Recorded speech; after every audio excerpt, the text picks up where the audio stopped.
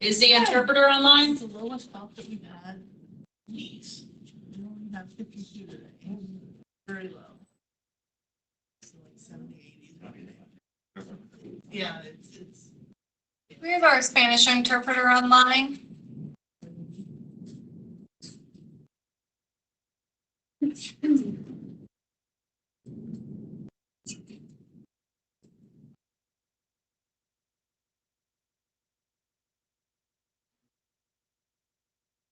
I have not seen him log in yet, Your Honor.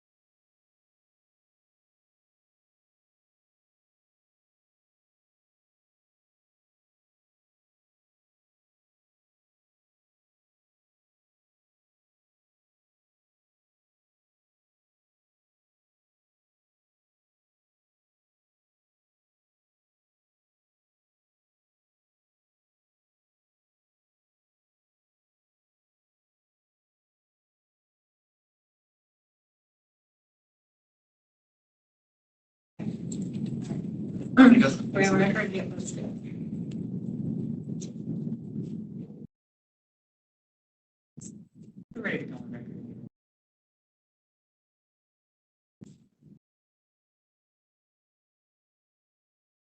Thank you. Good afternoon. This is Judge Gibson, and this is your first appearance hearing. Is Ms. Frejo there? Your Honor, good afternoon. Sandra Fejo, Court Interpreter's Office. Would you like the interpreter to follow after the judge with the advisement or Just read do it the while- colloquy? If you can do it while I do it, that'd be great. Can you please raise your right hand? Do you swear that you will truly and correctly translate English into Spanish and Spanish into English here today? Yes, I do. Thank you. Yeah. All right. Good afternoon. This is Judge Gibson, and this is your first appearance hearing. Buenas tardes, esta es la juez Gibson y esas son las audiencias de primera comparecencia. Our first appearance hearing has 4 purposes and 4 purposes only. Las audiencias de primera comparecencia tienen 4 fines y 4 fines únicamente. First, I will advise you of the charges that have been filed against you. Primero le informaré sobre los cargos que han sido presentados en su contra. Second, I will ask if you have an attorney representing you. Después le preguntaré si tiene un abogado que lo está representando. If you have hired counsel and they are present, they will speak on your behalf. Si usted haya contratado los servicios de un abogado y están presentes, ellos estarán hablando en su representación. If your attorney is not present, you will have the option of proceeding forward with your hearing today or postponing it until tomorrow. Si su abogado no está presente, a usted se le dará la opción de ya será proceder aquí hoy o esperar que o aplazar su audiencia para mañana. If you postpone the hearing, it is your responsibility to contact your attorney and let them know you will have court. Si usted aplazó la audiencia, es su responsabilidad ponerse en comunicación con su abogado y dejarle saber que deberá comparecer ante el tribunal. No one else will do that for you. Nadie estará haciendo esto por usted. If you wish to move forward without your attorney present, we can do that. Si usted quiere proceder sin su abogado estar presente, también podemos hacerlo. If you do not have an attorney, I will ask if you can afford one. If so, we will make a note of that and move on. Si usted no desea que un abogado lo represente, si no tiene un abogado, le preguntaré si ustedes tienen los medios para contratar a uno. Si usted tiene los medios para contratar a uno, entonces procederemos en adelante. If not, and you qualify, I can provisionally appoint the Office of the Public Defender to represent you, pending you filling out an application.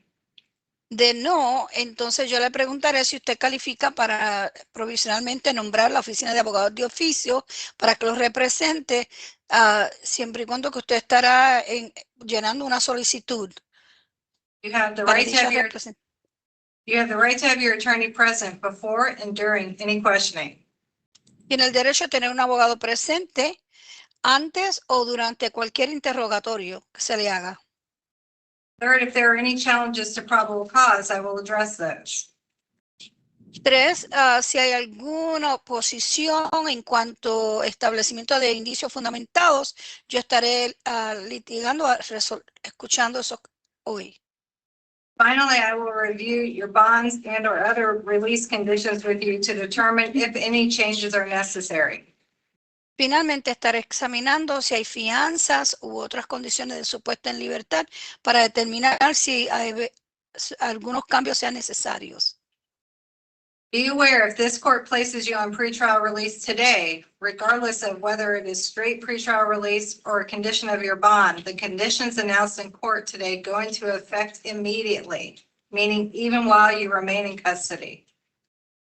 Sépase que si esta juez le impone a usted alguna condición de su puesta en libertad previa al juicio, hoy, ya sea cualquier condición de puesta en libertad, la que normalmente se impone, o alguna condición en cuanto a su fianza, las condiciones que se le expliquen o se anuncien aquí en el tribunal hoy entran en vigor inmediatamente, aún mientras usted sigue detenido. For example, if you are told to have no contact with a certain person and you call that person from the jail before you are released, you are in violation of pretrial release.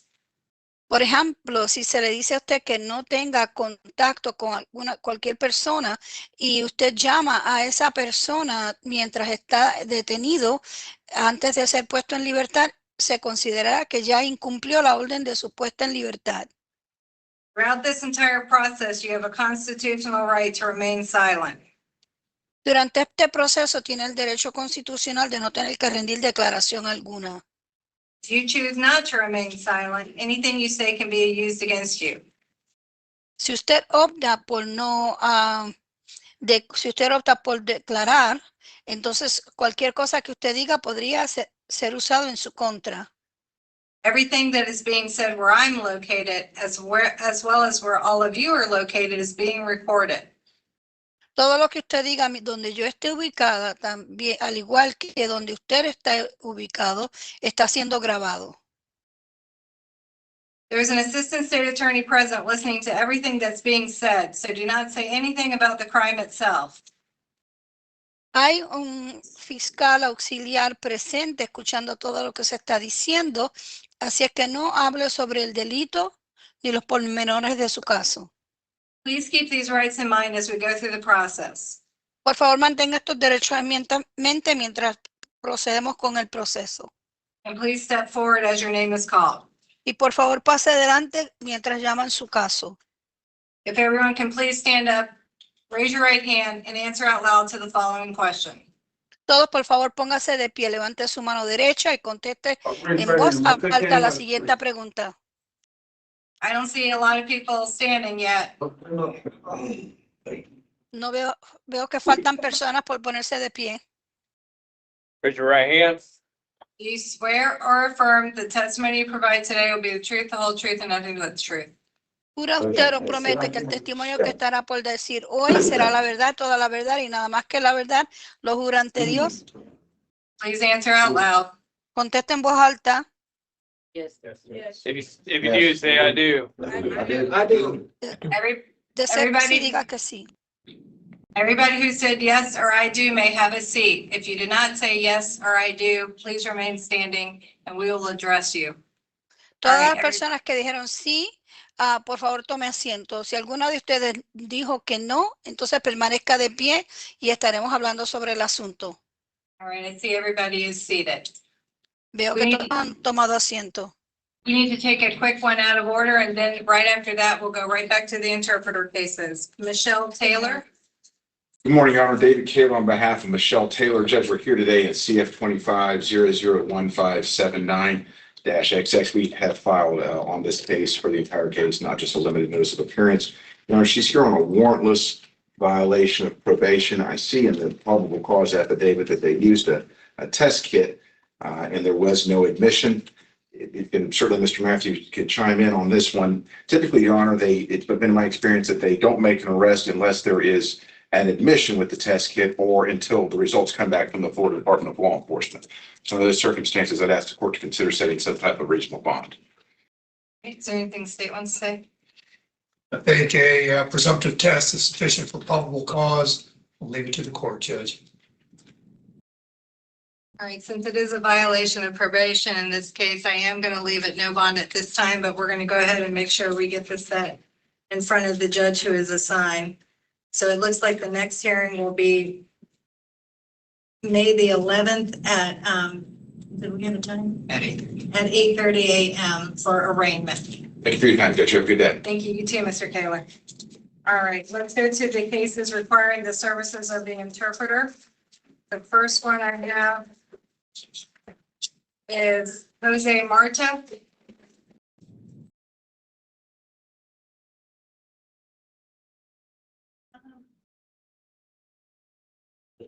Present, Your Honor. All right. Mr. Marta, it looks like I understand you were here previously. I think you're a bring back. And I have reviewed what's in the court file today, and it is capias's for case number 2025 CF 1214, 2025 CF 8101. On those two cases, they were capias's, no bond capias's, because you missed some hearings. Additionally, there's alleged violations of probation in those two cases as well. And I have reviewed the violation of probation warrant and affidavit. Was when Mr. Marte, is Ms. Frijo there? Yes, didn't Your know Honor. I'm trying to, yes.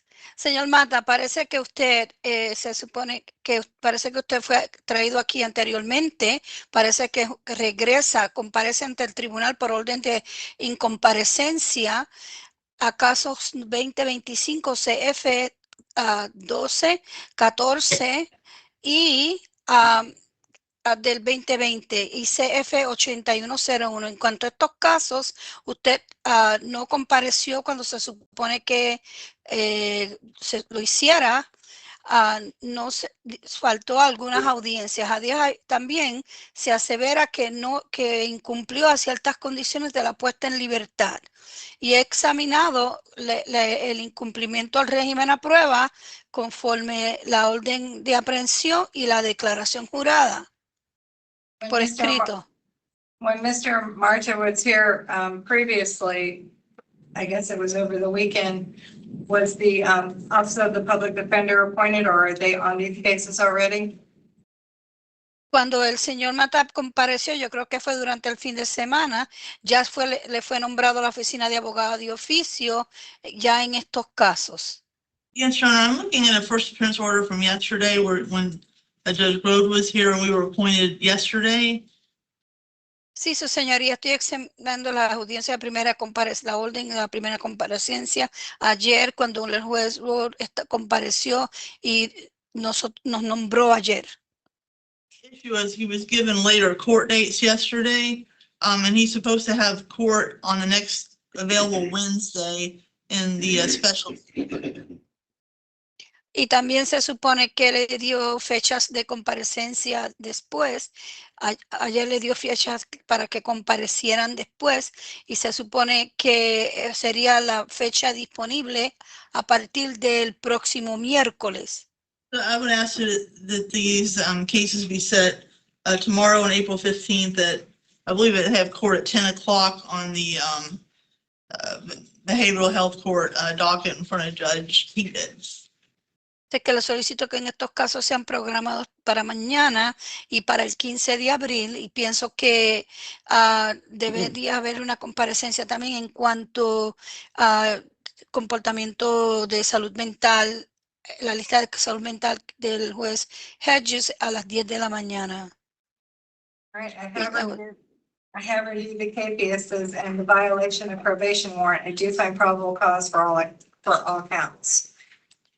Después de haber escuchado las órdenes de aprehensión por incomparecencia, los incumplimientos del régimen a prueba, las órdenes de aprehensión por el incumplimiento a prueba, determino que se establecieron motivos fundados para todos los puntos acusatorios. And these matters will be set for hearing for tomorrow, April 15th at 10 a.m. Estos casos se programan para mañana, 15 de abril, a las 10 de la mañana. Is there anything else we need to address on these cases? ¿Algo más que tengamos que lidiar en cuanto a estos casos? Pues no sé, yo tengo problemas que se me olvidan las cosas y tú sabes, y eso es mi problema, que las cosas se me olvidan. You know, I have a problem. I forget things. And that's my problem. I forget things. Y yo necesito ya un programa de rehabilitación And I need to go to a mental. rehabilitation program, a mental rehabilitation program. And you'll be brought before the judge who's who's in a unit that they can talk to you about that tomorrow, okay? And you've got your attorney appointed. Ya se le nombró un abogado y usted lo traerán ante el juez que estará donde usted puede hablar sobre esta situación mañana. ¿Bien? Muy bien. Very good. Thank you. Let's go on to Gracias. Luis Almazan. Luis Almacén. That's the hearing on this one, Judge. Yes. So you're charged with burglary with assault or battery. Would you Señor, like- Go ahead. se le acusa de allanamiento con fines delictivos y agresión con lesiones corporales. Would you like for me to appoint the public defender to represent you? ¿Desea usted que yo le nombre a la oficina de abogado de oficio para que lo represente? No, yo tengo un abogado, pero él no está presente hoy. I have an attorney of my own, but he's not here today. No sé si mi hermano le dejó saber o no. I don't know if my brother let him know or what. Mi abogado no. El nombre de mi abogado se llama Gómez. The name of my attorney is Gomez. Are you wanting to proceed forward without him or be brought back tomorrow? Está Quiero bien que usted lea co- está bien que lea mis casos ahorita sin él. It's okay if you can do my case today without him. And Your Honor, he did respond before the interpreter was able to give the interpretation. All right. All right, I also see that you have an open case number 2025 CF 8196. También veo que hay otro caso que tiene pendiente, el número 2025 CF 8196. Es But correcto. That is correct. as to this new charge, the state has asked to be heard. Y en cuanto a este nuevo cargo, ¿desea expresarse la fiscalía? No, me gustaría tener a mi abogado presente para hacer eso. I would like to have my attorney present in order to do that. All right, we'll bring you back tomorrow. You need to contact your attorney and let them know to be here for first appearance tomorrow, okay? Muy bien, entonces el otro regresará mañana, tiene que ponerse en comunicación con su abogado y dejarle saber que tiene que comparecer a las primeras audiencias de primera comparecencia mañana, ¿bien? Pues el problema de eso es que me tienen en el dormitorio de máxima seguridad ahorita y estamos en lockdown. Y no sé si nos van a dejar usar el teléfono. But the thing is that they have me in a maximum security room, and then they have us on lockdown, and I don't know if they're going to let me use the phone. All right, well, I can't solve that issue for you. So, if you want to wait for your attorney, then certainly that makes sense. You'll be brought back tomorrow, okay? All right, Bueno, I'll just wait. It'll be okay, I'll wait tomorrow. All right, thank you. Moving on. The next case that requires the services of the interpreter is Gladys Velasquez. Gladys Velázquez.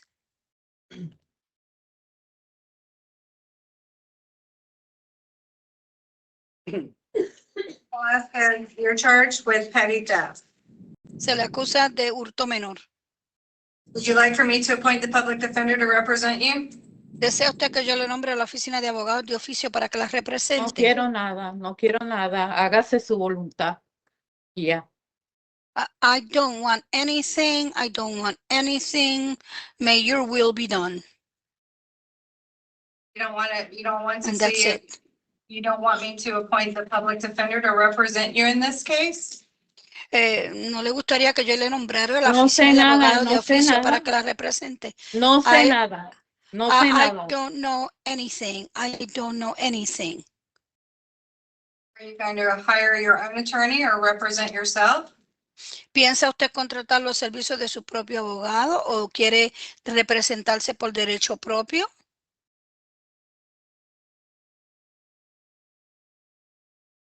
Ma'am? Señora, Did you hear my question? ¿escuchó la No tengo pregunta? nada que decir. No tengo nada que decir. I have nothing to say. I have All right. nothing to say. All right, based upon what I'm observing today and hearing today, as well as the statements that I reviewed in the arrest report, I am going to provisionally appoint the public defender to represent Ms. Velasquez at this time. Bueno, bien, en base a lo que estoy observando y escuchando aquí hoy y en base a lo que indica el informe de aprehensión, voy a provisionalmente nombrarle la oficina de abogados de oficio para que represente a la señora Velázquez hoy. I have reviewed the arrest report. I do find probable cause for the charge. He examinado el informe de aprehensión y determiné que se establecieron motivos fundados para justificar los cargos. In this case, I'm going to require pretrial release with bail's condition of pretrial release.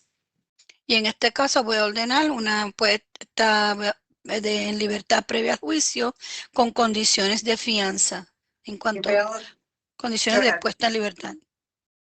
your bail is set at $350. Y la fianza se le fija en la cantidad de $350. Once you're released, you need to report immediately to pretrial release services office in person in Bartow. Una vez sea puesta en libertad, deberá reportarse inmediatamente a las oficinas de servicios previos al juicio en persona en Bartow.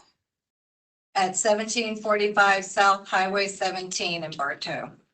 Está ubicado en la 1745 sur de la autopista o de la vía 17 en Bartow. Thereafter, you need to report every week by phone, twice a week on Tuesdays and Thursdays. De ahí en adelante deberá reportarse semanalmente por teléfono 2 veces a la semana, los martes y los jueves. You're prohibited from having any contact with Walgreens stores. Se le prohíbe que tenga interacción o contacto alguno con las tiendas de Walgreens. And you must stay at least 500 feet away from the event location from this case. Y también deberá mantenerse a no menos de 500 pies de retirado del lugar de los hechos Thank you, ma'am. que tengan que ver con este caso. Gracias, señora. That's all the folks that I am aware of that require the assistance of the Spanish interpreter, but Ms. Freehold, can you please make an announcement to make sure there's nobody else? Yes. ¿Alguna persona que necesita servicios de interpretación en español? Y de ser así, levante su mano. No hands at Central, Your Honor. I don't hear anybody, I don't see anybody else waving their hand either. All right, thank you so much, Ms. Thank you, Freehold. Yano. You're welcome, Yano. Bye-bye. I need to take 4 out of order, then we're going to get to our regular docket. The first one is Joshua Aguilar.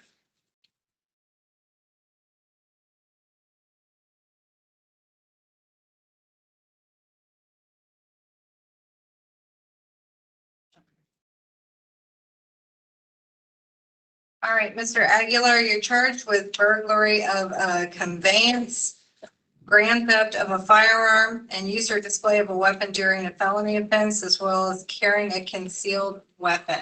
Would you like for me to appoint the public defender to represent you in these matters? Central, you're muted. Yes, please. All right, I provisionally appoint the public defender to represent you in this case. Can you pull up the arrest report, please. I have a question for the state, and it looks like the last one I reviewed. I have a question regarding the grand theft of a firearm charge, and we know there's two co-defendants. And the use or display of a weapon during a felony offense and the carrying concealed firearm charges. At least when I reviewed the arrest report, and I'm admittedly was going fast.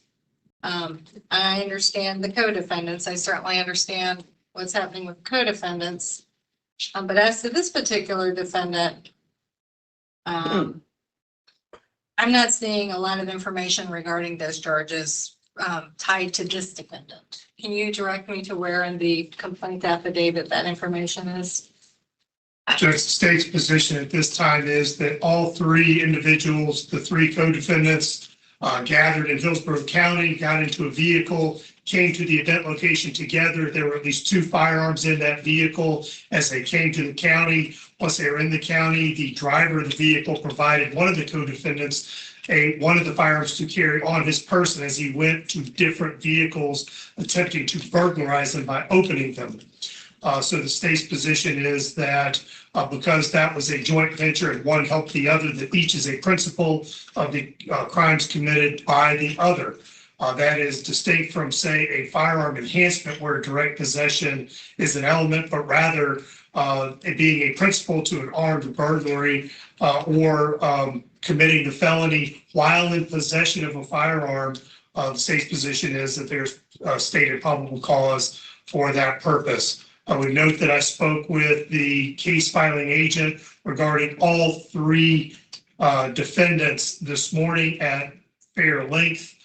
So if it is not the court is not inclined to find probable cause, I will not be requesting 24 hours to perfect. I do expect that the charges will, as the case moves forward into formal charging, that there will be additional and different charges. I would note, and I think the court probably saw this, that there are additional allegations made in the affidavit's narrative that are not reflected in the actual charges on the face of the charge sheet for each of the three affidavits. Part of the reason I called the CFA was to try to harmonize those, and the position I am in as I'm before the court is that is the information that I will have available at this time. I expect other reports will be following, but they will not be available in time for first appearance.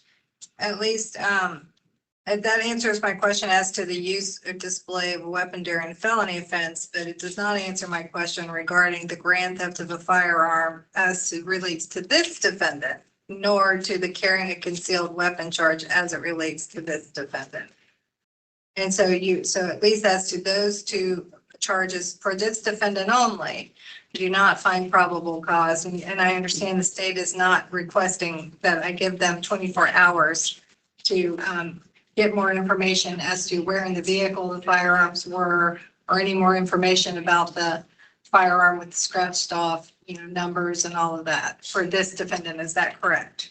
That is correct, Your Honor, and I don't think this will become a record-keeping matter, but I do appreciate you letting me get into more of the details. It is my understanding after speaking to the case filing agent that I will not be able to, that my office will not be able to provide the court additional information in the form of an affidavit in time for an amended first appearance hearing. Okay, well, as to this defendant only, as to the charges of carrying concealed weapon and grand theft of a firearm only, I do not find probable cause, and the defendant is to be released on his own recognizance on those two charges. As to the remaining charges for this defendant, I do find probable cause after reviewing the arrest report. And in this case, I'm going to require pretrial release with bail as the condition of pretrial release. Your bail is set at $5,000 on the burglary of conveyance charge, and it is set at $5,000 on the use or display of a weapon during a felony offense charge. Once you are released, you need to report to pretrial release services office immediately in person in Lake Alfred, and that's at 200 Government Singer Boulevard in Lake Alfred. Thereafter, you need to report by phone every week, 3 times a week on Mondays, Wednesdays, and Fridays. You are prohibited from having any contact with the victims. You may not contact the victims directly or indirectly. You may not contact the victims in any way, shape, or form. You must stay at least 500 feet away from the victims' residences, vehicles, place of employment, and schools at all times. Additionally, you are prohibited from having any contact with the two co-defendants in this case. Furthermore, you are going to have a curfew from 6 p.m. until 6 a.m. every day. You may not use, possess, or carry any firearms, guns, weapons, ammunition, or knives. Thank you, Mr. Aguilar. Thank you. All right, the next case is Robert Graber. Yes, ma'am. Mr. Graber, it looks like you have a warrant out of Osceola County, and because it's an Osceola case, it cannot appoint a full public defender to represent you. But the warrant from Osceola is for petty theft. I have reviewed the arrest report and the warrant confirmation teletype. I do find probable cause for the charge. Osceola County has set your bond at $1,000, and the condition of the bond is that there's to be no return to Home Depot. So that's the situation, okay? Yes, ma'am. If they haven't picked you up and you're still in our custody on April 21st, then we'll bring you back to first appearance here, okay? Yes, ma'am. Thank you. Thank you. Take care. Bye. To Kemp. He's present, Ron. All right. All right, Mr. Kemp, you're here because there was a KPS for you from case number 2025 MM 9646 after you missed arraignment. And do we know if the public defender is already appointed on that case?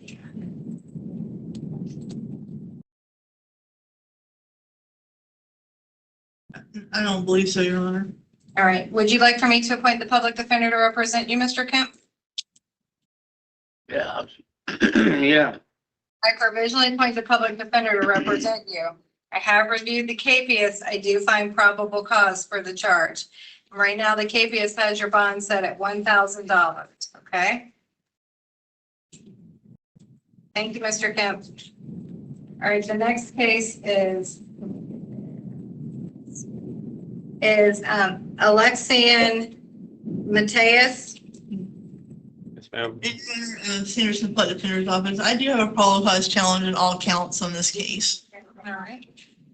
Sir, you're charged in this case with possession of cannabis not more than 20 grams, possession of drug paraphernalia, and possession of cannabis resin. Would you like for me to appoint the public defender to represent you in this case? Yes, please. I provisionally appoint the public defender to represent you in this case. Yes, Ms. Smith. Your Honor, they tested it, but they didn't put any information about the THC level. So there's no allegation that the THC content is greater than 0.03% for it to be identified as cannabis as opposed to hemp. And so that was my challenge for all three charges, because they're both cannabises and the paraphernalia. Anything the state wants to say? Does read that it was a negative result for CBD. I don't think that directly addresses the challenge. If the court is not inclined to find probable cause based on what is presented, I will be requesting 24 hours to perfect, as I expect that information is immediately available. The state does not object to a presumptive bond in the interim.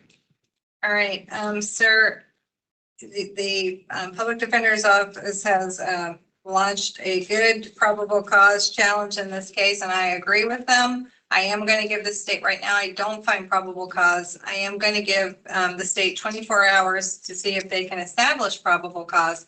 So we'll bring you back tomorrow. But in the meantime, I am going to set presumptive bonds in the amount of $5,000 on the possession of cannabis resin, $1,000 on the drug paraphernalia, and $1,000 on the possession of cannabis not more than 20 grams. So we'll see you tomorrow, okay? Thank you, sir.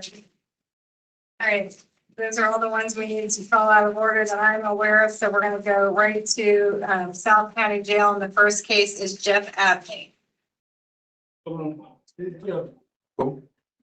Jeff Yeah. He's in, Central. Oh, okay. All right, I got a note that he got switched over to South, but we'll just recolor code him and we'll call him when we get to Central. So let me go. Was that Jeffrey Abney, Your Honor? Yeah. He's supposed to be in transit to South County. All right, well, we'll see if he makes it by the time we get to the end of the docket. Let's go to Michael Bennell. All right, Mr. Bennell, it looks like you are here because you have a capias for failing to appear at jury selection in case number 2025 MN 9543. Would you like for me to appoint the public defender to represent you? I have a lawyer for that case. Already appointed. Okay, I'm hearing that you already have the public defender represented for you, and so it sounds like you're saying the same thing, that you have an attorney. I'm hearing that is the public defender's office. The KPS set your bond at $500. So your bond is $500 on this case. I have reviewed the KPS. I do find probable cause for this case, for this charge. Thank you, sir. All right, the next case, I am told that Kyle Denny refused, so let's try to bring him back tomorrow and see if he's feeling better tomorrow. Let's go to Samaj Fletcher. Protein.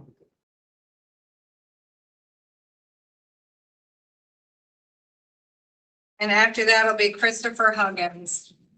All right, Mr. Fletcher, you're charged with armed burglary of a dwelling structure or conveyance while wearing a mask, possession, selling or delivering an altered firearm, carrying a concealed firearm, use or display of a firearm during a felony offense, resisting an officer without violence, and a person over 18 years of age wearing a mask or hood on property of another. Would you like for me to appoint the public defender to represent you? Yes, ma'am. I provisionally appoint the public defender to represent you in this case. I have reviewed the arrest report. I do find probable cause for all of the charges. In this case, I'm going to require pretrial release with bail as a condition of pretrial release. Your bail is. Tough count, Judge. All right, let's hear from the state attorney's office is asking to heard, and I assume that's on the armed burglary side. Yes, sir. What would you like to tell me? State is requesting the court consider holding the accused no bond as the charge is a punishable by life first-degree felony. It is of a conveyance, so it's not something and not be filed in the motion for pretrial detention. Thank you. All right, is there anything the defense would like to tell me? Since it's involving a vehicle and not a structure, I would ask for a bond to be set. And also, he appears to be, he is born in 2007, so he is 18 or 19 years old. I can't do math right now, but I would just ask for a bond to be set on that. Yes, ma'am, I noticed that all three co-defendants are very young, but adults. All right, in this case, sir, I am going to require. Stop talking. In this case, I'm going to require pretrial release with bail as a condition of pretrial release. Your bail on the armed burglary charge is set at $15,000. On the possession, selling, or delivering an altered firearm, it's $1,000. On carrying a concealed firearm, it's $5,000. It's $5,000 on the use or display of a firearm during a felony offense, and $1,000 on the resisting an officer without violence, and $250 on the remaining charge. Once you're released, you need to report immediately to Pretrial Release Services Office in person in Bartow at 1745 South Highway 17.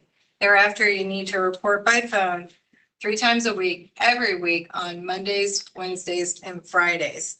You're prohibited from having any contact with the victims. You cannot contact the victims directly or indirectly. You cannot contact the victims in any way, shape, or form. You must stay at least 500 feet away from the victims' residences, vehicles, places of employment, and schools at all times. Additionally, you're prohibited from having any contact with the other 2 co-defendants in this case. Furthermore, you may not use, possess, or carry any firearms, guns, weapons, ammunition, or knives. And I'm imposing a curfew. You have a curfew from 6 p.m. until 6 a.m. every day. Thank you, Mr. Fletcher. Is it T11? This case is Christopher Huggins. Mr. Huggins, you're charged with violation of probation from case number 2025 MM 8712. Would you like for me to appoint a public defender to represent you? Yes, yes, ma'am. I'm hearing that the public defender already represents you, so they'll continue to represent you on this case. I Yes, have ma'am. reviewed the violation of a probation warrant and the violation of probation affidavit. I do find probable cause for the charge. Because it's an alleged VOP, your bond status is no bond, so that's the situation, okay? Yes, ma'am. Thank you. Yes, ma'am. All right, the next case is John P. And Your Honor, Sanderson, Public Defender's Office. I do have one probable cause challenge on the burglary tools charge. All right. All right. Mr. P, you're charged in this case with unarmed burglary of an unoccupied conveyance.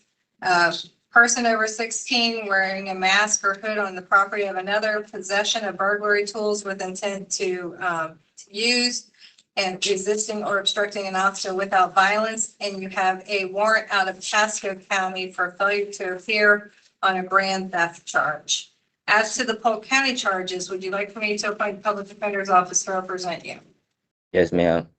I provisionally appoint the Public Defender's Office to represent you on this case, the Polk County case. What would you like to tell me, Ms. Smith? Your Honor, I didn't see any burglary tools mentioned in the affidavit. I would note that the other co-defendants were not charged with this charge either. And I did not see any screws or, screwdrivers or any type of tool used in this case. And I would again point out that he's the only one charged with this charge, and I just didn't see anything. Any pliers, nothing. All right. Just take one quick second.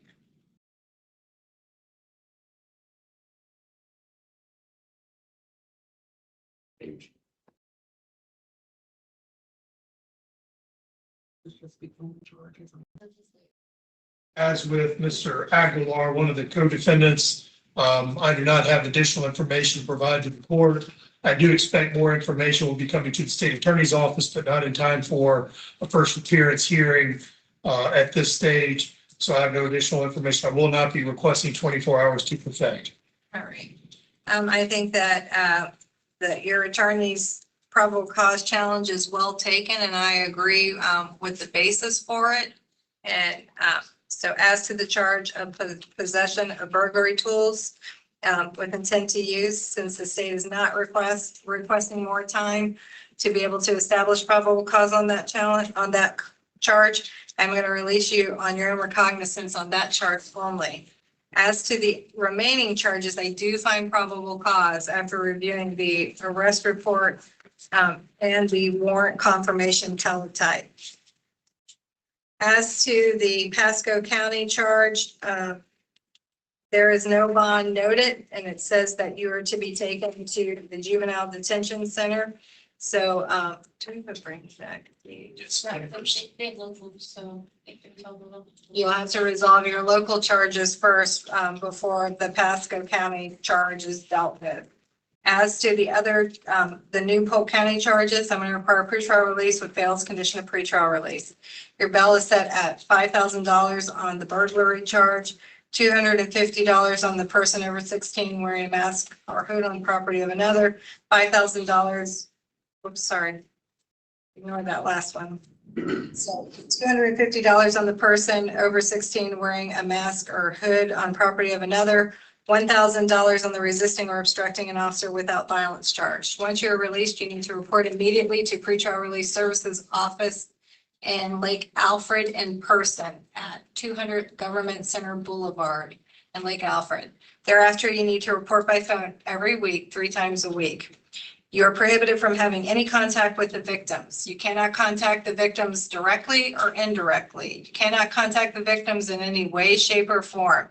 You must stay at least 500 feet away from the victims' residences, vehicles, places of employment, and schools at all times. You're additionally prohibited from having any contact with the other two co-defendants in this case. You may not use, possess, or carry any firearms, guns, weapons, ammunition, or knives. And I am also imposing a curfew from 6 p.m. until 6 a.m. Thank you, Mr. Flea. The next case is Matthew Thank you, ma'am. Rams. And after Mr. Ramser will leave. Right, Mr. Ramser, you are charged with, it looks like 4 counts of violation of probation from case number 2025 CF 10950 out of Polk County. The public defender's appointed judge? Is it Polk County Beach? It is. Yes, ma'am. It is. Yes, ma'am. Okay. All right. And I'm told that the public defender's office already represents you on this. I apologize. I thought you were asking if they can get the meetings. No, ma'am. No, Your Honor, no attorney's appointed yet. Would you like for me to appoint the public defender's office to represent you? Yes, Your Honor. Originally appoint the public defender to represent you in matters. I have reviewed the violation of probation warrant and the violation of probation affidavit. I do find probable cause for all of the charges. Since there are alleged violations of probation, right now your bond status is no bond, so that's the situation, okay? Okay, Your Honor. Can I ask Thank one you. question? Yes, sir. When would the next court date be? I don't have that, but you can certainly ask your attorney, okay? All righty, thank you. Thank you. The next case is William Roscoe. Sanderson, Flood Defender's Office. This was yesterday's case. I had a probable cause challenge. Judge Road found no probable cause on this charge. That is due to no officer actually saw Mr. Roscoe driving or in the vehicle, for that matter. The state asked for 24 hours to get more information regarding if any officer saw the car. I have not received any information on that, so I would ask for him to be released on his own recognizance. All right, the state agrees, correct? I was not the ASA yesterday, but I don't doubt what defense counsel's presented. I do show where my colleague who did cover first appearance yesterday sent an email to the case filing agent requesting further information. I do not see where I got an additional affidavit. I don't always get them with a case name, so sometimes they're a little stealthy. But I don't, generally, if I see one, I will send it. I'm checking again just to be sure. If you'll bear with me for a moment. And while you're doing that, we'll check off the other things on our list. Was Mr. Roscoe appointed public defender yesterday? No, Your Honor, we didn't discuss that. All right, Mr. Roscoe, would you like for me to appoint the public defender to represent you in this case? Yes. I provisionally appoint the public defender to represent you in this, on this DUI case. Is there any? I don't do DUI. Don't say anything, Mr. Roscoe. Please don't say anything. Your attorney is asking you not to say anything. All right. The state. done with their- Don't say anything. I am almost just, sorry. I'm having a look. We're not done, Mr. Roscoe. Please stay. Mr. Roscoe, Mr. Roscoe, we're not done. I'm sorry, Your Honor. Mr. Roscoe, I'm trying to get you released from jail without Okay, bond. Ms. Smith, I'm going to ask you to identify yourself because sometimes it sounds like people might think you're me and I have saying, I'm trying to get you released. Oh. You know, we need to identify. Sanderson Flood Defender's Office just said all of that. Okay. Judge, I did not see an admitted affidavit sent to me. And I did not, usually my colleague would have also sent an email to me. I did not receive one from him. All right. Well, I'm not surprised that yesterday Judge Groh did not find probable cause because I didn't have that background information, but reviewing the affidavit, I came to the same conclusion because the state was given 24 hours and the law enforcement agency did not give the state any more information within that time period. Sir, you are released on your own recognizance on this charge, okay? Mr. Roscoe, you come to court dates on this. It doesn't mean the case is dropped. You still have court. Just make sure you show up for your court dates. That's all you have to do. All right. Okay, thank you, Your Honor. And it'll be in the Lake Alfred Court. Thank you, sir. All right, next case is Christopher Seals. And after that will be Austin Sheriff.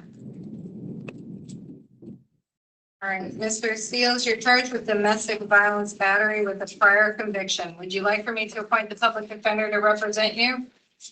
Yes, ma'am. I have a quick question. They say with the prior conviction, all of them, the prior, domestic had got, no bill. I shouldn't have no prior. All right, thank you, sir. I do provisionally appoint the public defender to represent you in this case. Can you pull up the, CSE? Yes. Thought I saw it prior.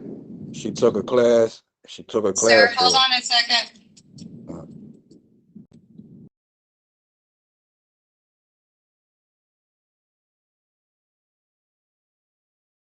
I saw one. Let's double check.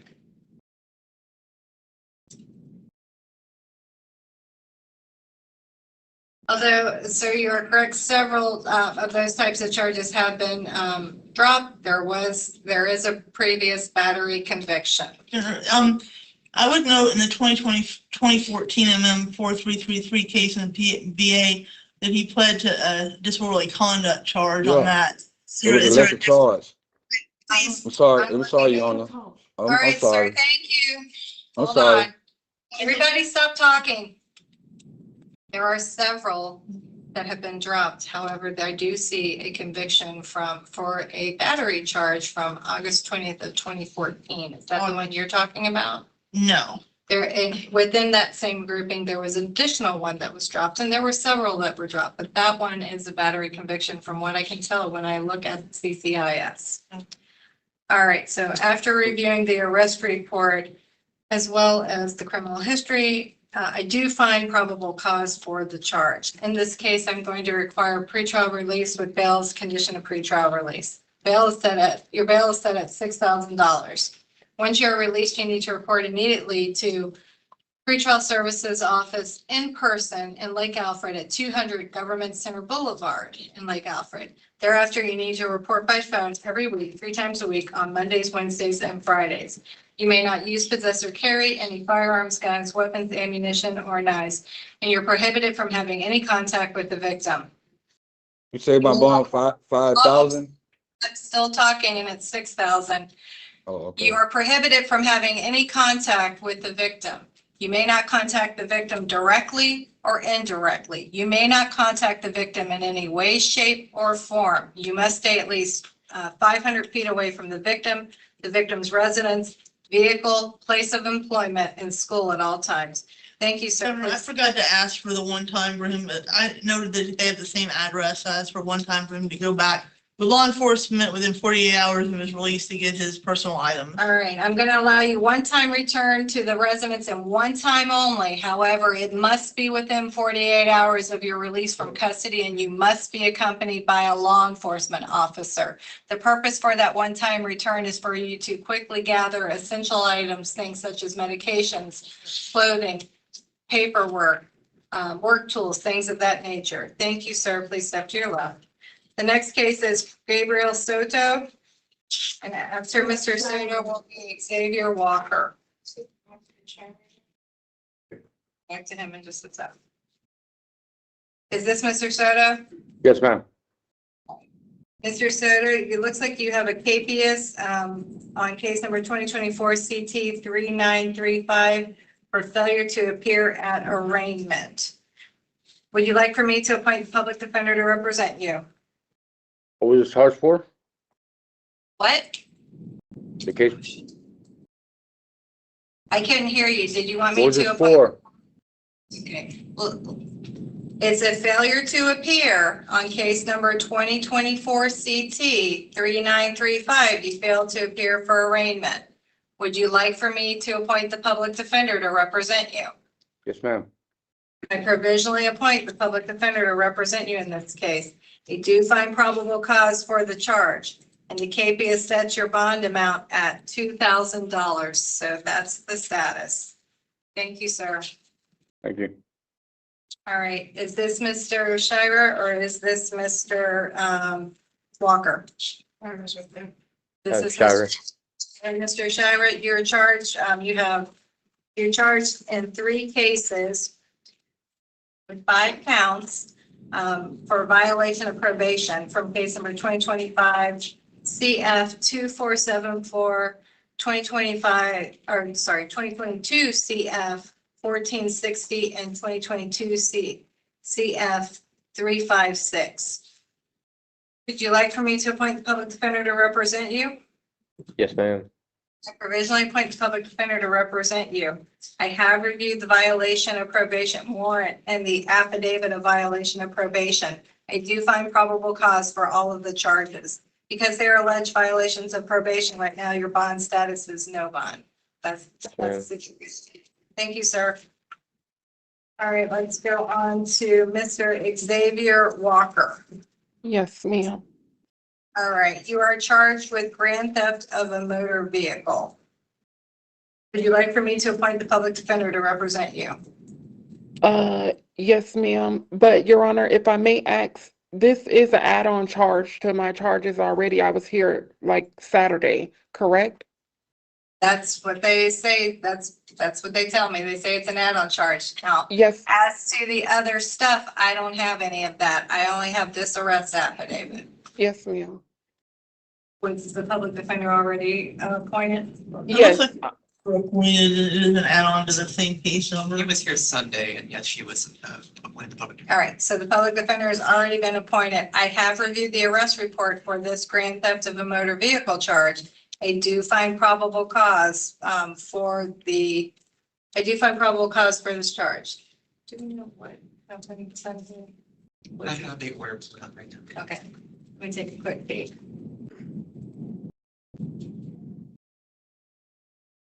In this case, I'm going to require pretrial release. Bail is a condition of pretrial release. Bail is set at $6,000.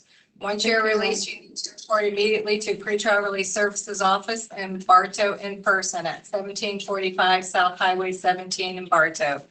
Thereafter, you need to report every week, twice a week on Tuesdays and Thursdays.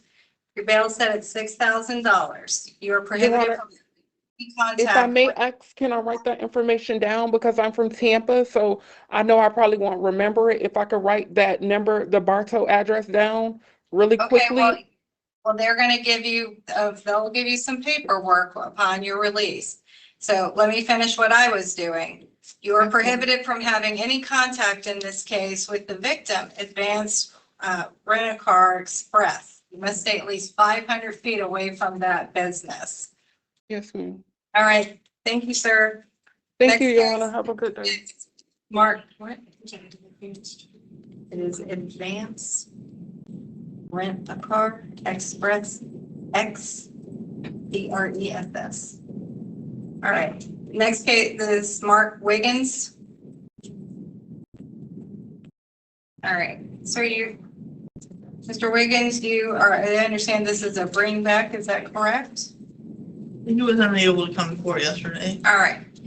So you're charged with resisting or obstructing an officer without violence and trespass, failure to leave property on order of owner. Would you like for me to appoint the public defender to represent you? Yes, ma'am. I provisionally appoint the public defender to represent you in this case. I have reviewed the arrest report. I do find probable cause for the charges. In this case, I'm going to require a pretrial release with bail as a condition of pretrial release. Your bail is at $1,000 on each charge. Once you are released, you need to report immediately to the pretrial release services office in Bartow in person at 1745 South Highway 17 in Bartow.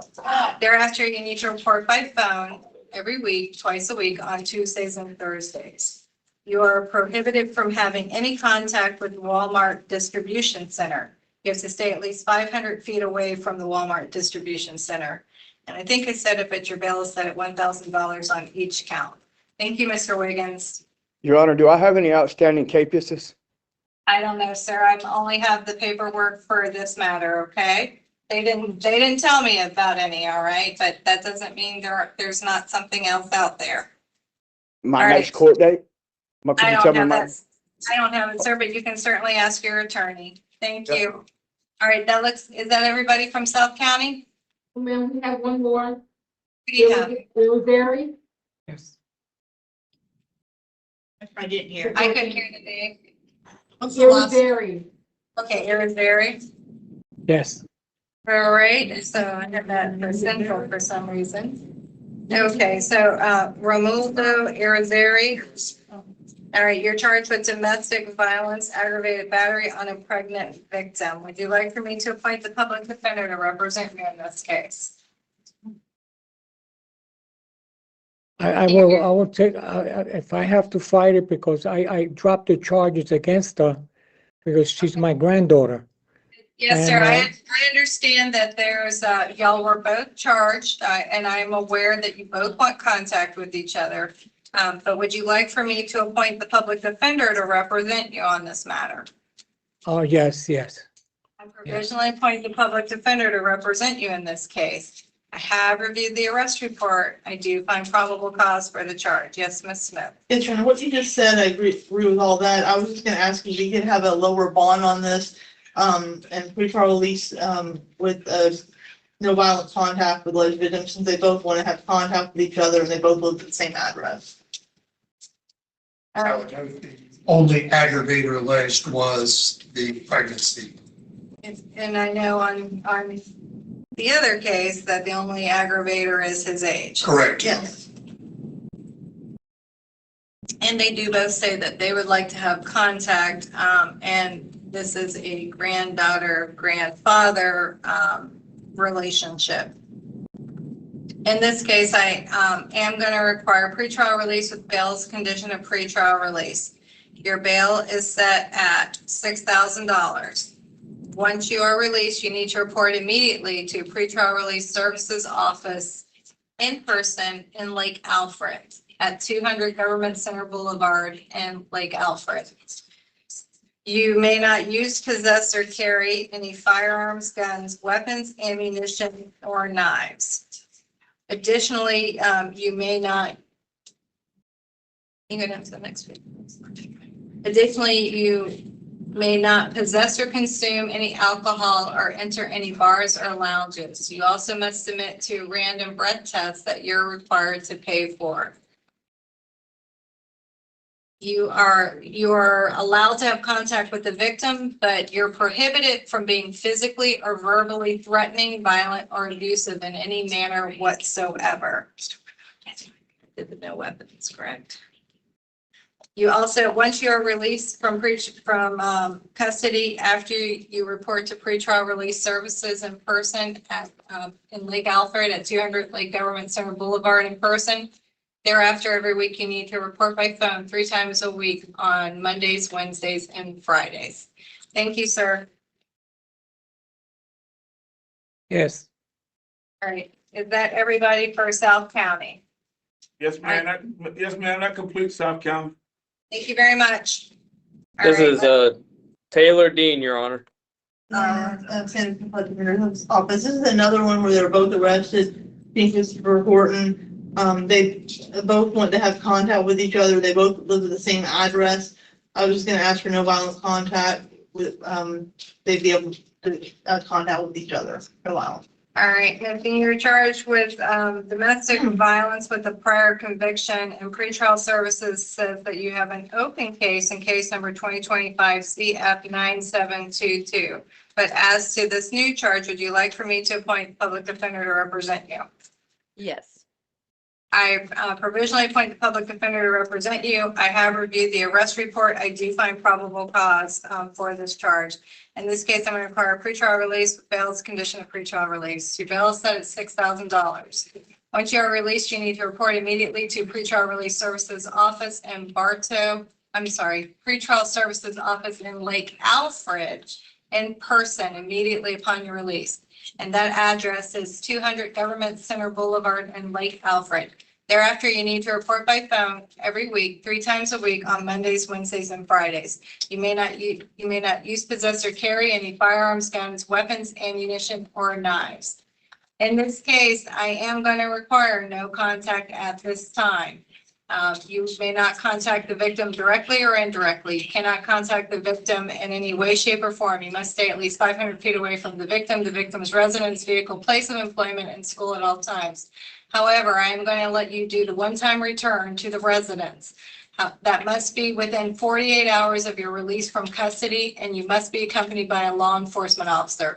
The purpose for that one-time return is for you to quickly gather essential items, things such as clothing, medication, important paperwork, work tools, things of that nature. Is there anything anyone wants to tell me about the open case? State request to Park and hold, Judge. All right, Ms. Dean, the state is asking, because on the previous case, the state is asking that I revoke your bond in case number 2025 CF 9722 due to this new case, and that I hold you no bond pursuant to Parker v. State, and that is what I'm going to do. So your bond is revoked in case number 2025 CF 9722, and you're held without bond at this time. I would note she does have a hearing tomorrow on that case. I just want that hearing date left. All right, what kind of hearing is it? Motion to modify pretrial release. All right, so apparently your attorney says you do have a motion, you do have a hearing scheduled before a judge on that tomorrow. Thank you, ma'am. Melissa Gonzalez.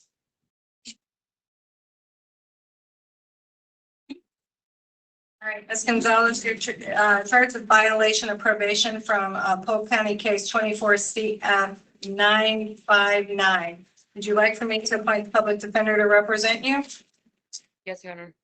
I provisionally appoint the public defender to represent you in this case. I have reviewed the arrest report. I do find probable cause for the charge. Because it's a BOP, your bond status is no bond. Thank you, ma'am. The next Jasmine case Hall. is Jasmine Hall. All right, Ms. Hall, you're charged with 2 counts of violation of probation from Polk County Case number 25 CF 8823. Would you like for me to appoint the public defender to represent you? Yes, ma'am. I provisionally appoint the public defender to represent you. I have reviewed the VOP warrant and the VOP affidavit. I do find probable cause. Right now, your bond status is no bond. Thank you, ma'am. The next case is Kelly Ferber. Ms. Ferber, you're charged with violation of probation from Polk County Case 25 CF 6977. Would you like for me to appoint the public defender to represent you? Yes, ma'am. I provisionally appoint the public defender to represent you. I have reviewed the VOP warrant and the VOP affidavit. I do find probable cause for the charge. Right now, your bond status is no bond.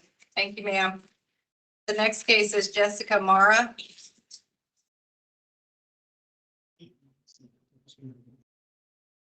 All right, Ms. Mara, you're charged with, it looks like a direct information was filed for scheme to defraud. Grand theft, $20,000, but less than $100,000. Criminal use of personal ID of $5,000 or more. Unlawful use of two-way communication device and possession of personal identification information of 5 or more persons. Would you like for me to appoint the public defender to represent you? Yes. I provisionally appoint the public defender to represent you in this case. I have reviewed the state attorney's office information that they filed as well as the complaint affidavit. I do find probable cause for all of the charges. In this case, I'm going to require a pretrial release with bail as condition of pretrial release. Your bail is set at $25,000 on the scheme to defraud charge, $25,000 on the grand theft charge, $10,000 on the criminal use of personal ID charge, $5,000 on the unlawful use of a two-way communication device, and $5,000 on the possession of personal identification charge. Once you're released, you need to report immediately to Pretrial Release Services Office in Bartow at 1745 South Highway 17 in person. Thereafter, you need to report every week by phone 3 times a week on Mondays, Wednesdays, and Fridays. You're prohibited from having any contact with the victims in this case. You cannot contact the victims directly or indirectly. You cannot contact the victims in any way, shape, or form. You must stay at least 500 feet away from the victims' residences, vehicles, places of employment, and schools at all times. Thank you, ma'am. Next case is Taylor Morrow.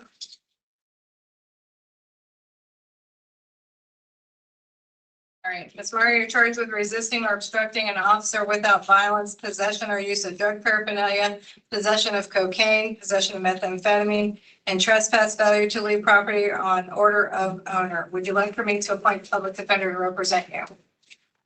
Yes. I couldn't hear you. Yes, ma'am. I provisionally appoint the public defender to represent you in this case. I have reviewed the arrest report. I do find probable cause for all of the charges. In this case, I'm going to require a pretrial release with bail as a condition of pretrial release. Your bail is set at $1,000 on the resisting or obstructing charge, $1,000 on the paraphernalia charge, $5,000 on the cocaine charge, $5,000 on the methamphetamine charge, and $1,000 on the trespass charge. Once you are released, you need to report immediately to Pretrial Release Services Office in Bartow in person at 1745 South Highway 17. Thereafter, you need to report by phone every week, twice a week on Tuesdays and Thursdays. You must submit to random urinalysis that you're required to pay for, and you must stay at least 500 feet away from the event location. Thank you, ma'am. The next case is Crystal Newkirk.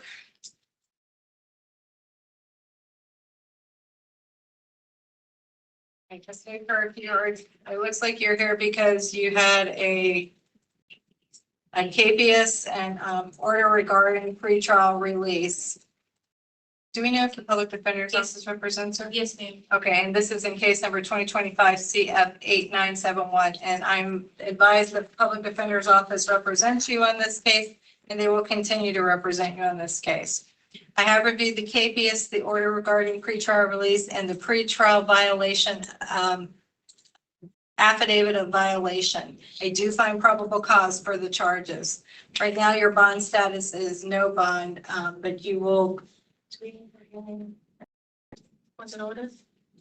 I'm sorry. Was there a 5 hearing order for me? Let's see.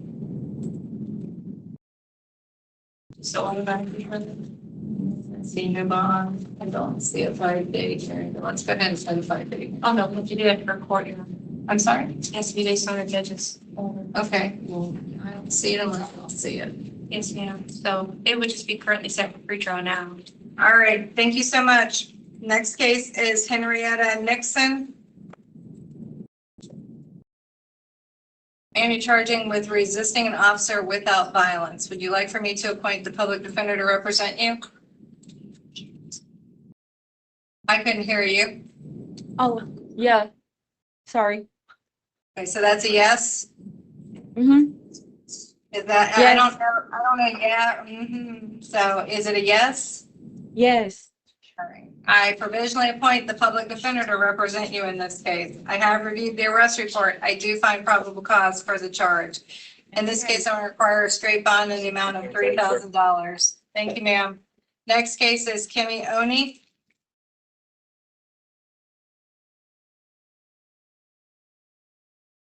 Is the open case 2026 CF, I was having difficulty finding this case under my name, but 2026 CF 3604, is that this same case? The threat was made during the arrest when the officers were called. So I suspect it was the same case, but I would pull up the case to try to verify, Judge. 6CF 3604 goes to Dallas Walker. That was pull up on the open case. Which Walker is set for first appearance case? That's a different. Yeah. Do you want this? What do you want? I thought that when I was looking originally, there was an open case and it had that number and that number came back to the wrong person. So I wanted to make sure that the open case that was referred to originally when this came into these things were loaded earlier today, that the only open case we're talking about is the original case. There's not some other open case out there, correct? Okay, and you're not saying anything, but I assume. I'm trying to look if there's not an open case on the correct sheet, Your Honor. Well, the 3642 is this charge. That's what I thought, but the number that's referred to, if you go to the other sheet that shows the open case, that was a different case. So Probably why it's not on the record, wasn't supposed to be included in there. Okay, you'll have an open case sheet and have a case number. I just want to make sure there's nothing we need to address on this case, and it sounds like that is the situation. All right. Ma'am, you are charged with retaliating against an informant, victim, or witness. Would you like for me to appoint the public defender to represent you? Yes, please. I provisionally appoint the public defender to represent you. I have reviewed the arrest report. I do find probable cause for the charge. In this case, I'm going to require pretrial release with bail as a condition of pretrial release. Your bail is set at your bail is set at $5,000. Once you are released, you need to report to pretrial release services office immediately in person in Bartow at 1745 South Highway 17 in Bartow. Thereafter, you need to report by phone 3 times a week, every week on Mondays, Wednesdays, and Fridays. You may not use, possess, or carry any firearms, guns, weapons, ammunition, or knives, and you're prohibited from having any contact with the victim. You may not contact the victim directly or indirectly. You cannot contact the victim in any way, shape, or form. You must stay at least 500 feet away from the victim's residence, vehicle, place of employment, and school at all times. I know that you all are in the same facility, so I'm going to give you a one-time return to the facility, one time only but it must be within 48 hours of your release from custody, and you must be accompanied by a law enforcement officer. The purpose for that one-time return is for you to retrieve essential items, things such as medication, clothing, important paperwork, things of that nature. Thank you, ma'am. All right, the next case is Julie Soto. Yes, ma'am. So you were charged with domestic violence, aggravated battery on a person 65 years of age or older. Would you like for me to appoint a public defender to represent you? Yes, ma'am. I would note that we had this is the case we previously discussed about where both parties were charged. The only aggravators, as the state and the defense pointed out, we discussed on the other case. For this case, it is the victim's age, and on the other case, it was this defendant who was the victim. In the other case, it was her pregnancy. That this is a grandfather-granddaughter relationship, and that both parties have indicated that they do want to have contact with each other. I have reviewed the arrest report. I do find probable cause in this case. In this case, for the charge. In this case, I'm going to require pretrial release with bail's condition of pretrial release. Your bail is set at $6,000. Once you're released, you need to report immediately to pretrial release services office in person in Lake Alfred at 200 Government Center Boulevard in Lake Alfred. Thereafter, you need to report by phone every week, 3 times a week on Mondays, Wednesdays, and Fridays. You may not use, possess, or carry any firearms, guns, weapons, ammunition, or knives. You are allowed to have contact with the victim, but you're prohibited from being physically or verbally threatening, violent, or abusive in any manner whatsoever. Thank you, Ms. Soto. Want a public defender on this? I thought did I not? No, I'm sorry. Dan? Oh. She said yes, Your Honor. I'm so sorry. I thought I asked, but I guess I did not. So I provisionally appointed the public defender to represent you. Thank you, everybody. All right, we did Ms. Vasquez, we did Ms. Taylor, so that leaves Brandy Wagner. Sanderson Public Defender's Office. I do have one stipulation with the state regarding one of the 2 resisting without violence charges. That there's no probable cause, and she should be released on her own recognizance on one of those 2 charges. All right. Ms. Smith, right now you are charged with 2 counts of resisting or obstructing an officer without violence, 2 counts of corruption by threat of a public servant or their family, 2 counts of resisting an officer with violence, and battery on a law enforcement officer. Would you like for me to appoint the public defender to represent you? Yes. I provisionally appoint the public defender to represent you. I have reviewed the arrest report. In this case, the state and the defense have stipulated that as to one of the 2 counts of resisting an officer without violence, that there is not probable cause for one of them. So as to the first resisting an officer without violence charge, you're to be released on your own recognizance. As to the remaining charges, including the second resisting an officer without violence charge and all the other charges, I do find probable cause for those charges. In this case, I'm going to require pretrial release with bail's condition of pretrial release. Once you are released, you need to report immediately to pretrial release services office in person in Lake Alfred at 200 Government Center Boulevard. Thereafter, you need to report by phone every week, 3 times a week by phone on Mondays, Wednesdays, and Fridays. Your bail is set at $1,000 on the second resisting an officer without violence charge. Your bail is set at $5,000 on each count of the corruption by threat of public servant or their family charges. Your bail is set at $5,000 on each of the resisting an officer without violence charges. And your bail is set at $5,000 on the battery on a law enforcement officer charge. You are prohibited from, you may not use, possess, or carry any firearms, guns, weapons, ammunition, or knives, and you're prohibited from having any intentional contact with the law enforcement officer victims in this case. Thank you, ma'am. Thank you. All right, is that all the females? Yes, Your Honor. All right, is did Mr. Abney make it essential or no? He was supposed to be on the way to South County, Your Honor, so he won't be on for today. All right, let's bring him back tomorrow, please. All right, is this Mr. Alfred. Johnson, Alfred? Johnson, Vanillas, Alfred. All right. Sir, you're charged in this case with false information to a law enforcement officer during a felony investigation as an unauthorized alien, so you've got that enhancement. Would you like and you also have an ICE detainer. Would you like for me to appoint the public defender to represent you? I'm sorry, I didn't really hear you. Did you hear any of it or no? I didn't understand what you say, so what you said. All right, you're charged in this case with false information to a law enforcement officer during a felony investigation. And there's also an enhancement. You're charged with as an unauthorized alien. So that is a enhancement. You also have an ICE detainer. Would you like for me to appoint a public defender to represent you on the criminal charge? Do you want an attorney? Which one?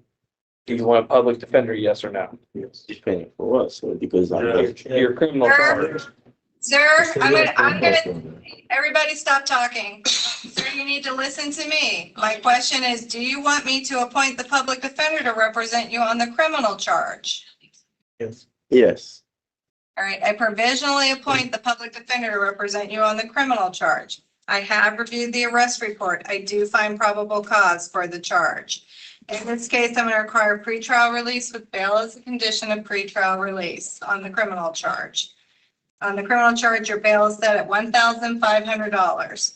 Once you are released, you need to report immediately to pretrial release services office in Lake Alfred in person immediately. And that's at 200 Government Center Boulevard in Lake Alfred. Thereafter, you need to report by phone every week, twice a week on Tuesdays and Thursdays.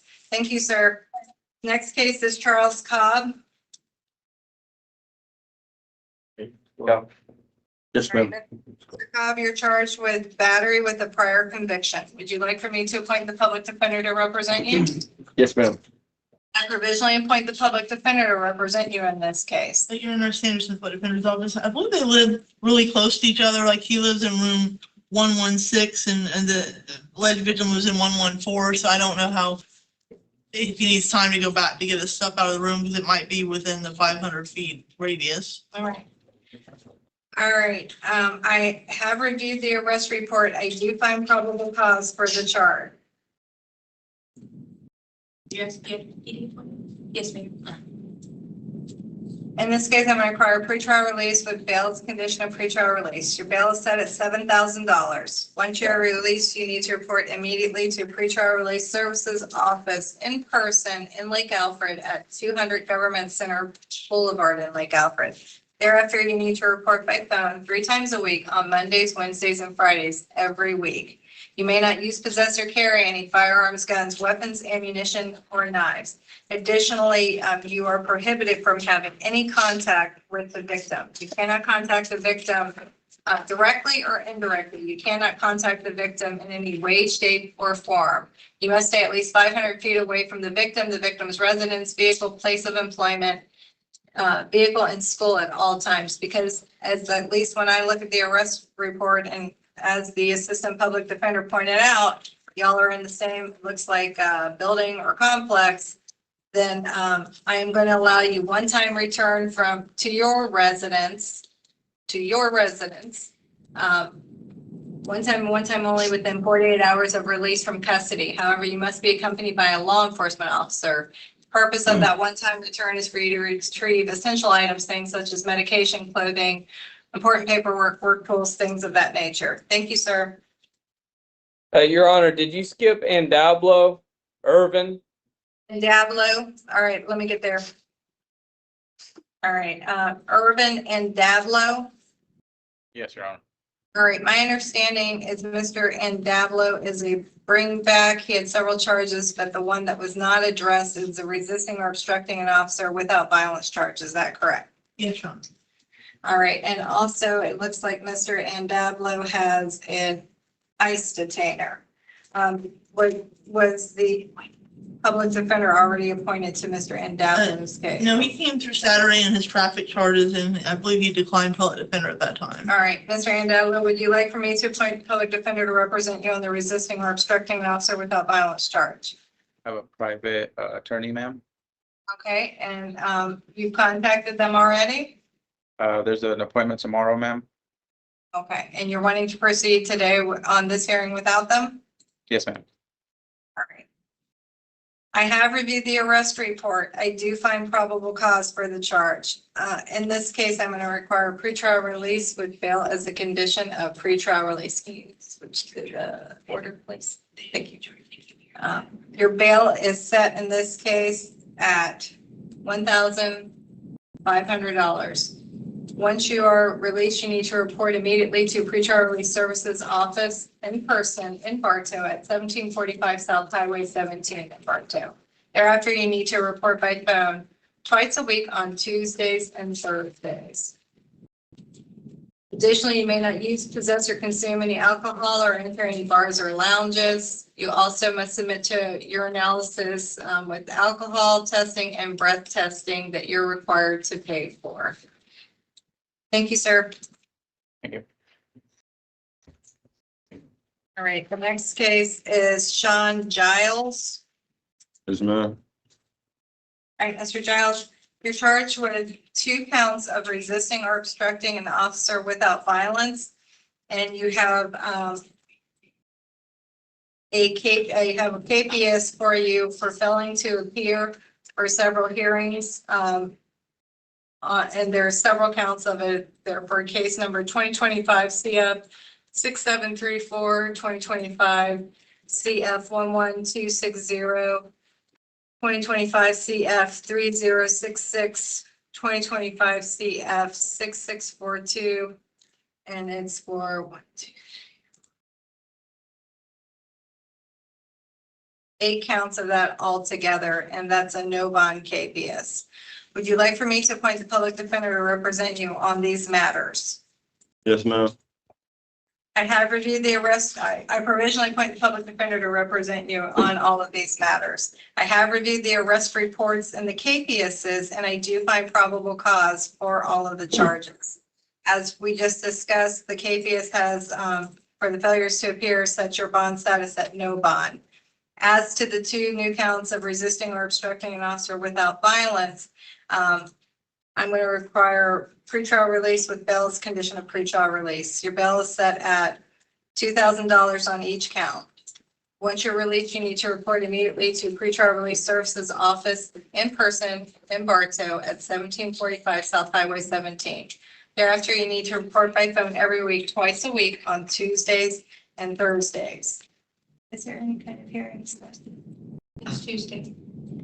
It'll be next Tuesday. All right, and you have a hearing set for next Tuesday on April the 21st at 9:30 a.m. Thank you, sir. Yeah. All right, the next case is Logan Grooms. Yes, Your Honor. Mr. Grooms, you're charged with 2 counts of violation of probation from case number 2025 CF 3438 out of Polk County. Would you like for me to appoint a public defender to represent you? Yes, ma'am. Please. I provisionally appoint the public defender to represent you. I have reviewed the violation of probation warrant and the violation of probation affidavit. I do find probable cause for all of the charges. Because they're alleged BOPs right now, your bond status is no bond, okay? Yes, ma'am. Thank you. Chris Horton? Ma'am. Mr. Horton, you're charged with domestic violence battery. Would you like for me to appoint the public defender to represent you? Yes, ma'am. I provisionally appoint the public defender to represent you in this case. 1 second, I just want to look at my note. And this is the same one, where the alleged victim Taylor Dean was here earlier. Yep. And I believe she, may have been Harford on another case. Yep. So I would ask, and I believe they both want contact with each other. I'd ask if he could stay at the house. All right, Mr. Horton, in this case, I'm going to require pretrial release with bail's condition of pretrial release. Your bail is set at $2,500. Once you are released, you need to report immediately to pretrial release services office in person in Lake Alfred at 200 Government Center Boulevard in Lake Alfred. Thereafter, you must report by phone every week, 3 times a week on Mondays, Wednesdays, and Fridays. Okay. All right. You may not use, possess, or carry any firearms, guns, weapons, ammunition, or knives, and you're prohibited from having any contact with the victim. You cannot contact the victim directly or indirectly. You cannot contact the victim in any way, shape, or form. You must stay at least 500 feet away from the victim's residence, vehicle, place of employment, and school at all times. Thank you, Mr. Horton. Next case is Jones. All right, Mr. Jones, you are charged with domestic violence battery by strangulation. Would you like for me to appoint the public defender to represent you? Yes, ma'am. Originally appoint the public defender to represent you in this case. I have reviewed the arrest report. I do find probable cause for the charge. In this case, I'm going to require pretrial release with bail's condition of pretrial release.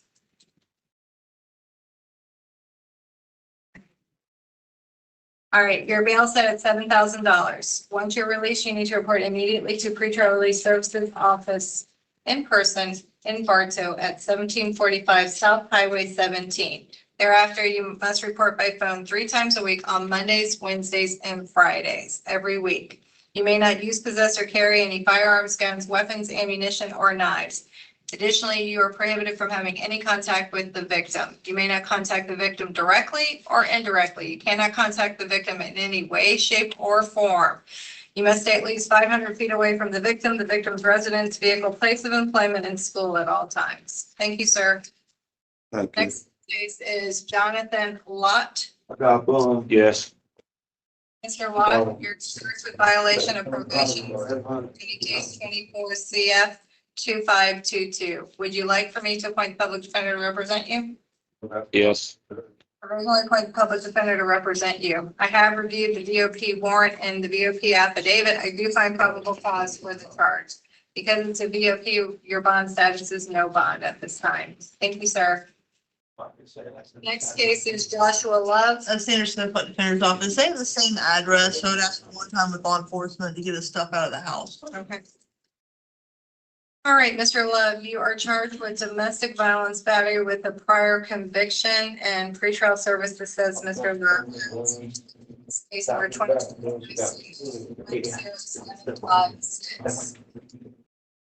Would you like for me to appoint to represent you? Yes, Your Honor. I provisionally appoint the public defender to represent you in this case. I have reviewed the arrest report. I do find probable cause for the charge. In this case, I'm going to require pretrial release with bail's condition of pretrial release. Your bail is set at $7,000. Once you're released, you need to report immediately to pretrial release services office in person in Bartow at 1745 South Highway 17 in Bartow. Thereafter, you must report by phone every week, 3 times a week on Mondays, Wednesdays, and Fridays. You may not use, possess, or carry any firearms, guns, weapons, ammunition, or knives, and you're prohibited from having any contact with the victim. You may not contact the victim directly or indirectly. You cannot contact the victim in any way, shape, or form. You must stay at least 500 feet away from the victim's residence, vehicle, place of employment, and school at all times. Is there anything anyone wants to tell me about the open case? State requests a revocation of bond and a park hold. All right, Mr. Love, because of this new case, the state is asking that I revoke your bond in case number 2025 CF 10756 and that you be held no bond pursuant to Parker v. State. And that is what I am going to do. So your bond is revoked in case number 2025 CF 10756, and you're held no bond at this time, and the case will be scheduled for a hearing to go in front of the judge who has the case, okay? Thank you, Your Honor. Thank you. Next case is Jose, nope, I did that one. Next one is Damian Mickel. Yes, ma'am. 1 second, sir. All right, so you're charged with violation of probation from case number 2025 CT 1609. Would you like for me to appoint the public defender to represent you? Yes, ma'am. I provisionally appoint the public defender to represent you. I have reviewed the warrant in this case and the violation of probation affidavit. I do find probable cause for the charge. In this case, Judge Stamey set your bond at $2,500. So that is the status of this case, okay? All right, Thank you. sir. Next case is Walter Morrison. Mr. Morrison, you're charged with tampering with physical evidence, possession of drug paraphernalia, possession of cocaine, possession of fentanyl, and pretrial services states that you have an open bond case in case number 2023 CF 7021. But as to these new charges, would you like for me to appoint a public defender to represent you? Yes, ma'am. Provisionally appoint the public defender's office to represent you in this case. I have reviewed the arrest report and I do find probable cause for all the charges. In this case, I'm going to require a pretrial release with bail as a condition of pretrial release. Your bail is set at $6,000 on the tampering charge, $1,250 on the paraphernalia charge, $6,000 on the cocaine charge, and $6,000 on the fentanyl charge. Once you're released, you need to report immediately to pretrial release services office in person in Bartow at 1745 South Highway 17 in Bartow. Thereafter, you need to report by phone every week, 2 times a week on Tuesdays and Thursdays. You also must submit to random urinalysis that you're required to pay for. Is there anything anyone wants to tell me about the open case? State request for revocation of bond and a parker hold. All right, Mr. Morrison, the state is asking that on your previous case, 2023 CF 7021, that I revoke your bond in that case and hold you no bond pursuant to Parker v. State because of these new charges, and that is what I'm going to do. So your bond is revoked in 2023 CF 7021, and you're held no bond on that charge, and you'll be set for a hearing in front of the assigned judge, okay? Thank you, sir. Next case is Tamarian Paluk. You are charged with possession or use of drug paraphernalia and possession of cannabis resin. Would you like for me to appoint the public defender to represent you? Yes, ma'am. I provisionally appoint the public defender to represent you in this case. I have reviewed the arrest report. I do find probable cause for the charges. In this case, I'm going to require pretrial release with bail as a condition of pretrial release. Your bail is set at $3,000 on the cannabis resin charge and $500 on the paraphernalia charge. Once you are released, you need to report immediately to pretrial release services office in person in Lake Alfred at 200 Government Center Boulevard in Lake Alfred. Thereafter, you need to report by phone every week, 2 times a week on Tuesdays and Thursdays. You also must submit to random urinalysis that you're required to pay for. Thank you, sir. The next case is Jeremy Payne. Sanderson Public Defender's Office. My understanding is the alleged victim wants to have a nonviolent contact with him. All right, Mr. Payne, you are charged with domestic violence battery. Would you like for me to appoint a public defender to represent you? Yes, please. I provisionally appoint the public defender to represent you in this case. I have reviewed the arrest report. I do find probable cause for the charge. In this case, I'm going to require pretrial release, bail as a condition of pretrial release. Your bail is set at $3,000. Once you are released, you need to report immediately to pretrial release services office in person in Lake Alfred at 200 Government Center Boulevard. Thereafter, you need to report by phone 3 times a week on Mondays, Wednesdays, and Fridays. You may not use, possess, or carry any firearms, guns, weapons, ammunitions, or knives. Just want to check one thing. Yes.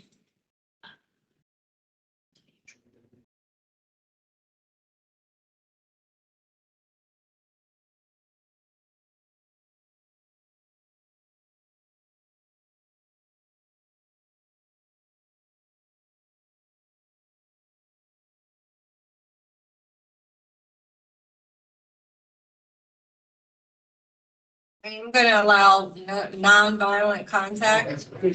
You're allowed to have contact with the victim, and the victim is asking for contact. But you're prohibited from being physically or verbally threatening, violent, or abusive in any manner whatsoever. Do you understand? Yes, ma'am. All right. Thank you, sir. The next case is Jeffrey Roberts. Sandra Smith, Public Defender's Office. I do want to waive the reading of the one first degree misdemeanor He charge. was informed of it. Okay. Oh, thank you. All right. And sir, are you aware of what the 3 counts that you're charged with? The 2 accounts, what is it, That's it. disorderly conduct and trespassing? Yeah, and I showed you what the other one was. Yeah. Waiving that? They don't want it read out loud. I was okay with those 2 charges being mentioned, just the one I didn't want mentioned. So are And you I aware did, that- Okay, what is, Don't tell me what they are, but are you aware of what the 3 counts are? what is that for though? I mean, I didn't do anything. I didn't do that. That's just what I did. All right. I'm not asking you if you did it. I'm telling you that that's what you're charged with. There is an arrest report. So do you know what those 3 charges are? Not, do you agree with them? I hear that. Yeah, I hear you through charges. Thank you. Would you like for me to appoint the public defender to represent you in this case? Yes, I guess. I provisionally appoint the public defender to represent you in this case. I have reviewed the arrest report. I do find probable cause for all of the charges. In this case, I'm a pretrial release with bail as a condition of pretrial release. Your bail is set at $250 on the disorderly conduct charge, $1,000 on each of the other 2 counts. Now, once you are released, you need to report immediately to Pretrial Release Services Office in person in Bartow at 1745 South Highway 17. Thereafter, you need to report by phone twice a week, every week on Tuesdays and Thursdays. You are prohibited from having any contact with the victim. You cannot contact the victim directly or indirectly. You cannot contact the victim in any way, shape, or form. You must stay at least 500 feet away from the victim's residence, vehicle, place of employment, and school at all times. You also are prohibited from having any contact with Circle K stores, and you must stay at least 500 feet away from the event location. Thank you, Mr. Roberts. Good luck to you, sir. All right, the next case is Calvin Stokes. That's why. All right, Mr. Stokes, you are charged with battery by strangulation and criminal mischief, $200, but less than $1,000. Would you like for me to appoint the public defender to represent you? Yes, ma'am. Provisionally appoint the public defender to represent you in this case. I have reviewed the arrest report. I do find probable cause for the charges. In this case, I'm going to require a pretrial release with bail's condition of pretrial release. Your bail is set at $6,000 on the battery by strangulation charge and $1,000 on the remaining charge. Once you are released, you need to report immediately to Pretrial Release Services Office in person in Lake Alfred at 200 Government Center Boulevard in Lake Alfred. Thereafter, you need to report by phone 3 times a week, every week on Mondays, Wednesdays, and Fridays. You may not use, possess, or carry any firearms, guns, weapons, ammunition, or use. You're prohibited from having any contact with the victim. You cannot contact the victim directly or indirectly. You cannot contact the victim in any way, shape, or form. You must stay at least 500 feet away from the victim's residence, vehicle, place of employment, and school at all times. Thank you, Mr. Stokes. Ma'am, can I ask you one question? Which Yes, sir. your bond was? What the bonds are again? The bonds? It was $6,000 and $1,000. All right, Yes, thank sir. you, Thank sir. Next case is Deshaunta Williams. So you're charged with 2 counts of violation of probation from case number 2024 CF 788. Would you like for me to appoint the public defender to represent you? Yes, ma'am. I provisionally appoint the public defender to represent you. I have reviewed the violation of probation warrant and the violation of probation affidavit. I do find probable cause for the charges. Because they're alleged VOPs right now, your bond status is no bond. So that's the situation, okay? Thank you. It's it's two council That's all I have unless somebody else has it. All right, thank you very much.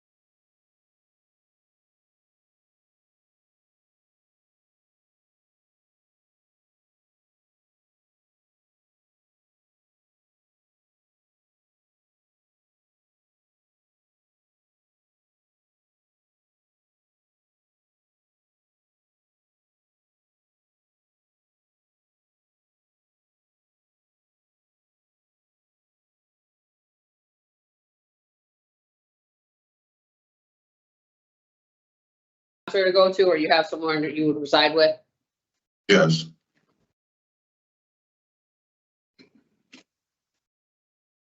All right, so I'll make a recommendation that parole be revoked. You remain incarcerated till your EOS date, which is approximately, well, right now, 7/2/26. That's an approximate 5-month sanction. You have 3 years probation to follow. My findings are going to the parole board. They are being presented to the parole board on April 23rd. So the board's going to review this hearing, the sanction or recommendation I made, and then they're going to make the final decision. So if they want to release you earlier, they may. All right. And you're going to get it in writing from the parole board about a week after April 23rd, what the board's decision is. Okay, he said my EOS is what, 7/2/2026? Yeah, your EOS date moved to 7/2/26. Right. Currently. Okay, All right. so you're all set for today, sir. All right, thank you. Good luck. All right, Excuse me, ma'am. Yeah.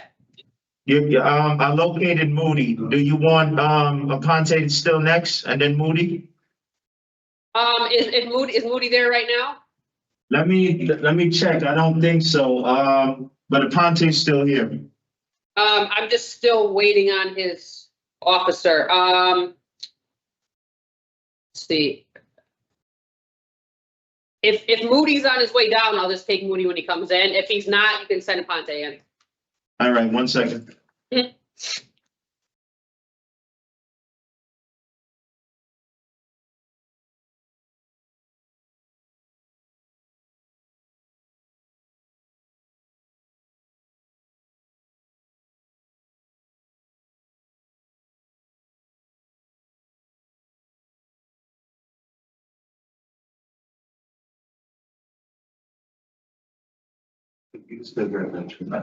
Excuse me, ma'am, Moody's not down here yet, but he's on his way. I have Aponte back.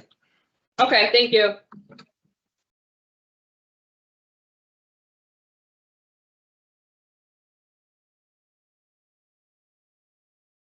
All right, so we'll get started. Mr. Aponte, if your officers joins in, he should be joining in shortly if he would like to.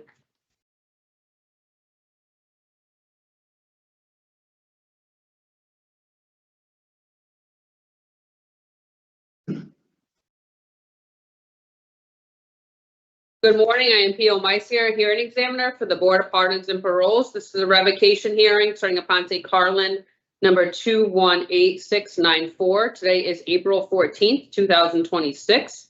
This hearing is being conducted via video at the BOPP Central Office in Bridgeport Correctional Center. This is a public hearing. Public access to this hearing is available via video live stream. Can you please state your full name and DOC inmate number for the record? Carlin Aponte, 218694. This is a revocation hearing to determine whether you have violated the conditions of your release. I will review and make findings of fact as each of the charges against you. The state, not you, has responsibility to prove the allegations by a preponderance of evidence, that is. The better weighted evidence must establish that more probable than not, the allegation is true. If I do not find that there is a preponderance of evidence to support a violation of one or more conditions of your parole, I will reinstate your parole, release you and place you back on parole supervision. If I find you violated one or more conditions of your parole, I will consider whether or not your parole should be revoked. If I recommend revocation, I'll make a recommendation as to appropriate sanction, and my recommendation will be given to a panel for a final decision. If the panel wishes to impose a sanction beyond my recommendation, a supplemental hearing will be provided to justify additional confinement. So this is the procedure for today. I'm going to read you your rights. Then we will review the parole violation charge, state your PO is bringing against you. I will review and identify exhibits filed for the record. You will then have an opportunity to present all relevant testimony. After considering all the evidence presented, I'll announce my findings. If I find you violated one or more conditions of your parole, you will have an opportunity to speak to your background and history. Do you have any questions about the purpose or procedure before we begin? I do not. Okay. You have important rights at this hearing, which I'm going to review with you. The right to have an attorney present. Would you like to continue without counsel? I wouldn't. Okay. You have a right to see the written notice of charges, the violation. Did you receive the written notice? I didn't. You have a right to review the evidence against you before the hearing. You have a right to submit evidence in support of your case. At the hearing, you have a right to call and examine voluntary witnesses and cross-examine adverse witnesses. Do you understand these rights and are you ready to go forward? Yes? Yeah, I'm ready to go forward. Okay. So we will now review the charge the state of officers bring against you and information underlying each charge. So charge 1 under obey all laws, obedience to the law. Your charging officer report on 1/3/26. You operated a motor vehicle in the city of Norwalk without a valid driver's license. You were subsequently arrested by Norwalk Police Department and charged with violating Connecticut General Statute 14215, illegal operation of motor vehicle under suspension. On 1/3/26, you operated a motor vehicle in the city of Norwalk without a valid driver's license. An arrest warrant was submitted by Norwalk Office of Adult Probation and subsequently signed by a judge on 3/2/26, charging you with violating for violation of probation. The state has filed the following exhibits that were pre-marked for identification. Those were exhibits A through H that were marked at the time of the preliminary hearing. I have no new evidence that was submitted. You received all the evidence as we stated in the record last hearing? I did. Okay. Yes, Okay, and you reviewed it? I did review it. Do you need to continue this hearing to obtain any additional evidence? I do not. Okay, we have no witnesses today. So there is an addendum that was submitted by PCS. The addendum stated on 3/13/26, Ponte appeared in court for the charge of operating on suspension, which resulted in a nollie. On 3/24/26, Ponte appeared in court and pled guilty to the charge of a violation of probation, and probation was terminated. And your PO requested to be re-paroled at the next available board review date. So at this time, now is your opportunity to respond to the parole violation charges against you. However, remember that you may remain silent if you so choose. I'm going to swear you in under oath so you could speak today at any point. So can you please raise your right hand? You solemnly swear and solemnly affirm, as the case may be, the evidence you shall give concerning this case should be the truth, the whole truth, and nothing but the truth, so help you God upon penalty of perjury? I do. Okay, so would you like to testify in regards to the charge I just wrote or have stated? I just like to say I'm doing great. They got terminated for a reason. I did everything I was supposed to do, completed all my responsibilities. I'm just ready to get back to work, miss. Okay.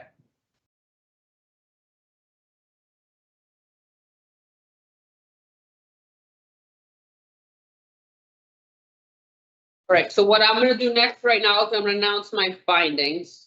So on that charge 1, I do find you violate the condition obedience to the law based on the evidence that was provided in support of that charge, exhibits A, D, E, and F. I do note there was a guilty plea on the VOP, and that was terminated. So this concludes the fact-finding portion of the hearing. Before I make a recommendation, you will have an opportunity to speak to your background and history.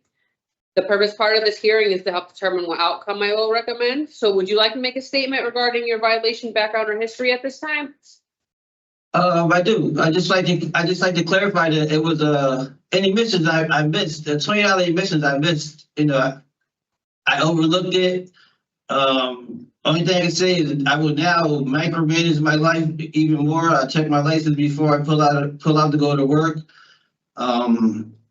And I don't expect anything like this to happen again, because this totally I still got my job, luckily, thank God, but it just messed up my life a little bit, you know, and I just overlooked it. And I should be more aware and take more better care of what my responsibilities, what I need to do. I shouldn't miss it, but I missed it.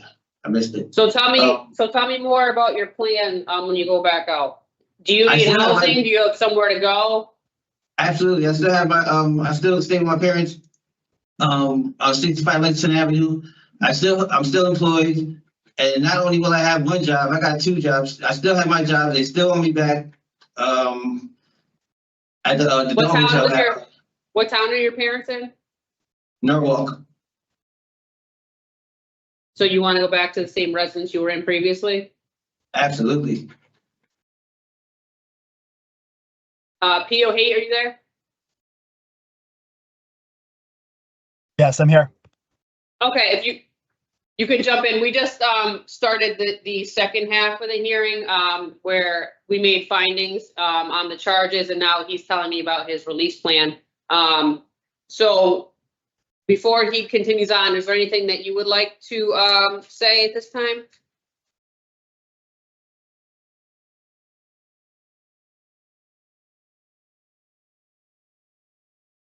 I think he disappeared. Yes.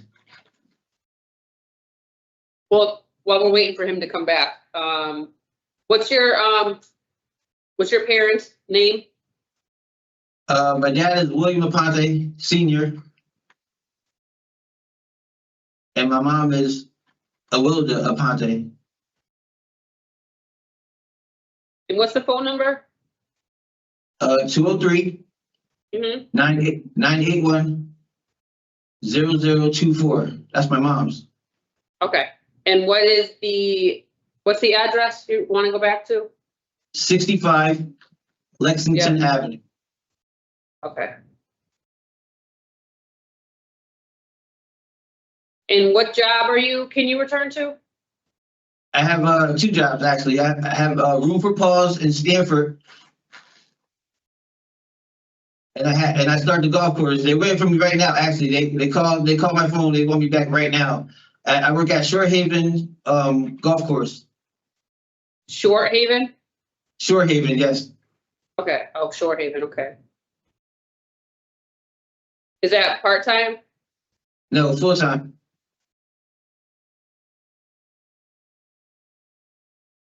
And what's the other job? Room for Pause. It's a dog hotel, literally.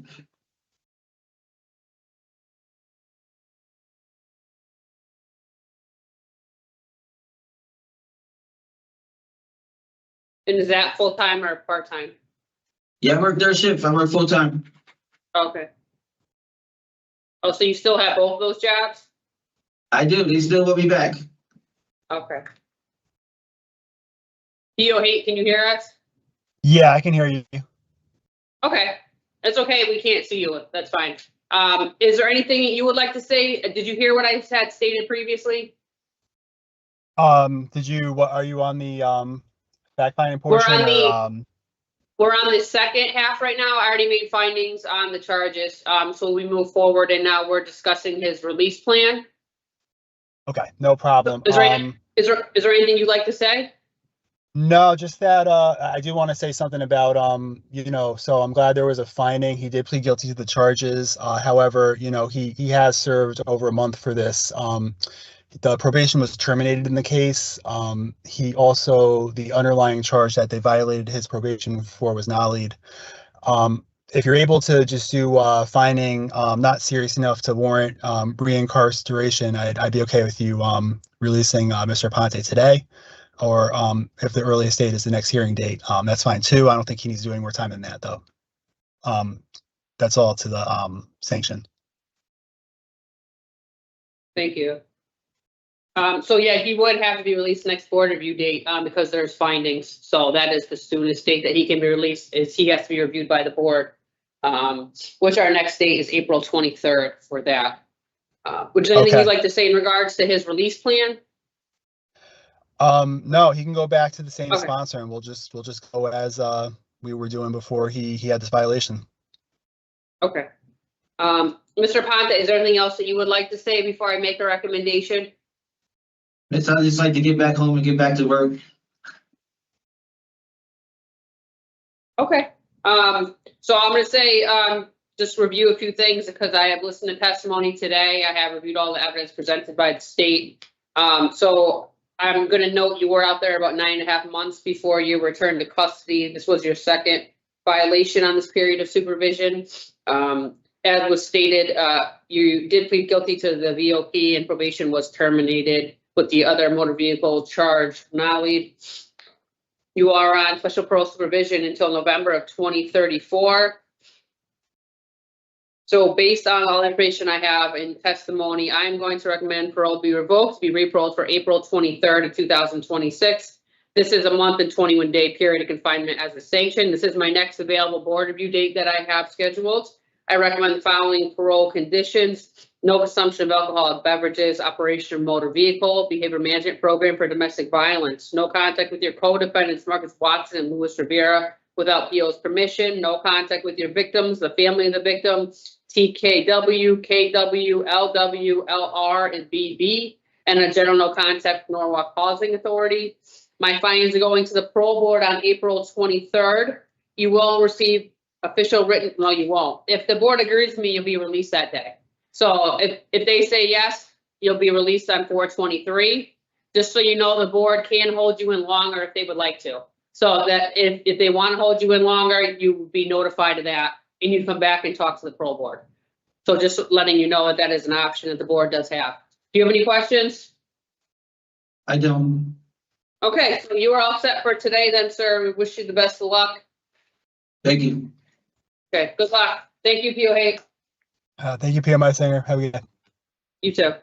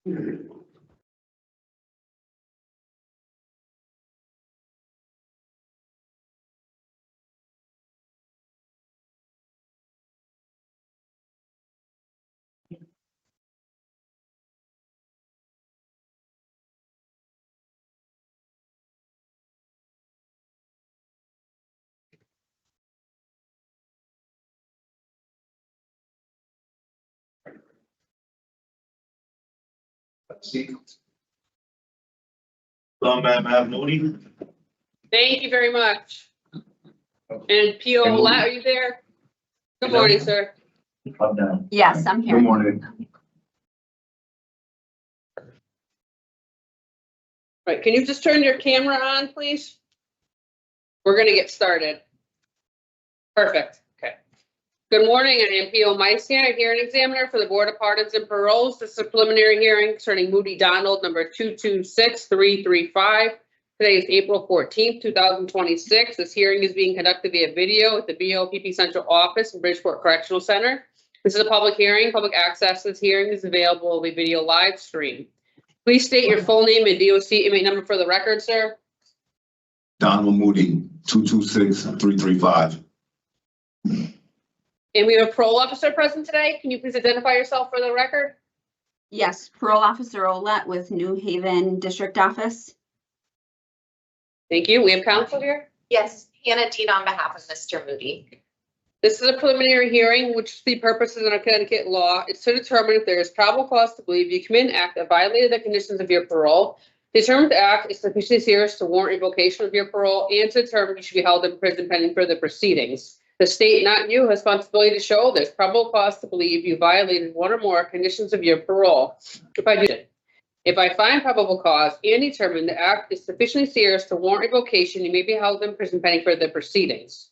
You should know a preliminary hearing is an adversarial proceeding. Anything you say at this hearing can be used against you. This hearing is being recorded.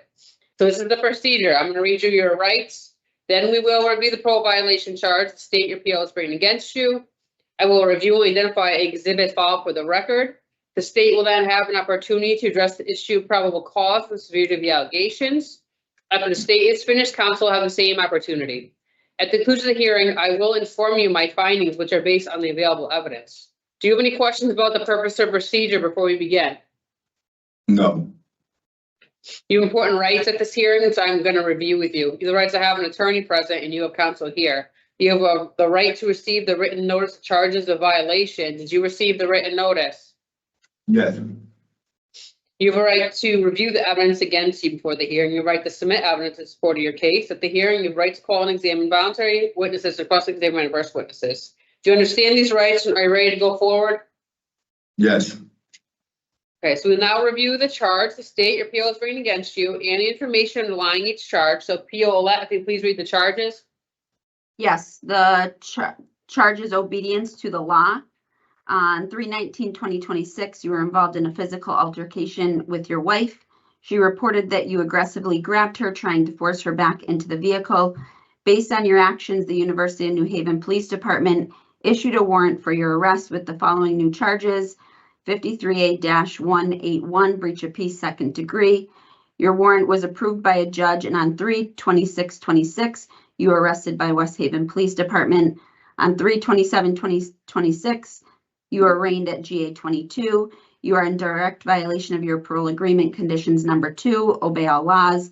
You are scheduled to appear before the Milford GA 22 court on 5/5/2026 under docket A22M CR 26-0129-452-S for the aforementioned charges. Thank you. In regards to charge number 1, condition obey all laws, obedience to the law, a judge of Superior Court of State of Connecticut has determined there is probable cause to believe you committed the crime of breach of peace second. I cannot revisit this finding, and therefore this charge will not be considered at the hearing. That means there's no need to take statements, testimony, or review evidence regarding charge 1, condition obey all laws, obedience to the law.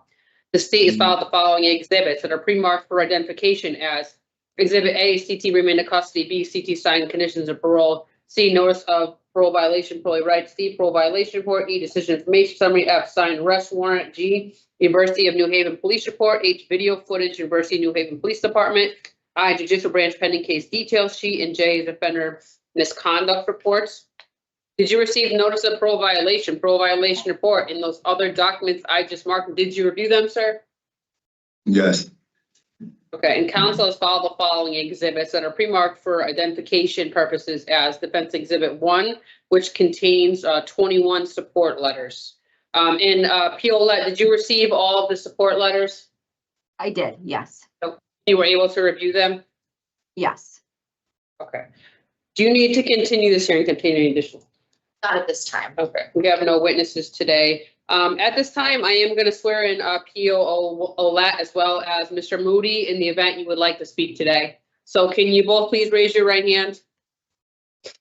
You solemnly swear and solemnly and sincerely affirm, as the case may be, the evidence you shall give concerning this case to be the truth, the whole truth, and nothing but the truth, to help you go out upon penalty of perjury? Yes. I did. So at this time, the state will have an opportunity to make a short statement and testify with respect to the severity of the allegations, as probable cause is already met.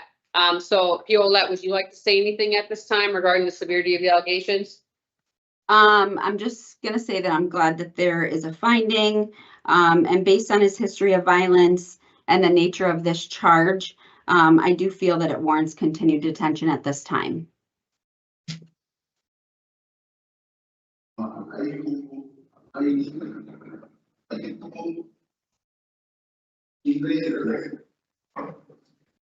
Thank you.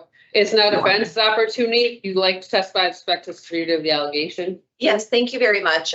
No comments concerning the actual charge, other than to note my client is very much looking forward to working with his attorney in court to hopefully secure a favorable disposition on these charges. However, I did just want to put some things on the record concerning the seriousness. First, I just want to note the charge pending is a Class B misdemeanor. I do think it's relevant to note that based on the information contained in the narrative, my client did not willfully fail to contact the police regarding this situation. My understanding is that he did consult with legal counsel prior to doing so, and his decision to not speak with the police was based upon advice from counsel and is certainly his right. So I just want to note that. I don't think that should be held against him. I do also want to note that at the time of the alleged incident, my client was under the impression that he still had P.O. Hawkins, that I believe is who he had been reporting to for quite some time prior to this. And so he does indicate that he had reached out to P.O. Hawkins when this alleged incident occurred to update him and keep him aware of the situation, which I do think deserves some consideration. Concerning history of violence, I would just note my client is somebody who went through the juvenile parole process. Any sort of prior criminal history he has is extremely dated from when he was, I believe, still technically a minor or close to it. And my understanding is that since that time, he has really, I think, not just talked the talk, but walked the walk when it comes to recovery and, moving forward with his life. My client's been out since 2022 and has been, I think doing excellent. In the last few years, he started a flagging company, American Public Safety Association, where he really focuses on helping and giving back to his community. In his role there, he acts as a flagging traffic control instructor and helps certify individuals for flagging jobs. So that they can attain long-term employment in the future. His business has a specific focus on assisting formerly incarcerated individuals and helping them in getting their foot in the door so that they can re-enter the workforce. As you can see, with the numerous letters of support we received, my client has helped, numerous individuals get back on their feet post-incarceration through his business. And I think he really does, lead a life where his focus is helping other people. In addition to this, he has work experience doing Uber and Lyft, and he was also actively involved in the SCRIPT program in New Haven and also in his church, Divine Will Fellowship out of New Haven. My client has, I think, been a very strong pillar in his community. I know he's mentored on his own time a number of individuals who've come out of incarceration just for the sake of helping them. Furthermore, he was doing, I believe, individual counseling and therapy with a private provider in New Haven to continue bettering himself while he was in the community. I would also just argue, I think his track record during his incarceration shows that he is, kind of a model inmate in all respects. He hasn't received any sort of DRs since 2010. And while incarcerated, he utilized and took advantage of all programs that were offered. Once completing the programs, he did act as a mentor for those, including AVP and Beyond Fear. He was also able to utilize the DOC college program where he got credits while he was incarcerated in Dougal through Middlesex Community College and Wesleyan. So he really, I believe, did just focus that time on trying to better himself, further his education. Mr. Moody, is there anything that I didn't cover that regarding, the good things you were doing that you want to state at this time? You don't have to. It's just if there was anything I left out. It ain't leave nothing out. Thank you. Thank you. Is there anything else further from the state? Not at this time. This will be the last time if you'd like to say anything else before I make a recommendation or before I state my findings. No. Okay. All right, so I'll be right with you. Yes, if you want to, you can go ahead and speak. I would just say, don't say anything about the pending charge. Okay. My PO just stated that I have a violent history. I don't understand what that means. I haven't had any violence since my charge in 1994. Well, that would be your criminal history. You're in for murder and having guns and selling drugs and salt first. So you're part of your criminal history. I understand this was a long time ago. Yes, that's a juvenile. I was 17. So for second chances, I thought that, you don't look at something that I did when I was a teenager. Well, that's why you are currently on supervision for. So that is something we will always look at. That's why you're on parole supervision. Yes, and the charge is not a criminal, it's a family charge. Criminal activity, I engaged in criminal activity that could harm the community. Breach of peace, I don't have a threatening, I don't have an assault, I don't have a, I just don't understand. It's okay. Well, you're back because you were arrested, that you have a new charge. That's why you're back. Are you confused about that? I know I was arrested because of my name. I mean, this that's why you're back in jail. Yes. Yeah. Yes. I mean, I believe he's just trying to speak to the seriousness. I think he's trying to say that, it's a misdemeanor. Yes, it is. Yeah. It is. Is there anything else? No. Okay. So I have reviewed all the evidence that was submitted, which includes the police reports. I've reviewed the videos. I've reviewed the warrants. I've listened to testimony today. As was already previously stated, there's a finding of probable cause based on the warrant that was signed by the judge. I do find the acts are serious enough to warrant revocation. I've turned you detained while you wait for your revocation hearing. I know you have court coming up May 5th. If those cases are disposed on May 5th, I will be notified and I will schedule you to come back for the revocation hearing. And that's where we determine if there's a violation or not of parole. Any questions? No. Okay. Mr. Moody, I'll set up a call with you so that we can discuss everything further. Yes. Thank you. That concludes the preliminary hearing. Good luck. Thank you. Thank you. Have a good day. You as well.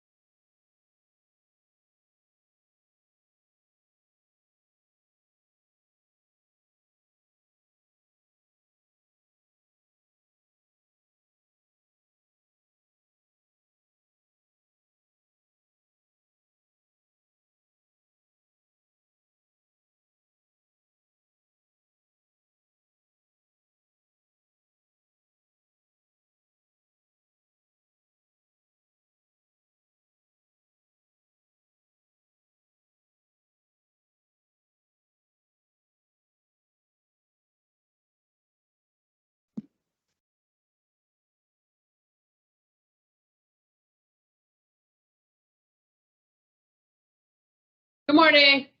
He's coming. He's just, using the bathroom. He'll be right down. All right, no problem. Thank you. Okay, thank you.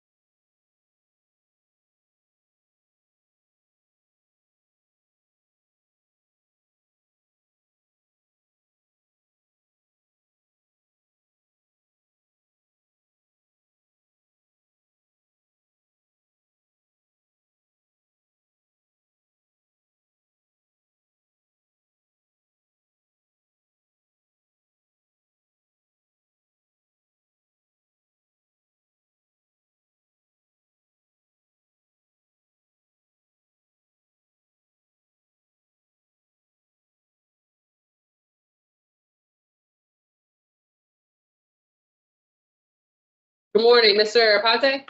Yes, ma'am. How are you? Good morning. Good morning. And we have P.O. Farm, are you there? Good morning, I'm here. Perfect. All right, we're gonna get started. It's 9:45. Good morning, I am P.O. Meister, hearing examiner for the Board of Pardons and Paroles.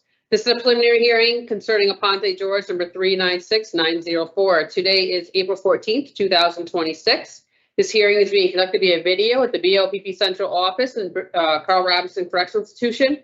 This is a public hearing. Public access to this hearing is available via video live stream. Can you please state your full name and DOC inmate number for the record, sir? Jorge Joel Aponte, 396904. Thank you. We have a parole officer present today. Can you please state your name for the record? Good morning, Parole Officer Pham. And we have counsel here today. Yes, Hannah Jean on behalf of Mr. Aponte. This is a preliminary hearing, which is the purpose of the Connecticut law is to determine if there is probable cause to believe you commit an act that violated the conditions of your parole, determine if the act is sufficiently serious to warrant revocation of your parole, and to determine you should be held in prison pending further proceedings. The state, not you, has a responsibility to show that there is probable cause to believe you violated one or more conditions of your parole. If I do not find probable cause, I'll reinstate your parole, which is releasing and placing you back on parole supervision. If I find probable cause and determine the act is sufficiently serious to warrant revocation, you may be held in prison pending further proceedings. You should know a preliminary hearing is an adversarial proceeding. Anything you say at this hearing can be used against you. This hearing is being recorded. So this is the procedure for today. I'm going to read you your rights. Then we will review the parole violation charge the state or PO is bringing against you. I will review and identify exhibits filed for the record. The state will then have an opportunity to address the issue of probable cause and the severity of the allegations. After the state is finished, counsel will have the same opportunity. At the conclusion of the hearing, I will inform you my findings, which are based on the available evidence. Do you have any questions about the purpose or procedure before we begin? No, ma'am.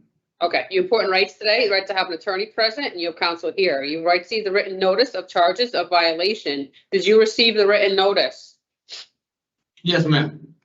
You have a right to review the evidence against you before the hearing. You have a right to submit evidence in support of your case. At the hearing, you have a right to call and examine voluntary witnesses, cross-examine adverse witnesses. Do you understand these rights and are you ready to go forward? Yes, I do, ma'am. And I'm ready to go forward. Okay, so we will now review the charge the state or PO is bringing against you and information underlying each charge. The PO Farm, will you please read the charges? Sure. Charge 1, GPS. On 12/27/25, you allowed your GPS unit battery to shut down at approximately 12:18 p.m. and it remained shut down until approximately 5:52 p.m., resulting in 5 hours and 34 minutes where your whereabouts were unknown. On 7/14/25, you allowed your GPS unit battery to shut down at approximately 2:45 a.m. and it remained shut down until approximately 6:23 a.m., resulting in 3 hours and 38 minutes where your whereabouts were unknown. On 7/6/25, you allowed your GPS battery to shut down at approximately 8:11 a.m. and it remained shut down until approximately 8:37 a.m., resulting in 2 hours and 33 minutes where your whereabouts were unknown. On 3/25/25, you allowed your GPS battery to shut down at approximately 6:34 a.m. and it remained shut down until approximately 10:03 a.m., resulting in 3 hours and 29 minutes where your whereabouts were unknown. On 12/15/24, you allowed your GPS unit battery to shut down at approximately 5:39 a.m. and it remained shut down until approximately 10:17 a.m., resulting in 4 hours and 38 minutes where your whereabouts were unknown. On 11/17/24, you allowed your GPS battery to shut down at approximately 5:50 a.m. and it remained shut down until approximately 1:10 p.m., resulting in 7 hours and 20 minutes where your whereabouts were unknown. On 11/29/24, you allowed your GPS battery to shut down at approximately 3:27 a.m. and it remained shut down until approximately 4:25 p.m., resulting in 12 hours and 58 minutes where your whereabouts were unknown.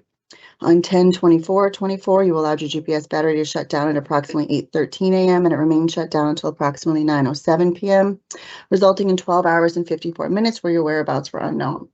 On 9/17/24, you allowed your GPS battery to shut down at approximately 4:08 a.m. and it remained shut down until approximately 10:04 p.m., resulting in approximately 18 hours where your whereabouts were unknown. On 9/23/24, you allowed your GPS battery to shut down at approximately 9:30 p.m. and it remained shut down until approximately 10:05 p.m., resulting in 35 minutes where your whereabouts were unknown.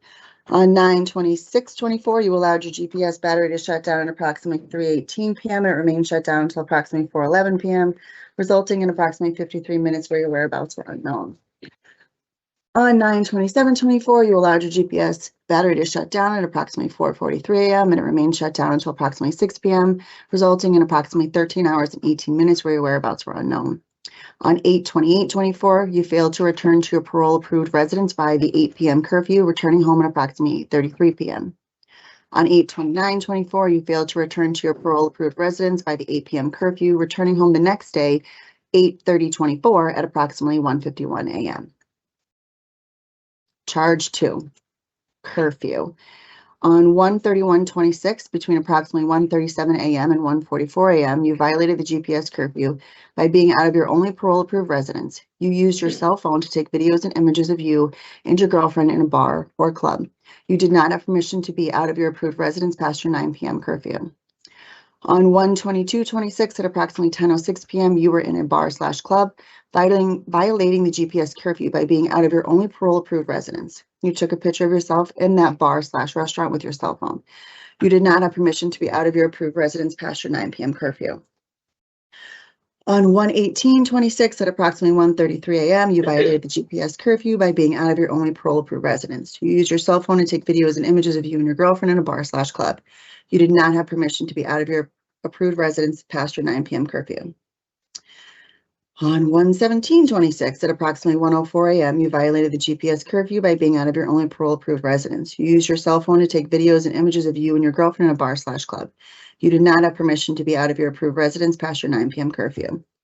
On 1/1/26 at approximately 12:37 a.m., you violated the GPS curfew by being out of your only parole-approved residence. You used your cell phone to take videos and images of you and your girlfriend outside of a New Year's Eve party. You also took a picture of yourself in the bathroom of the bar and restaurant at approximately 12:10 a.m. You did not have permission to be out of your approved residence past your 9 p.m. curfew. On 12/21/25 at approximately 1:05 a.m., you violated the GPS curfew by being out of your only parole-approved residence. You used your cell phone to take videos and images of you and your girlfriend in a bar/club. You did not have permission to be out of your approved residence past your 9 p.m. curfew. On 12/20/25 at approximately 12:29 a.m., you violated the GPS curfew by being out of your only parole-approved residence. You used your cell phone to take videos and images of you and your girlfriend in a bar/club. You did not have permission to be out of your approved residence past your 9 p.m. curfew. On 8/28/24, you failed to return to your parole-approved residence by the 8 p.m. curfew, returning home at approximately 8:33 p.m. On 8/29/24, you failed to return to your parole-approved residence by the 8 p.m. curfew, returning home the next day, 8/30/24 at approximately 1:51 a.m. Charge 3, drugs. On 12/18/25, you rendered a urine that was positive for cocaine and PCP. You signed a voluntary admission statement. On 12/11/25, you rendered a urine that was positive for cocaine and PCP. On 11/13/25, you rendered a urine that was positive for cocaine. On 8/4/25, you rendered a urine that was positive for cocaine and alcohol. You signed a voluntary admission statement admitting to having used cocaine. On 7/3/25, you rendered a urine that was positive for cocaine. On 7/7/25, you admitted to your parole officer that you used cocaine on 7/4/25. On 7/8/25, you signed a voluntary admission statement admitting to have used cocaine. On 5/8/25, you rendered a urine that was positive for cocaine. On 4/3/25, you signed a voluntary statement admitting to having used cocaine 4 days prior. On 4/16/25, you rendered a urine that was positive for cocaine. On 3/26/25, you rendered a urine that was positive for cocaine. On 8/30/24, you rendered a urine that tested positive for cocaine and alcohol. On 3/21/24, you rendered a urine that was positive for alcohol and buprenorphine, Suboxone. You never had a prescription for Suboxone. Charge 4, no consumption of alcoholic beverages. On 8/4/25, you rendered a urine that was positive for cocaine and alcohol. You signed a voluntary admission statement admitting to having used cocaine. On 8/30/24, you rendered a urine that tested positive for cocaine and alcohol. On 6/5/24, you rendered a urine that was positive for alcohol. On 3/26/24, you rendered a urine that was positive for alcohol. On 3/21/24, you rendered a urine that was positive for alcohol and buprenorphine. Suboxone, you've never had a prescription for Suboxone. Charge 5, no contact with minors. On 1/24/26, you were in the presence of minors as evidenced by the video you took with your cell phone. You took videos of an approximate 1-year-old child at a birthday party. You are not permitted to have contact with minors. Multiple minor children can be seen in the same room with you during these videos. On 1/21/26, you were in the presence of minors as evidenced by the video you took with your cell phone. At approximately 8:48 p.m., you took a video of a baby inside of your residence. You're not permitted to have contact with minors. Thank you. And the state has filed the following exhibits, pre-marked for identification as Exhibit A, remand in custody order, B, notice of parole violation, C, parole violation report, D, parole conditions, E, GPS agreement, F, misconduct, G, voluntary admissions, H, Premier Biotech Lab urine reports, IL Universal Electronic Monitoring Event History, J, Willimantic Police Department Call Summary Report ending in 9420, K, PBR Rev Summary 2023, L, Wheeler Clinic Treatment Update 2025, M, Written Statement by Offender, N, Pictures taken from offender's phone, O, Videos taken from the offender's phone, uploaded to X Drive, and P is BOPP Disc and Disc Update. Did you receive the notice of parole violation report and those other documents I marked? Did you review them? Me? Yes, sir. Yeah. Oh, sorry. Yes. Yes, yes, ma'am. Okay. Do you need to continue the hearing to obtain any additional evidence? Not at this time. We have no witnesses. At this time, I am going to swear Mr. Ponte as well as P.O. Bob. In the event you would like to speak at all today, can you both please raise your right hand? You solemnly swear or sincerely affirm, as the case may be, the evidence you shall give concerning this case should be the truth, the whole truth, and nothing but the truth to help you God upon penalty of perjury?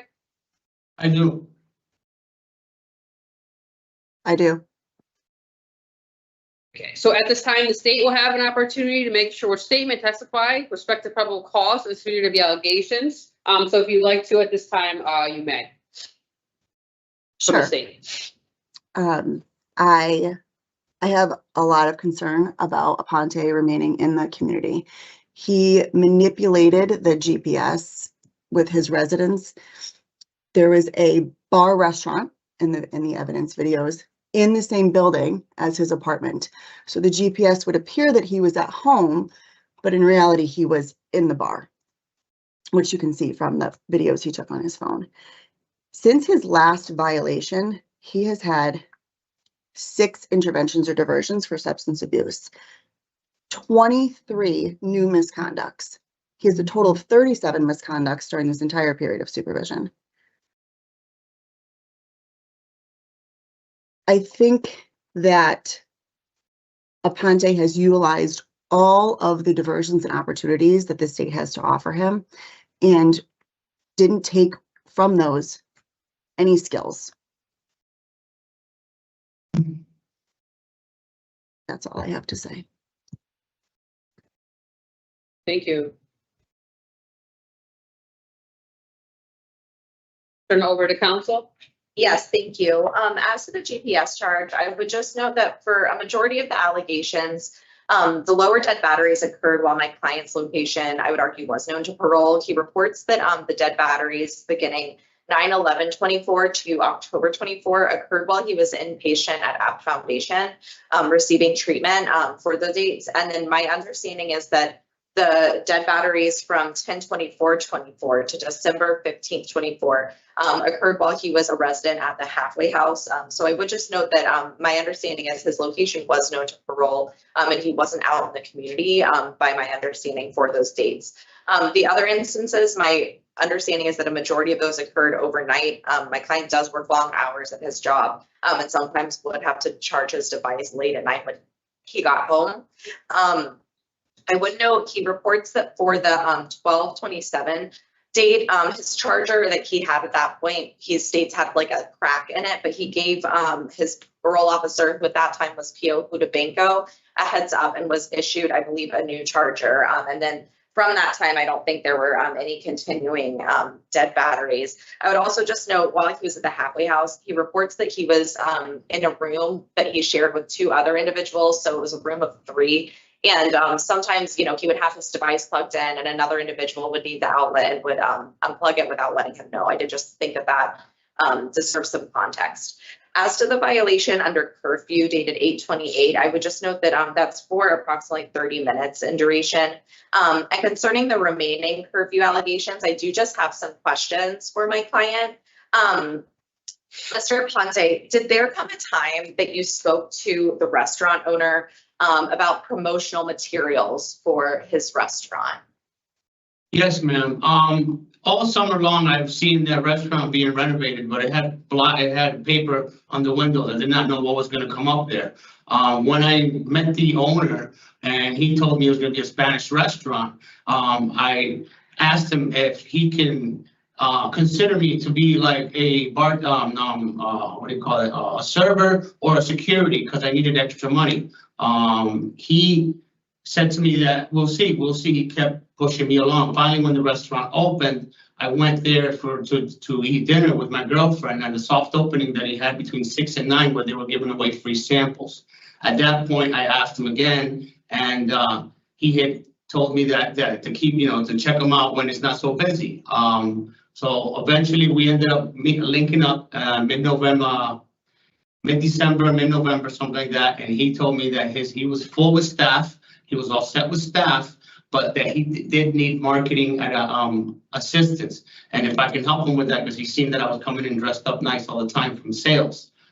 I mentioned to him that my daughter does that, has 10 years of experience, works at the Webster Theater, also for a company called Concert Crave, which is a promotional company. She's an event coordinator.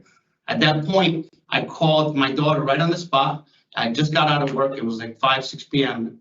And I put all three of us together on speaker to talk about possibilities. He was excited and he said the place is kind of dead. He's trying to bring revenue, that if we can come together, me and my daughter, and bring revenue to the establishment, that he would give us, he would pay me a private contractor to pay me to bring revenue to the establishment. At that point, my daughter and I and him came up with some ideas. He said he had 2 events coming up, which was a Super Bowl bash and a Valentine's Day an event where he would have some live entertainment and some singers and some DJs. And he gave me a bunch of flyers. And he also told me that I could take video content so that I could send to my daughter, because that's what she does. She edits the video content to influence and to promote and to put it on her platform for Concert Crave. Together, we were all going to do some events, and he also had offered me, he was excited, he offered me the establishment that if we wanted to run an event, that he would give me the event for free as long as we could split the profits. And this is a field that I would like to get into, because my daughter's been doing it for 10 years. So I wanted to expand my work and open up an entertainment business with my daughter and have her run it. And I could do the marketing and sales part of it, because I've been doing sales for over 30 years. So this was the perfect opportunity for me, because I didn't have to travel. I don't have a vehicle. I don't have to Uber anywhere. And it was just an opportunity to get my foot in the door to see how the operations is, as far as to running an event and promoting an event, and seeing all the intricate parts of it, to see if I wanted to invest in opening up a business. And I literally was down there for every time I went down there was no more than a half hour. I went, and then I'd come back up to my upstairs. He'd give me free appetizers, and I'd come right back upstairs. After that, it was hard to get a hold of him. He was very hard to find. Every time I got out of work, I'd go in there when it was dead. The people that were working there said he wasn't there. Later to find out that the place got shut down due to something with the liquor license, or he was doing some stuff that I did not know. I was unaware that he was running the place illegally. So I never, we never came to work together with an event or to do anything after that. Mr. Aponte, did you when all of this happened and you spoke with the owner about, doing this promotional situation with your daughter, did you let your PO know about this at the time? I believe at that point it would have been PO Hudabanco. I had PO Hudabanco, and prior to me speaking with Tony, I had told Hudabanco, because I give him pay stubs, and he knows I make decent money, but I'm in sales, so sales up and down. During the winter in the car business, it's really slow. So I had told Hudabanco that I'm going through slow period that I was gonna go to these nice high-end restaurants around around downtown to see if I can get a second job. I was gonna apply for server positions, or maybe door, maybe whatever I can do, but it was walking distance, so I didn't have to Uber. So, I went to the Bar Max, I went to the, Agave and all the restaurants in my area, to see, and I applied online and Indeed as well.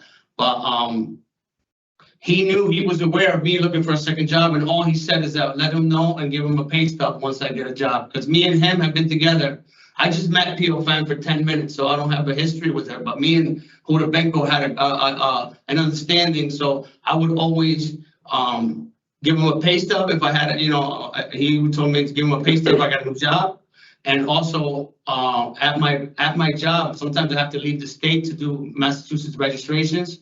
So every time that I would have to go, he was aware about it. I'd give him a heads up. I'd take pictures of the paperwork for my customer, the registration. And all he would ask is for me to give him a text when I come back across state lines. So I was waiting to get my 1099 from Tony to let Huda Benko know that. And that's why I kept the videos on my phone to show him exactly what kind of work I would be doing. So he was aware that I was looking for a second job. Thank you. And I would just also like to note for the record that in the video submitted, my client's never seen consuming alcoholic beverages or anything of that nature. The majority of these videos are 1 to 2 minutes at most in duration.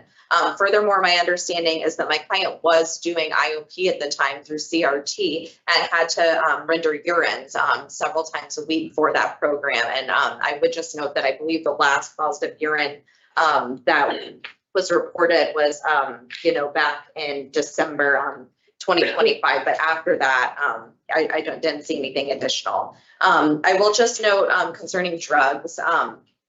For the majority of those instances, my client was sanctioned by his PO and referred to treatment, which he did then comply with. A number of these are from well over a year ago. And I believe, as I noted, not most of, if not all, resulted in referrals to treatment, which he then was compliant with and engaged with.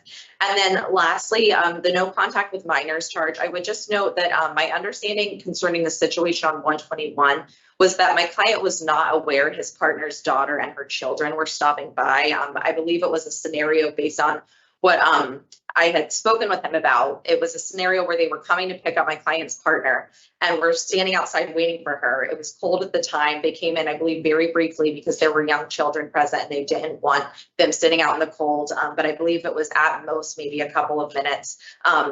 Basically just enough time for them to order their ride share and leave. My client was never alone with them. And again, he was not informed prior to this that they were coming by.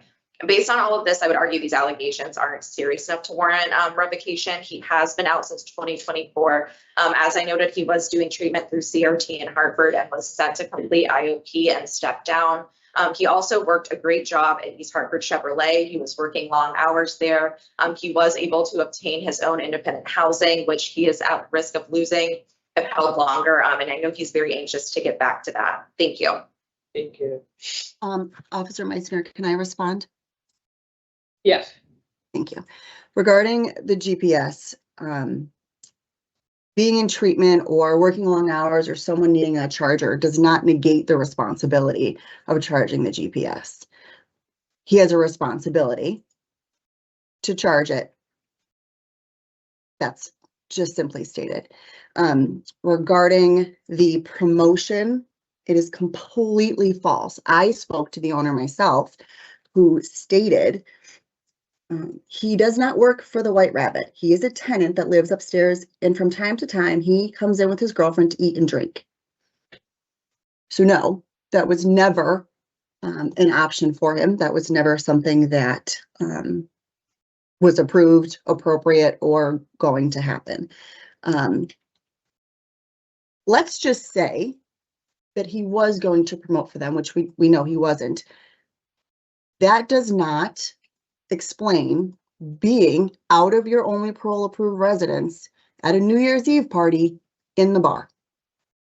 It just doesn't. And if it was a legitimate opportunity, I would like to think that he would have had a discussion with Officer Huda Benko, which he did not, because I also confirmed it with Huda Benko.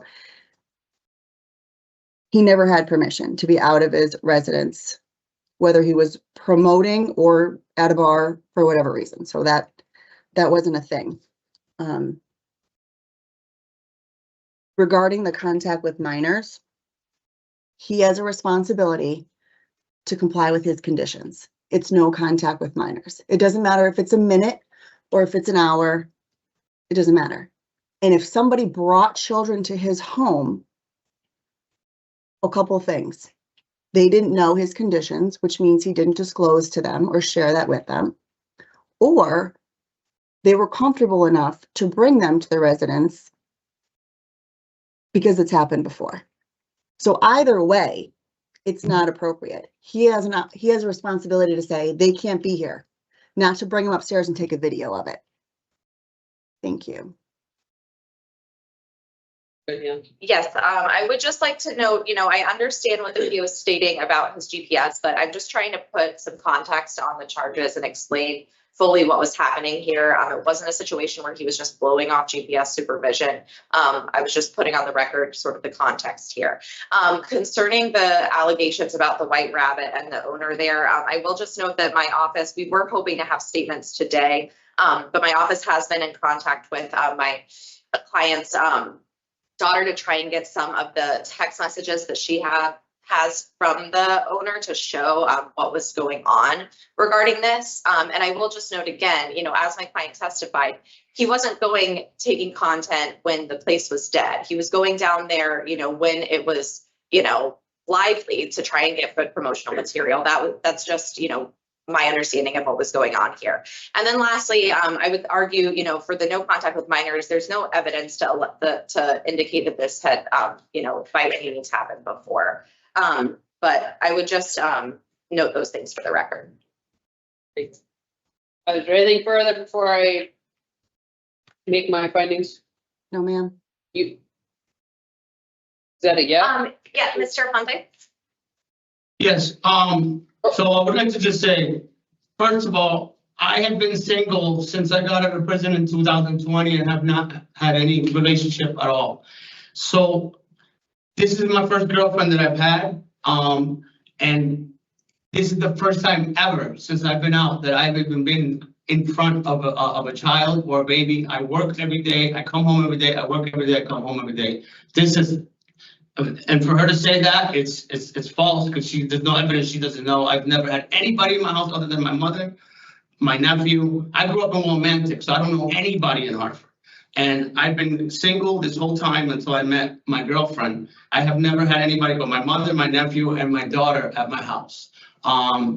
Those instances that I had was because I'm going to take it to the next step with my girlfriend. We're planning on being together and planning to move in together at some point. So when they were outside, I said, come up for a second. And then she said, can you take a video or a picture so you can send to your daughter? And I sent it to my daughter and my sister, the only people that I sent it to. It was literally 2 minutes. And I understand. However, I know that my responsibility. I would just ask that you not say anything else regarding the charges. I think that's been sufficiently indicated for the record. The circumstances surrounding the no contact with minors. Okay. Thank you.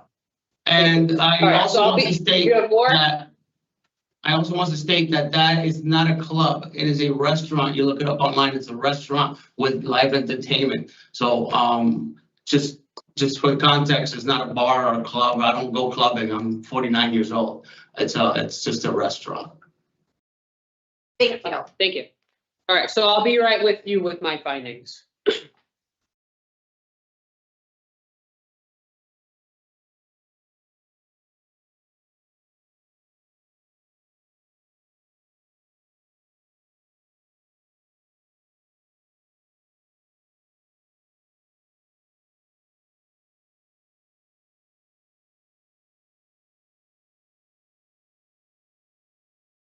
All right, after listening to testimony today and reviewing all the evidence, I'm going to announce my findings. So regarding charge 1, I make a finding of probable cause, release direction GPS based on evidence and testimony presented in support of the violation, which exhibits D, E, H, I, and F.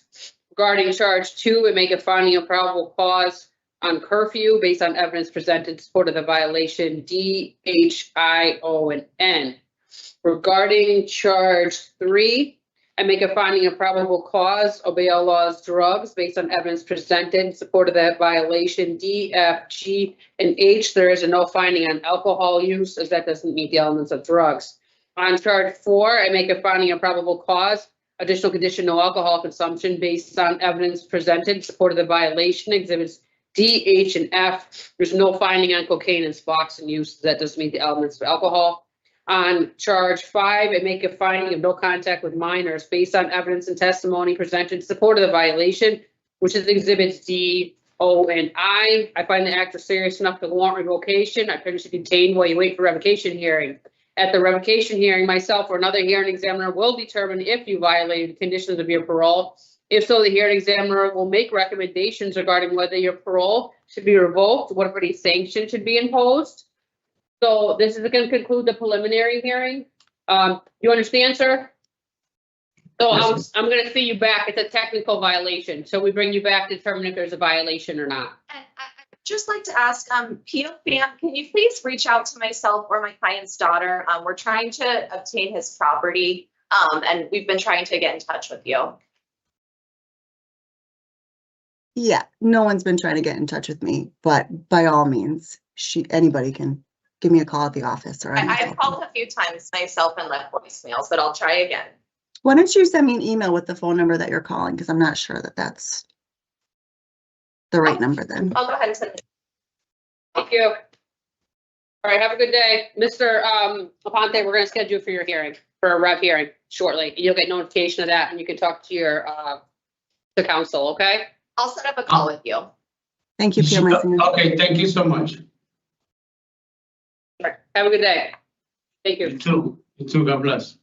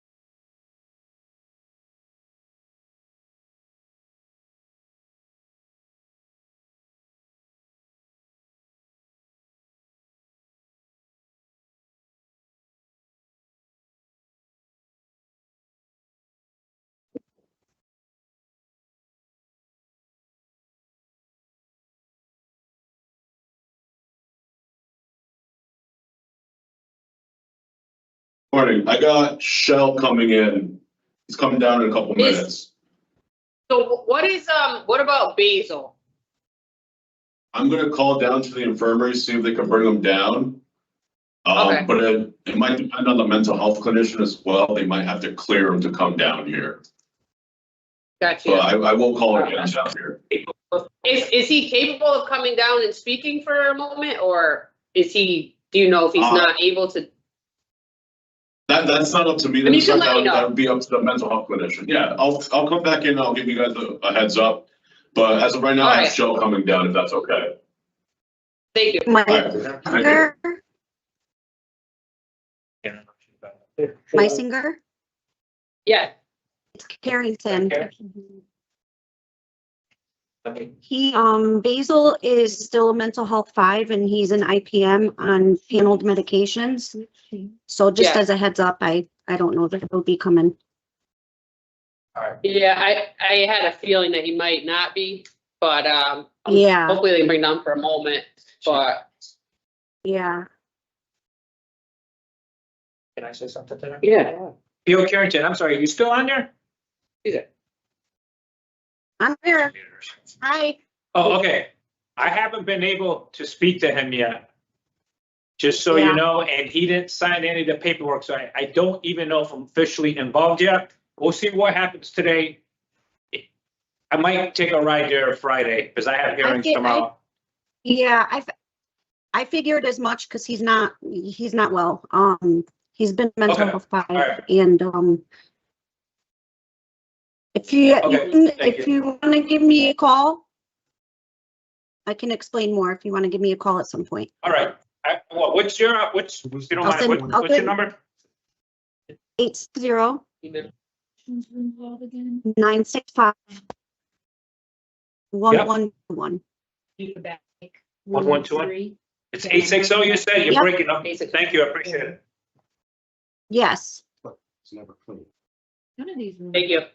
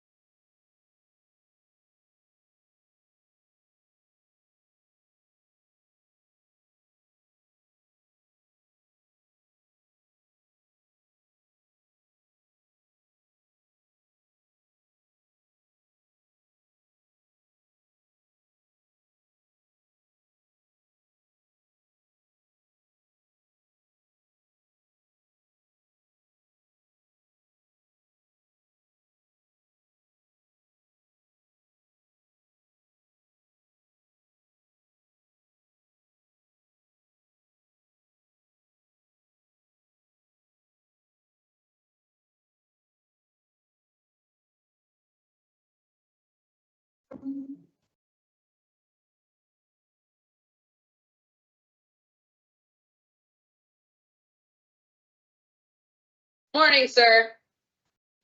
Good morning. You can hear us okay? Yes. Okay, it might be delayed a little bit. Kind of a little fuzzy. But if you can't hear something, or just let me know and I'll restate it if needed, okay? All right. So everybody's here. Good morning. Morning. So we'll get started with your revocation hearing, sir. Good morning, I am P.O. Meitzner, a hearing examiner for the Board of Pardons and Paroles. This is a revocation hearing starting Shell Devon number 428832. Today is April 14th, 2026. The hearing is being conducted via video at the BOPP Central Office in Gardner Correctional Institution. This is a public hearing. Public access to this hearing is available via video live stream. Please state your full name and DOC inmate number for the record, sir. Rodney Gabriel Shell, 428832. Thank you. We have a parole officer present. Can you please identify yourself for the record? Parole Officer DeVilder, Hartford Special Management Unit. Thank you. We have counsel here today. Yes, Anna Dean on behalf of Mr. Shell. This is a revocation hearing to determine whether you have violated conditions of your release. I will review and make findings of fact as to each of the charges against you. The state, not you, has responsibility to prove the allegations by preponderance of evidence, that is, the better awaited evidence must establish that more probable than not the allegation is true. If I do not find that there is a preponderance of evidence to support a violation of one or more conditions of your parole, I will reinstate your parole, release you, and place you back on parole supervision. If I find you have violated one or more conditions of your parole, I will consider whether or not your parole should be revoked. If I recommend revocation, I'll make a recommendation as to appropriate sanction, and my recommendation will be given to a panel for a final decision. If the panel wishes to impose a sanction beyond my recommendation, a supplemental hearing will be provided to justify additional confinement. So this is the procedure for today. I'm going to read you your rights. Then we will review the parole violation charge, the state your parole officer is bringing against you. I will review and identify exhibits filed for the record. The state will then have an opportunity to present a relevant testimony. After the state is finished, counsel will have the same opportunity. After considering all the evidence presented, I'll announce my findings. If I find that you have violated one or more conditions of your parole, the state will have an opportunity to speak to your background and history. After the state is finished, you will have the same opportunity. Do you have any questions about the purpose or procedure before we begin, sir? No. Okay, you have important rights today. You have right to have an attorney present, and you have counsel here. You have a right to see the written notice of charges of violation. Did you receive the written notice? Excuse me? Did you receive the written notice? The paperwork that was sent to you from parole. Yes. Okay. You have a right to view the evidence against you before the hearing. You have a right to submit evidence in support of your case. At the hearing, you have a right to call and examine voluntary witnesses and cross-examine adverse witnesses. Do you understand these rights, and are you ready to go forward? Yes. Okay, so we will now review the charge, state your PO is bringing against you, and the information underlying each charge. So PO DeVilder, if you can please read the charges. Yes, under release direction, charge number 1, residence. On 5/30/2025, you left your only approved residence, Stein Halfway House, at 2:46 p.m. At no time since that date did you return to the residence, nor were you given permission to reside anywhere else. Charge number 2, absconder. On 5/30/2025, you left your only approved residence, Stein Halfway House, at 2:46 p.m. At no time since that date did you return to the residence, nor were you given permission to reside anywhere else. Under obey all laws, charge number 3, obedience to the law.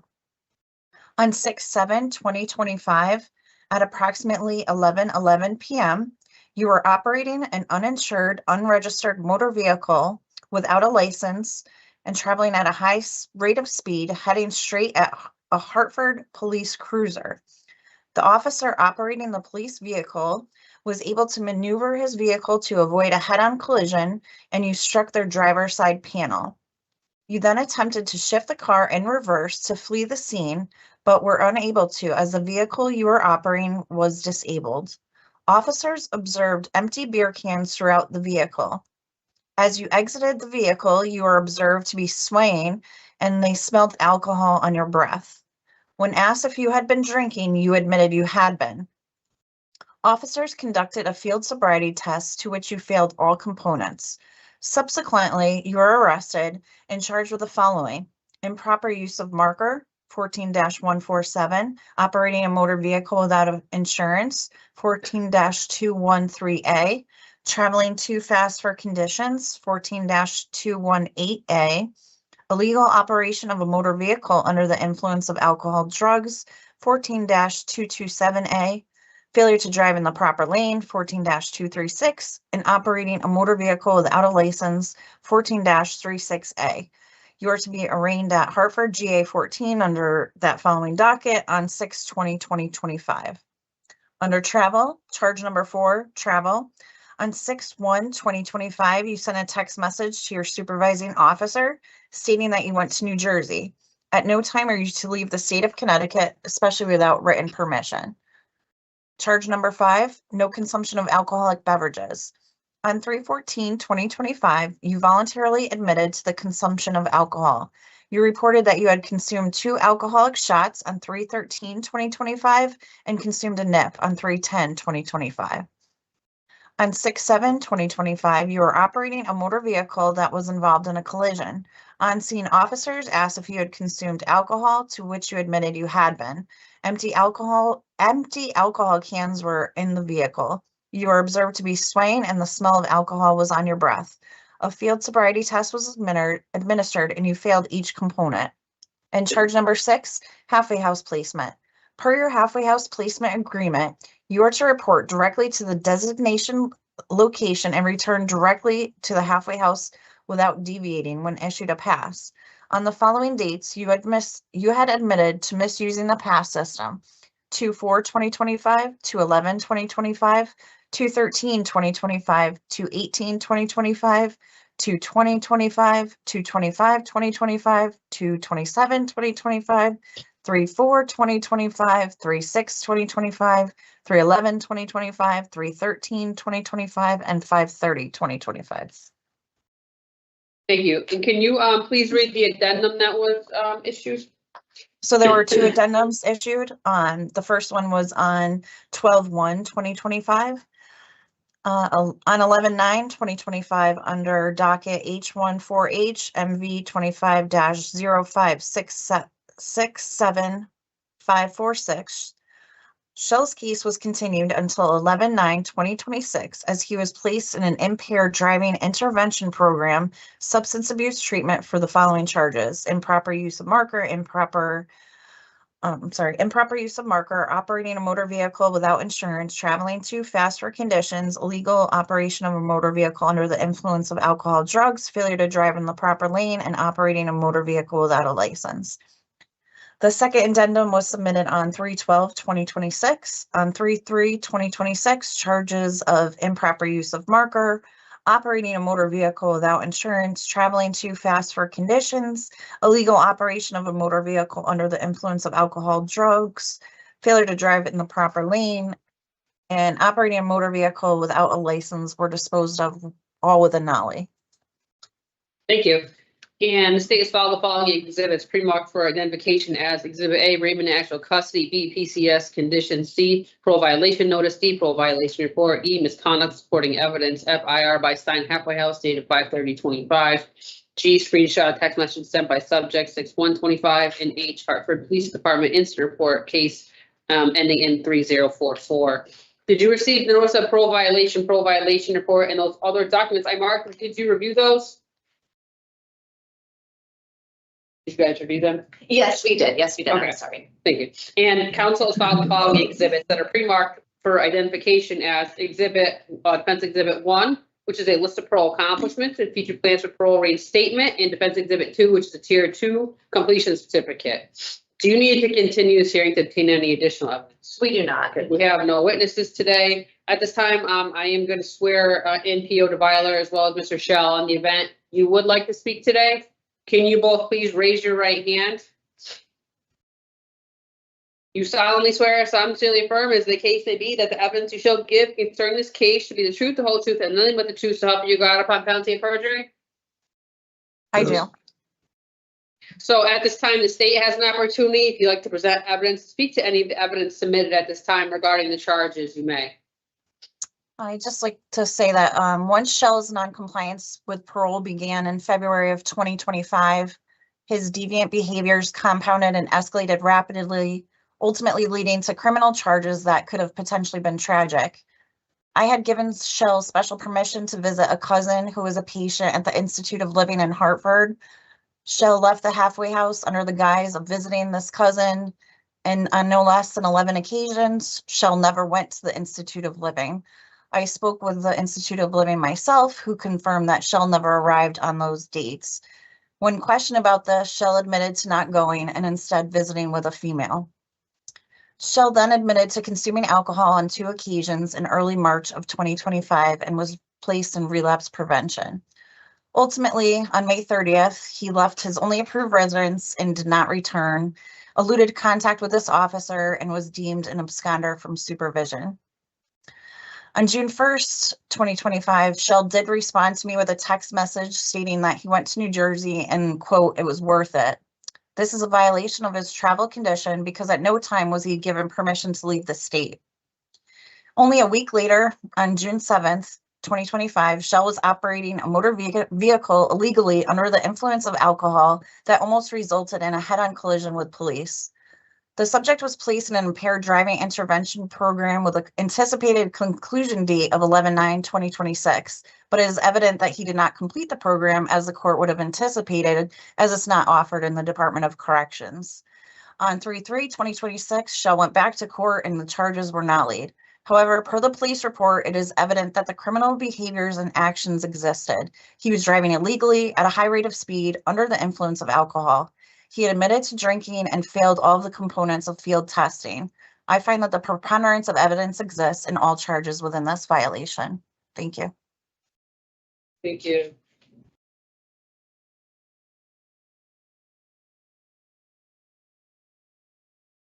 Turn over to council.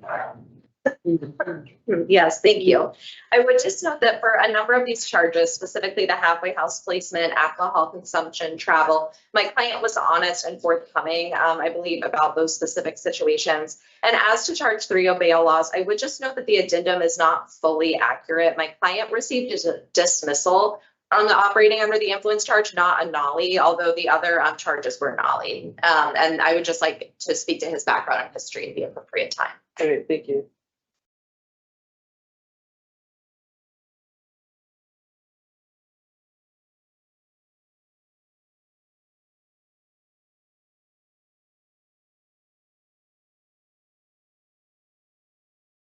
Right, so I'll be right with you before I announce my findings. What was that?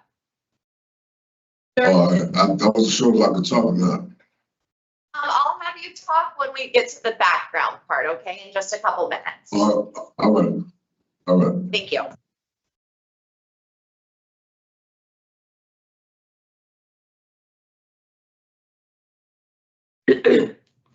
All right, so I'm going to announce my findings in regards to the charges.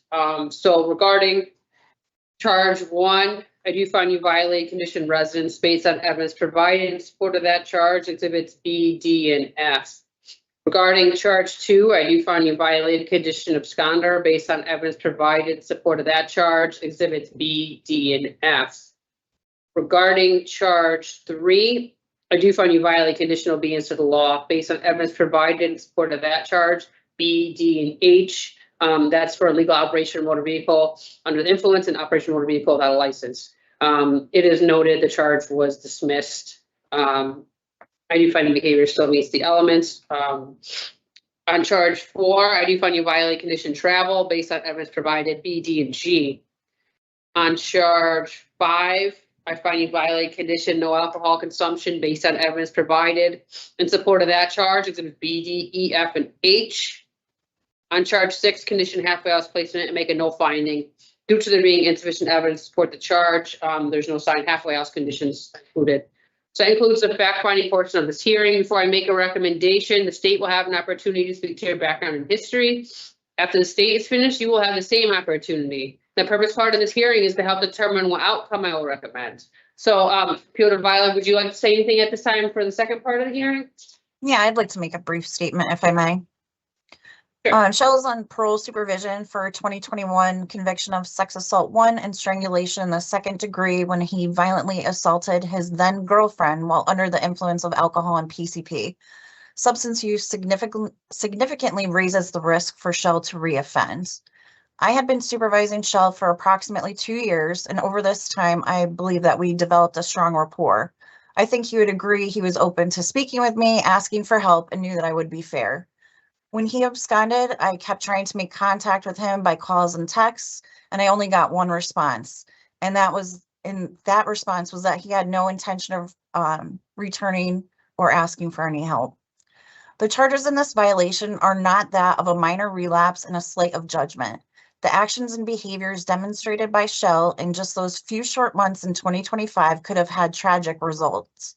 On 6/7/2025, 2 Hartford police officers had to react swiftly to Shell operating a motor vehicle at a high rate of speed.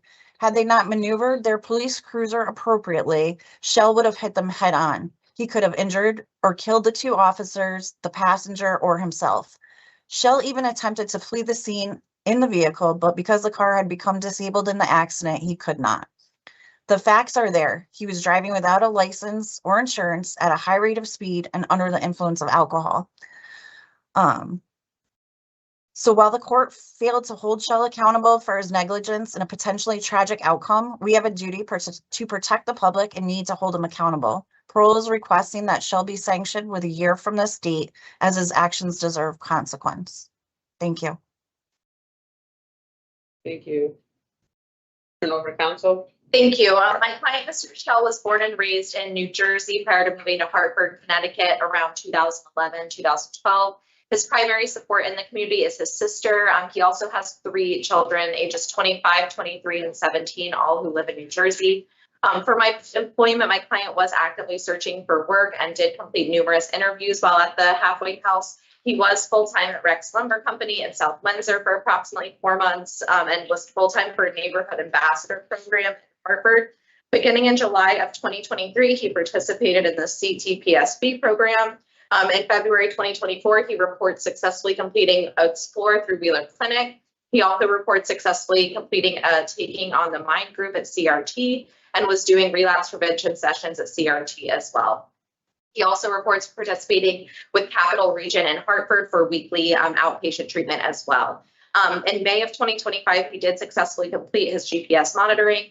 During his incarceration, he successfully completed Tier 2 Living in Balance program, so he did receive some substance use programming. He has been medication compliant since being in the DOC. He reports participating as well in AA meetings bi-weekly, beginning January of this year. My client, during all incarcerations, based on my records, has never had any DRs. He reports upon reinstatement of his special parole that he would like to go to a halfway house in Hartford. He's interested in returning to school in the future and would also like to reapply to his prior position at Neighborhood Ambassadors, but is open to all opportunities and all recommended treatment. I am asking that you consider re-paroling Mr. Shell on the first available date. He has been incarcerated since June 8th of last year. Unfortunately, despite letting parole know that he was given the impaired driving intervention program back in November, PCS would not submit the addendum that would have allowed Mr. Shell to participate in that treatment in the community. I think it's somewhat ironic that he's now being, they're now saying that he hasn't received or hasn't received treatment, hasn't done IDIP in the community. He could have done that, but parole did not put in the paperwork that would have allowed him to get out and engage in that program. However, he has done treatment. He did do Tier 2. I would also just note that, I am somewhat concerned by the way that the violation was handled. I know that, parole certainly, has their own supervision that they conduct, but this is a situation where my client went to court and the prosecutor and defense attorney, who had way more information than any of us do here about this matter, still found it appropriate to place my client in the IDIP program. I think the court did hold my client accountable for his actions. He's been incarcerated and there's a reason that programs like this exist. So I did just want to make that clear. Additionally, even if there was a conviction here, which there was not, the maximum period of incarceration for a first offender B misdemeanor OUI is 6 months incarceration. And my client served now at this point close to twice that. So I would argue that in the interest of justice, my client should be re-paroled on the first available date. As I noted, I would argue he's a model inmate, never once received a DR throughout all periods of incarceration. And I do believe this was his first violation on this term. Thank you.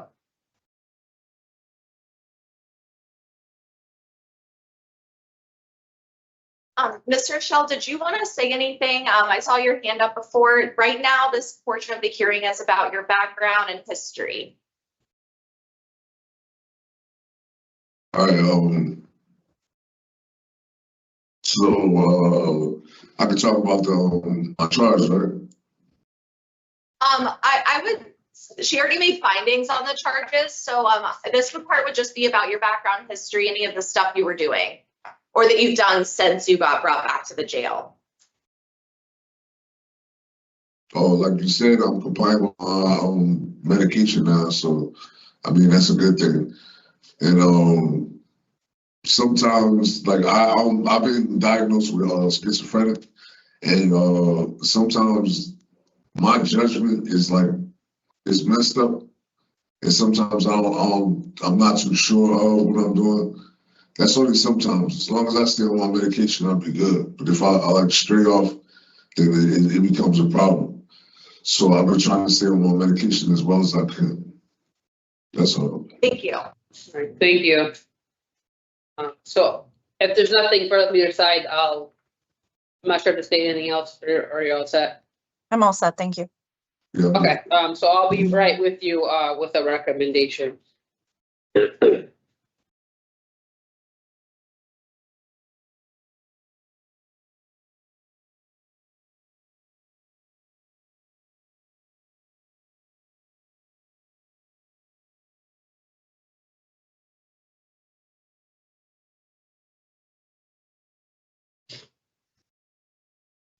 So there's a few things that I'd like to put on the record before I announce or make a recommendation. The offender was in the community approximately a year and 11.5 months before he absconded from the halfway house. He did receive that driving impaired program, which was ultimately dismissed. The rest of the charges were nollied. There is one misconduct I see noted. There are no prior violations on this period of supervision. I have listened to the testimony from both sides today, as well as recommendations from both council and the state. Based on the information I have, I am going to make a recommendation that parole be revoked to be re-paroled for June 8th of 2026. That's approximately a year period of confinement as a sanction. I recommend the following parole conditions: halfway house placement, no consumption of alcoholic beverages, operation of a motor vehicle, behavior management program for domestic violence, no contact with your victim AP, mental health evaluation and treatment if necessary, and problem sexual behavior treatment. Field of Island I'm assuming he's going to remain under MHU. This is actually a special management unit. Oh, it'll be under SM. So he is DMS involved. So he. So would you like it? Is it more appropriate for him to be mental health evaluation or mental health treatment? Mental health treatment, because are you still wanting to engage with Capital Region, Shell? Yes. Okay, because it sounds like what you're saying to me, and as well as you're doing your treatment, you said you need to stay on your treatment in order to be compliant in the community. So it sounds to me like you're in treatment and engaged in treatment, and so that you should continue that in the community, and you're looking to do that in the community. Is that correct, sir? Yes, it will help. Okay, so I am going to recommend mental health treatment instead of medication, instead of mental health evaluation, as well as problem sexual behavior treatment. I'm going to send this to the parole board on April 23rd. I'm going to present it to them.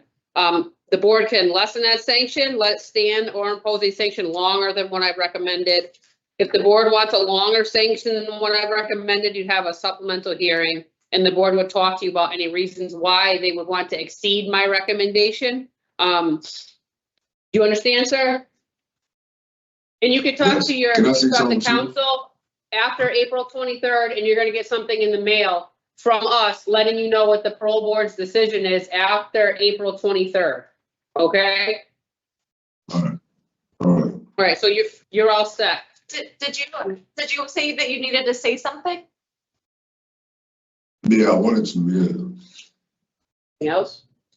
Yeah, what did you want to say?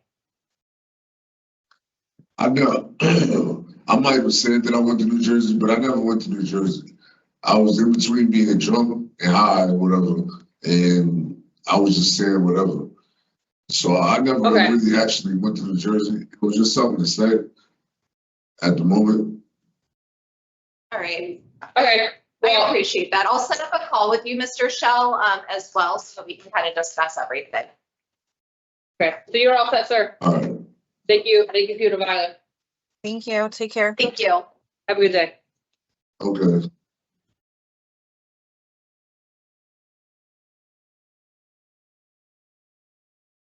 You're all set, sir. Can you get the officers? All right.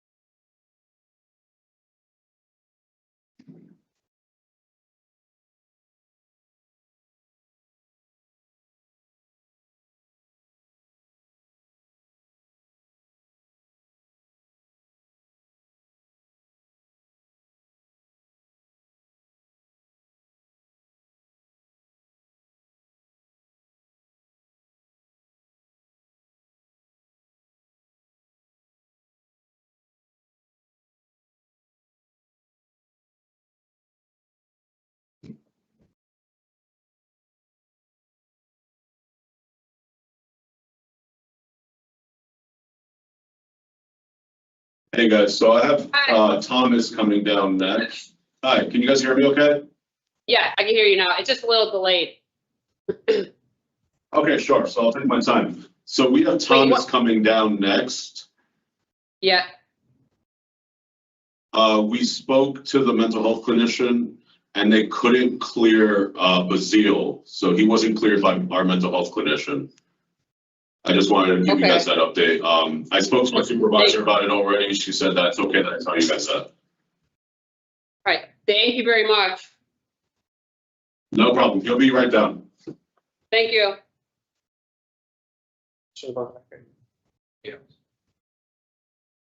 Regarding Scott Basil, number 374211's preliminary hearing has been continued to the next available hearing date, which is 4/20/2026, as he's been not cleared by medical to come down for the hearing.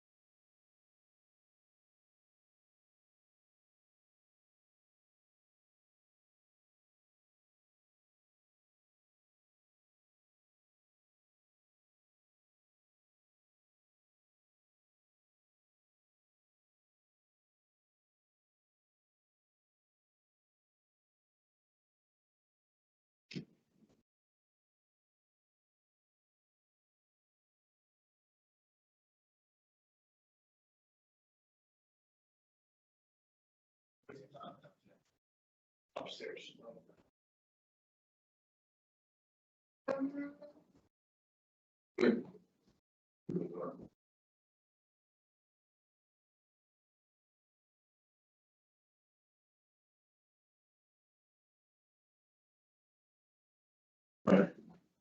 Good morning. Good morning, sir. P.O. Silva, are you there? Good morning, I am.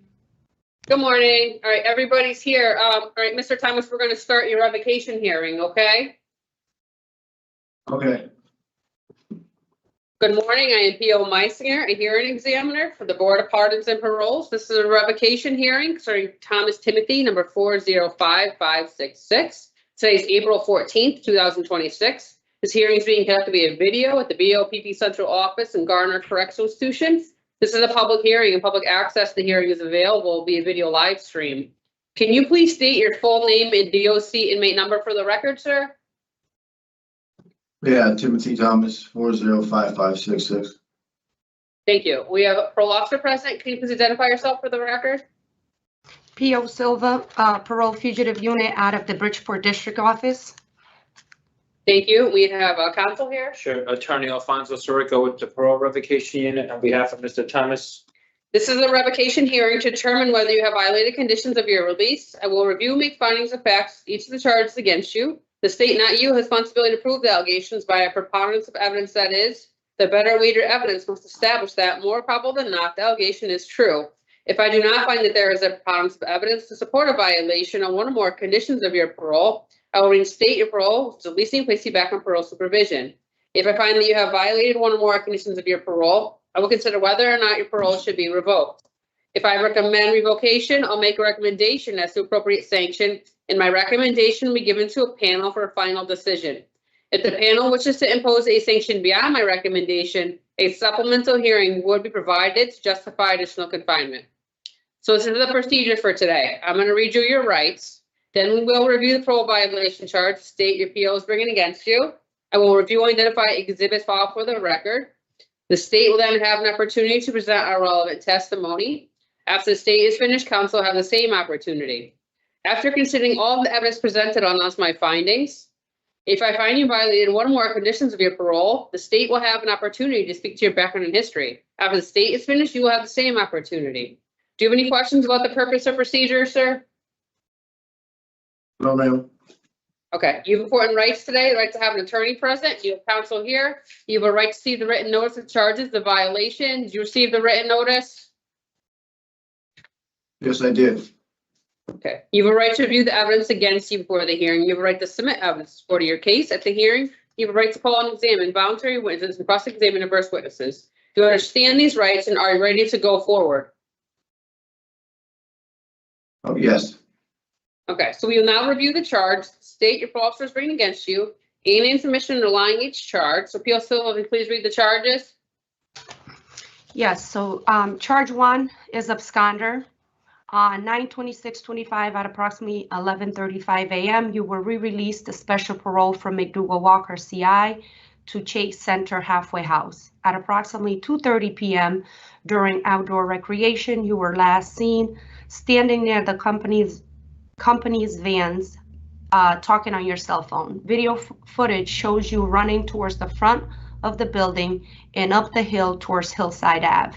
You walked away from your only parole-approved residence at 21 Cliff Street in Waterbury. You failed to make any attempts to contact parole or Halfway House. You violated your conditions of parole. Specifically, I will live in a residence approved by my parole officer. Charge 2, obedience of the law.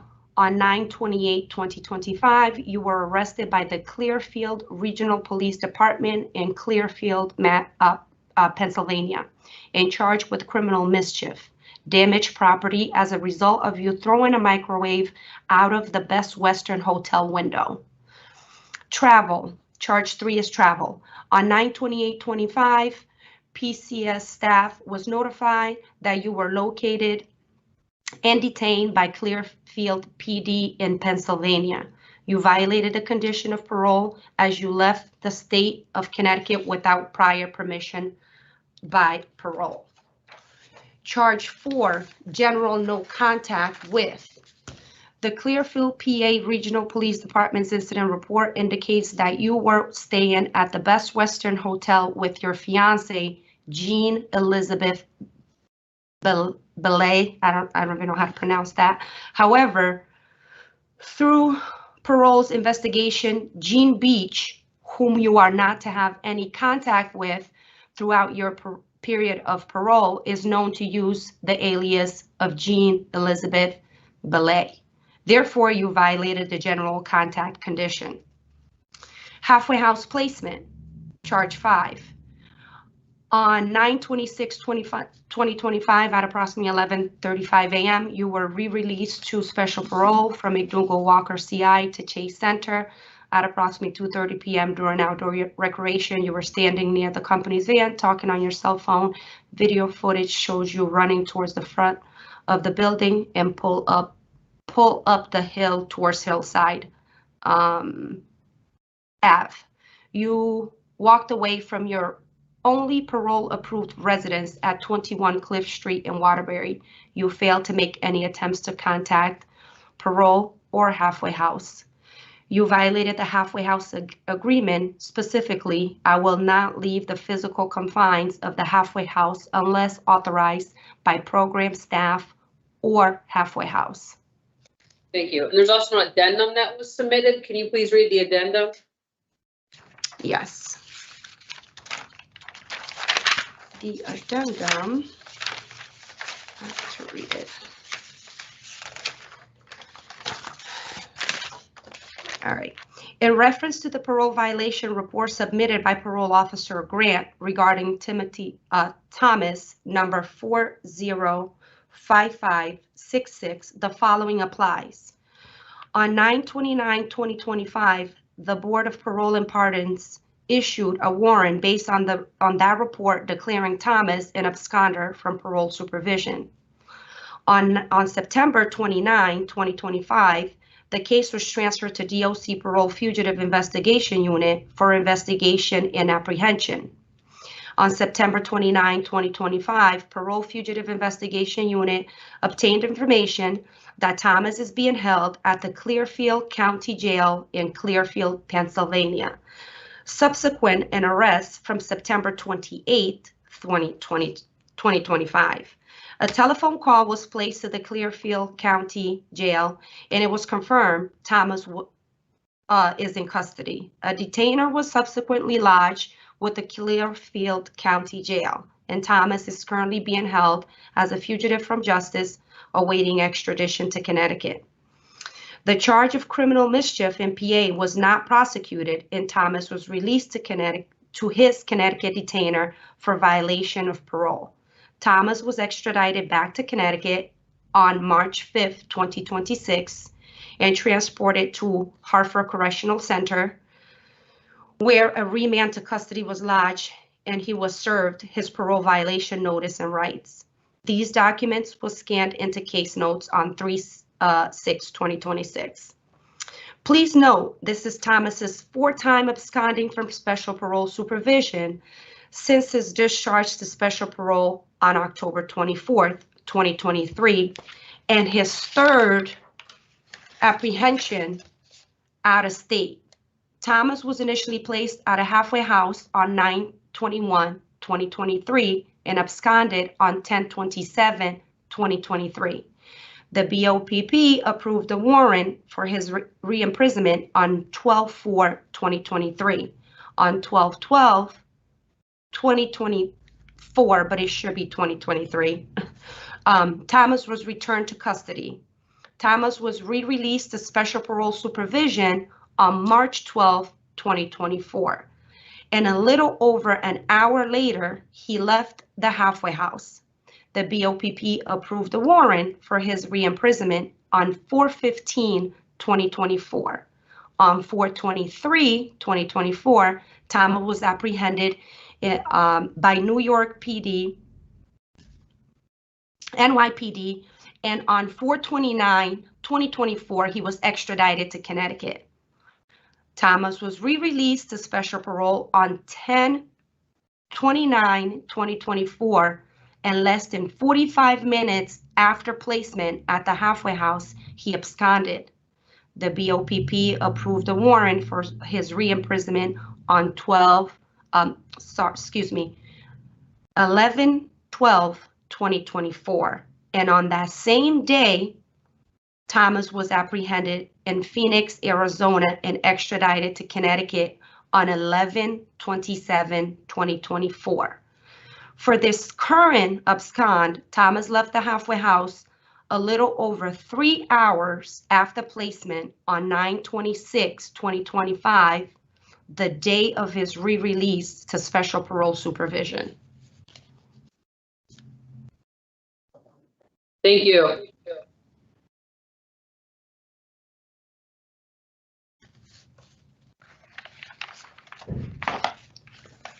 In the state is filed the following exhibits that are pre-marked for identification as Exhibit A, Remand Actual Custody, B, Parole Violation Report, C, PCS Signed Conditions, D, Halfway House Agreement, E, PCS Incident Report dated 9/26/25. Exhibit F was not received. Exhibit G, Notice of Parole Violation, H, Notice of Parole Rights, I, Clearfield, PA Regional Police Department Incident Report, ending in 202995, and J is a waiver expedition from PA. Did you receive the notice of parole violation report, and those other documents I marked, did you review them? Yeah. Okay. And council has filed the following exhibits that are pre-marked for identification as Defense Exhibit 1, which is a list of parole accomplishments and future plans for parole reinstatement. Do you need to continue this hearing to obtain any additional evidence? We have no witnesses today. At this time, I am going to swear in Mr. Thomas as well as Pio Silva, in the event you would like to speak today at all. Can you please both raise your right hand? You solemnly swear, solemnly affirm, as the case may be, the evidence you shall give concerning this case should be the truth, the whole truth, and nothing but the truth, so help you God upon penalty of perjury? I do. Yes, I do. Okay, so at this, thank you. So at this time, the state will have an opportunity to present evidence and speak to any of the evidence submitted you may at this time in regards to the charge.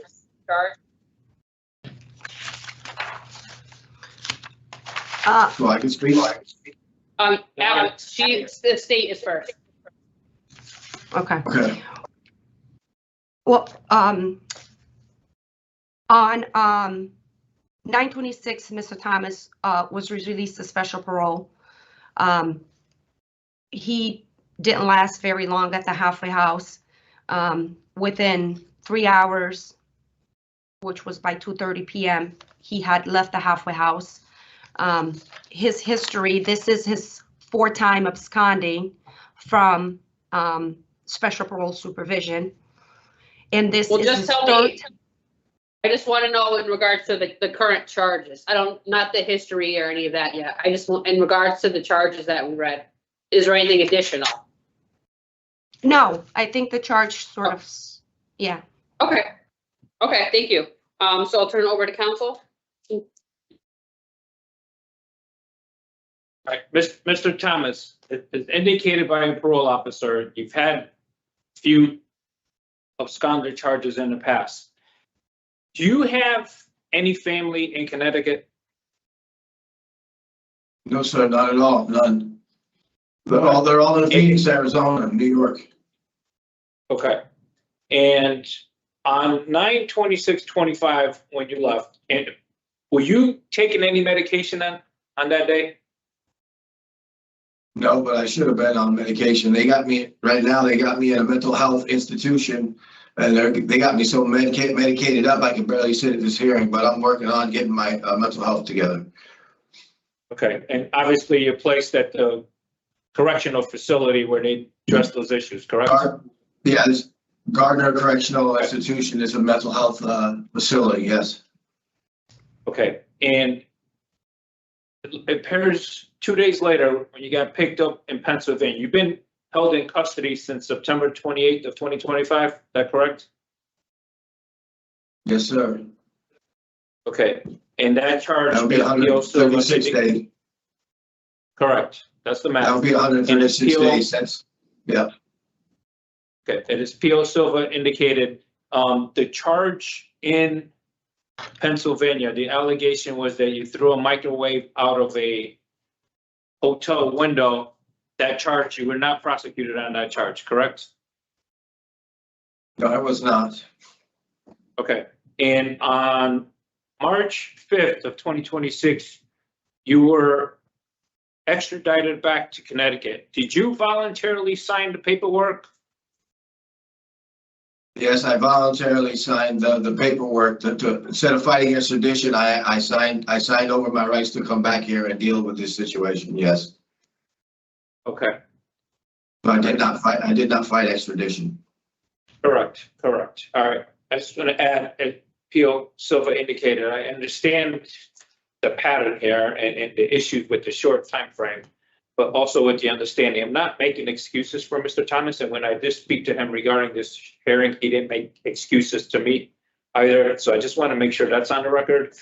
He is in proper facility at this time because he was at Osborne when I first was assigned his file. So they do have him in the correct facility. He is, as he indicated, he does take his medication and he does speak to a psychiatrist a couple of days a week. I'll cover that a little bit more. So we're not necessarily disputing what Pio Silva, as she said, the charges speak for themselves. We're not disputing that. I just want to give you a little background on what's going on with Mr. Thomas. Mental health issues, does not have any family in the area. And that's kind of what's going on. But he is on his medication today. It's been since he's been incarcerated, but he was not on his medication on 9/26/25. That's what was reported to us. Thank you. Thank you. All right, anything else further from the state? Assuming we're good. From the state, can I speak on a little bit of the history of Mr. Thomas? In the second part of the hearing, yes. I'm just Okay. gonna announce my findings now in regards to the charges. So I've listened to testimony today and I have reviewed all the evidence presented by the state. So I'm gonna announce my findings in regards to the charges. So regarding charge number 1, I do find you violated condition of absconder based on the BOPB issuing an absconder warrant and evidence provided in support of that charge, exhibits B, C, E, and J. Regarding charge 2, I do find you violated conditional obedience to the law based on evidence provided in support of that charge, B, C, and I. I do find your behavior meets the elements of the charge. On charge 3, I find you violate condition travel based on evidence provided, exhibit B, C, and J. Regarding charge 4, I find you violate condition general no contact based on evidence presented in support of that charge, B, C, and I. On charge 5, I find you violate condition halfway house placement based on evidence provided, C, D, and E. So that includes the fact-finding portion of this hearing. Before I make a recommendation, the state will have an opportunity to speak to your background and history. After the state is finished, council will have the same opportunity. The purpose part of this hearing is to help determine what outcome I will recommend. So Pio, so if you like to at this time, you may in regards to the second half. Okay, so I've been assigned to Mr. Thomas's case every time he's taken off. So this was number 4 for him. So I'm familiar with his with the case. So in terms of Mr. Thomas, he may need treatment, yes, but he is not allowing parole to time to work with him. He is coming out of the halfway house, out of incarceration into a halfway house and staying very little and then taken off. He is also taken off historically. With the exception of the first abscond, which he was apprehended in Waterbury, the other 3 he has been apprehended out of state, which not only says he is intentional. It shows intentional avoidance of supervision.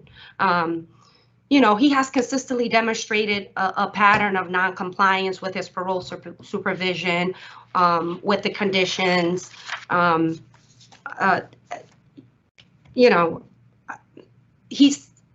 If he stays around to engage in treatment or to be referred to treatment, yes, he may be able to apply for interstate compact and go wherever he wants to live if he doesn't have supports or family in the state, but he's not allowing parole to work with him because he does not stay in state or he does not stay in placement. in order to be referred for treatment, in order to engage in treatment, in order to determine if treatment is working or not working. So historically, what he has demonstrated is a disregard for his condition, disregard for parole supervision overall, and, you know, is plain and simple. I don't know what else to say. Great. Thank you. So I'll turn it over to council. Yeah, if I may, I just want to address Hill Silva's comments there. I'm not disputing what she's saying regarding the time frame for my client to engage in mental health treatment. The problem with mental health treatment is you don't really know what's going on as far as your mental health status. Some of these things he's doing, obviously he keeps coming back. So I'm not making excuses for him. He needs to comply with his parole officer so he can establish a time frame, as she indicated, for him to get the treatment. And then there is a mechanism, as she indicated, through the interstate compact, as my client indicated, does not have any family in the area, so he can't just keep taking off without speaking to his parole officer. So on behalf of Mr. Thomas, he's reported to us, he's 51 years old. He was born in Arizona, so that is his tie to Arizona. He was raised by his grandmother, it was primary source of his support for about 8 years. He did report to us that it looks like back in 2001, he did begin studying computer science and strength and conditioning at Keene State College in New Hampshire. Last time he was employed was as an electrician in 1994. He's unable to work because of his medically disabled.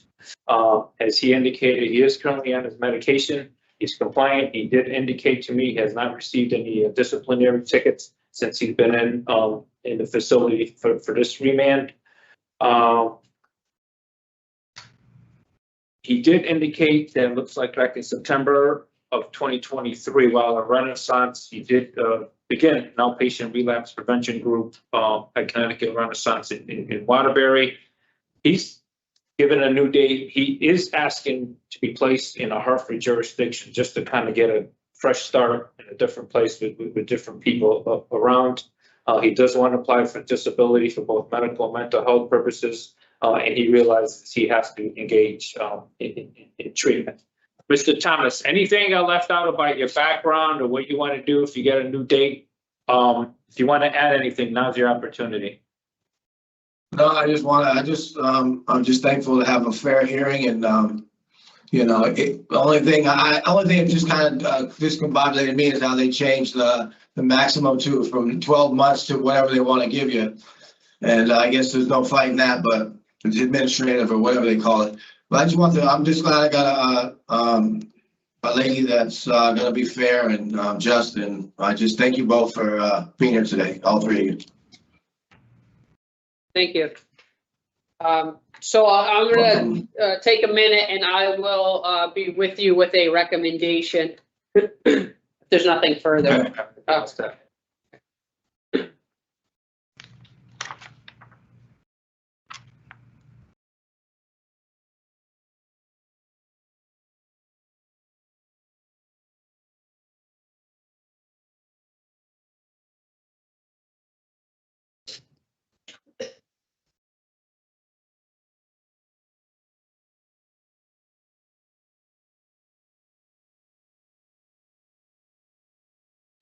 I just have one thing before I make a recommendation. I know to the board and part of the parole, there's no clear cut black and white regarding when you impose a sanction. I'm just asking you, please take into consideration that he's been incarcerated since 9/28. I understand and realize it's from out of state and it's not part of this hearing. I'm asking you to, in putting a sanction together, to consider that time frame, as my client indicated.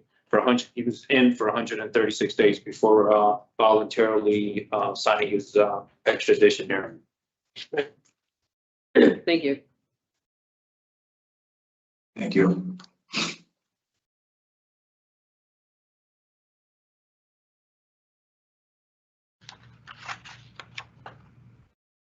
All right, so I'm gonna put a few things on the record before I make a recommendation. As was stated, you were on the community about 3 hours before you left or fled the state to Pennsylvania, where you were apprehended at 9/28/25. An absconder warrant was issued by the parole board September of 2025. Did receive new charges which were not prosecuted as you were extradited back to the state of Connecticut. This is your fourth time absconding, as was stated by the parole officer. This is your third time apprehended out of the state of Connecticut. So obviously this is extremely concerning, and you are on supervision until May of 2029. I am happy to hear that you are seeking mental health treatment, because I think something needs to be done, because what you're doing has not been working for yourself. So that is a plus. But there is a lot to look at every time you've left every single time. I mean, and it is hard. We can't give you treatment, as was stated by the parole officer, if you leave. So there's no way we can help you if you're not accepting the help that you're being granted by the state. So that is what's concerning, and I am happy to see you are addressing some issues that you may have underlying that you have not before. So taking everything into consideration, I'm going to recommend that your parole be revoked. You be re-paroled for May 28th of 2027. This is an approximate 20-month period of confinement as a sanction. I am taking into account that you were detained on 9/28/25 in Pennsylvania. So I am starting it from that date rather than your remand to custody into the state of Connecticut. So that is 21 sanction from that date of your return to custody. I recommend the following parole conditions: halfway house placement, no consumption of alcoholic beverages, behavior management program for anger management, a general no contact with JB, mental health evaluation and treatment deemed necessary. I'm presenting this to the parole board on April 23rd. So the board, as you know, can lessen that sanction. They can keep it what I have recommended, or they can revoke all of special parole, as you're aware. So they can make a longer sanction than what I've stated. If the board wants a longer sanction, you would come back and you would have a supplemental hearing, and the board would talk to you about any reasons why they may want to exceed my recommendation before making a decision whether or not they would like to extend it. So just so you know, that is a possibility that the board has the option of doing. You will know a week after 4/23, you're going to get it in the mail. What the board's final decision is, you're going to get a letter from them, and that's going to say what your re-parole date is, if they give you one, and what your conditions would be. Do you have a question? Right. Yeah, what is the date that you recommended?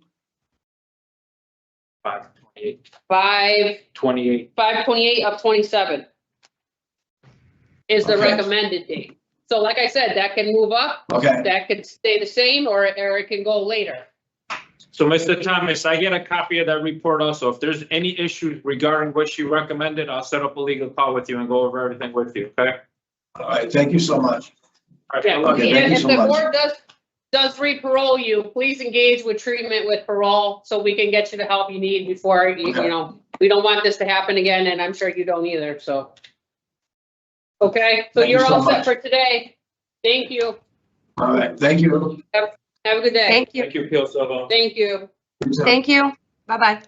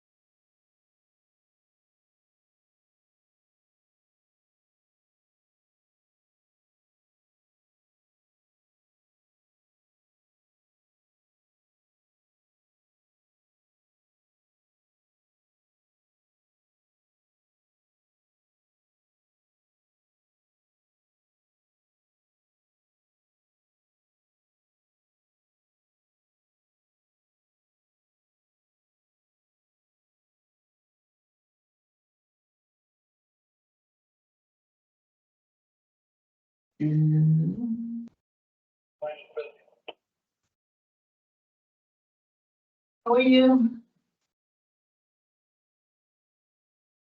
Hi, Can good you see me and afternoon. hear me? Yes, Good is afternoon. Oakley there? Yes, Oakley, you're going Yes, first. please.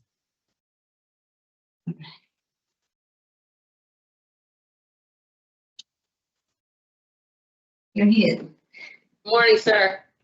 Or afternoon, almost. Morning. We're Good here afternoon. today for your rev hearing. So we're gonna get started with that.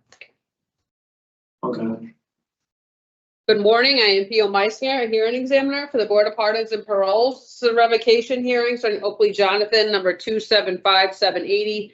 Today is April 14th, 2026. This hearing is being conducted via video at the BOPP Central Office in Osborne Correctional Institution. This is a public hearing and public access to this hearing is available via video live stream. Can you please state your full name and DOC inmate number for the record? Jonathan Oakley, 275780. And you have counsel here today? Sure. Attorney Alfonso Sirica from the Parole Revocation Unit on behalf of Mr. Oakley. This is a revocation hearing to determine whether you have violated conditions of your release. I will review and make findings of fact as to each of the charges against you. The state, not you, has responsibility to prove the allegations by a preponderance of evidence, that is. The better weighted evidence must establish that, more probable than not, the allegation is true. If I do not find that there is a preponderance of evidence to support a violation of one or more conditions of your parole, I'll reinstate your parole to release you and place you back on parole supervision. If I find you violated one or more conditions of your parole, I will consider whether or not your parole should be revoked. If I recommend revocation, I'll make a recommendation as to appropriate sanction, and my recommendation be given to a panel for a final decision. If the panel wishes to impose a sanction beyond my recommendation, a supplemental hearing will be provided to justify additional confinement. So this is the procedure for today. I'm going to read you your rights. Then we will review the parole violation charge, the state your appeal is bringing against you. I will review and identify an exhibit file for the record. Counsel will then have an opportunity to present relevant testimony. After considering all of the evidence presented, I'll announce my findings. If I find you violated one or more conditions of your parole, counsel will have an opportunity to speak to your background and history. Do you have any questions about the purpose or procedure at this time? No. Okay. The important rights today, the right to have an attorney present, you have counsel here. You have the right to receive the written notice that charges the violation. Did you receive the written notice? Yes. You have a right to review the evidence against you before the hearing. You have a right to submit evidence in support of your case. At the hearing, you have a right to call and examine voluntary witnesses and cross-examine adverse witnesses. You understand these rights, and are you ready to go forward? Yes. So you'll now review the charge the state or officers bring against you and the information underlying each charge. Charge 1 or least direction reporting. Your charging officer report on 6/10/24. You're instructed to report to the Waterbury Parole Officer at 1 p.m. via phone call. On this phone call, you acknowledge the instruction and stated you would report to the Waterbury Parole Office as instructed. As of 6/17/24, you failed to report to the Waterbury Parole Office. You have also failed to answer any phone calls or text messages from your assigned parole officer. At this time, your whereabouts in the community is unknown. Charge 2, absconder. Your charging officer reported 6/10/24. You were instructed to report to the Waterbury Parole Officer at 1 p.m. via phone call. On this phone call, you acknowledged the instruction and stated you would report to the Waterbury Parole Office as instructed. As of 6/17/24, you failed to report to the Waterbury Parole Office. You've also failed to answer any phone calls, text messages from your assigned parole officer. At this time, your whereabouts in the community are unknown. Charge 3 under bail laws will be against the law. Your charging officer reported 8/2/24. An arrest warrant was granted for failure to drive the proper lane, evading, failure to insure private motor vehicle, illegal possession of exploding fireworks, possession of drug paraphernalia, sale of narcotics, possession of a controlled substance second, and unauthorized possession use of fireworks. And there is an addendum that was submitted by PCS. The addendum stated in reference to the parole violation report submitted by P.O. Caruso regarding Jonathan Oakley on 7/5/24. The Board of Parole issued a warrant based on the report declaring the offender an absconder from special parole supervision. On 7/10/24, the case was transferred to FIU for investigation. On 8/15/25, Oakley was arrested and apprehended by the FBI Fugitive Task Force during a warrant sweep. Oakley was served parole violation notice on 8/18/25. On 2/20/26, docket ending in 516367-S, Oakley pled guilty, found guilty of possession of controlled substance, first offense, received a 6-month jail sentence. On motor vehicle docket, Oakley pled guilty, found guilty of evading, and received 6 months jail. On 2/2026, on docket ending in 16367-S, Oakley pled guilty, found guilty of possession of controlled substance first, received 6 months jail. All other pending charges outlined in the parole violation list were not prosecuted. And the state filed the following exhibits that are pre-marked for identification as Exhibit A, CT remand in custody, B, CT signed conditions of parole, C, notice of parole violation, parolee's rights, D, parole violation report, E, CT, State Police Troop A arrest warrant. Did you receive the notice of, make sure, the notice of parole violation report, and the other documents I just marked, and did you review them? Yes. And council has filed the following exhibit, pre-marked as for identification as Defense Exhibit 1, which is a list of parole accomplishments and future plans for parole reinstatement, and Exhibits 2 through 4, which are support letters. Do you need to continue this hearing containing any additional evidence? We have no witnesses today. So it's now defense's opportunity to present evidence and speak to any of the evidence submitted at this time. No, not yet. You want to stop? Yeah, please, can you? Okay. Mr. Oakley, I'm going to swear you in under oath so you can speak today. So can you please raise your right hand? You solemnly swear or solemnly sincerely affirm, as the case may be, the evidence you shall give concerning this case should be the truth, the whole truth, and nothing but the truth to help you God upon penalty of perjury? Yes. You can put your hand up, Jonathan. All right, so Jonathan, you were paroled on February 2nd, 2022. You were out in the community since February 2nd of 2022, correct? Correct. Okay, and this is based on what I have here, this is your first parole violation, correct? Yes, correct. Okay, and it appears from the evidence that was submitted by your parole officer from February 2nd of 2022 indicates you released the parole supervision on 2/22, placed at parole-approved residence with mother, nephews in Naugatuck, and you were there until you went off the grid on June 10th of 2024. So for approximately 2 years, it appears everything was going well, correct? Yes, correct.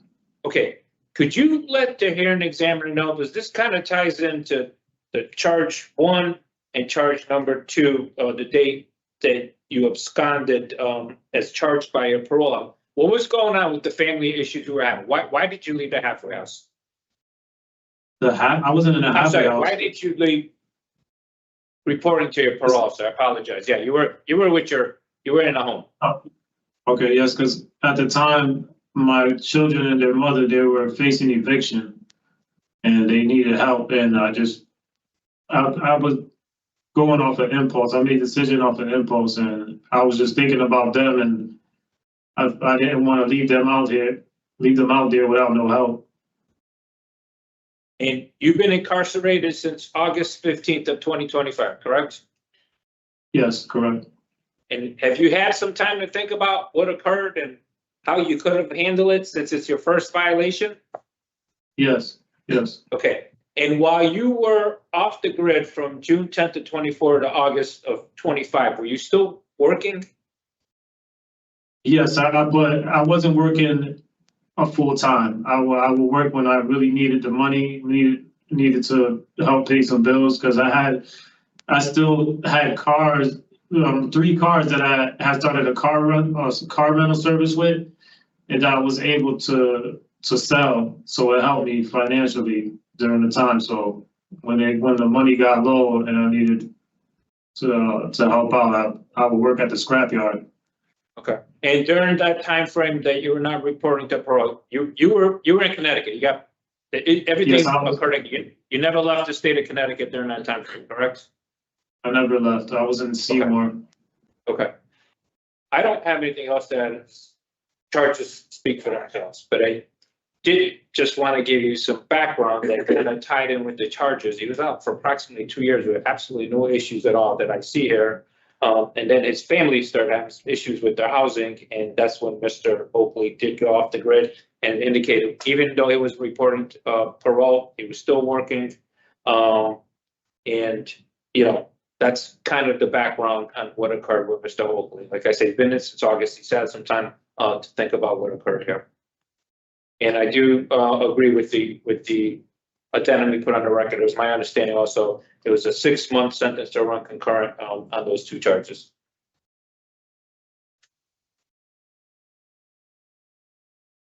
Thank you. All right, so what I'm gonna do next is I'm gonna announce my findings, after reviewing all the evidence I have. I do want to put on the record, EOS date on that is 8/14/26 for your new conviction. You are eligible 5/14/26 for parole. Your overall EOS date right now is March 21st of 27 on this term of discretionary parole supervision you are on currently. Just want to put that in record. So I'm going to announce my findings in regards to the charges. So regarding charge 1, I do find you violated condition reporting based on evidence provided, exhibits B and D. On charge 2, I do find you violated condition release direction absconder based on a warrant being issued by the VOPP and evidence provided in support of that charge, exhibits B and D. On charge 3, I find you violated conditional bail laws, obedience to the law. This is based on your conviction of possession of controlled substance first in evading and received a 6 months concurrent sentence of jail, as well as exhibits provided B, D, and E there in support of that charge. So that includes the fact-finding portion of this hearing. Before I make a recommendation, the state will have an opportunity, the state is not present today. Council will have an opportunity to speak to your background and history. The purpose part of this hearing is to help determine what outcome I will recommend. So if you would like to at this time. Yes, on behalf of Mr. Oakley, my client, he's 43 years old. He does have 2 children. He was born in New York and he was raised in Waterbury. As I previously indicated, upon his release to transfer parole, he was sponsored by his mother in Naugatuck, and he was there for approximately 2 years prior to the absconding charge. He did report to us, he did successfully complete the New England Tractor Trailer Training School in Bridgeport. He did obtain his CDLA in 2022. As far as employment, when he was out, he had a full-time seasonal job at S&G Hauling in Shelton for approximately 2 years. And then, as he indicated already, he did establish a rental car company, 5 Point, which he did right after the S&G Hauling on the off-season. Since he's been incarcerated, he is enrolled in the Voices program, as indicated to us. He's employed in the kitchen, first shift, and does study on his own law and investing stock markets in himself. He would like to be sponsored by his mother again, and Naugatuck has indicated she was his previous sponsor. He is interested in studying psychology. He does have a job opportunity lined up with his friend, Mr. Caruso, who owns a scrapyard in Waterbury.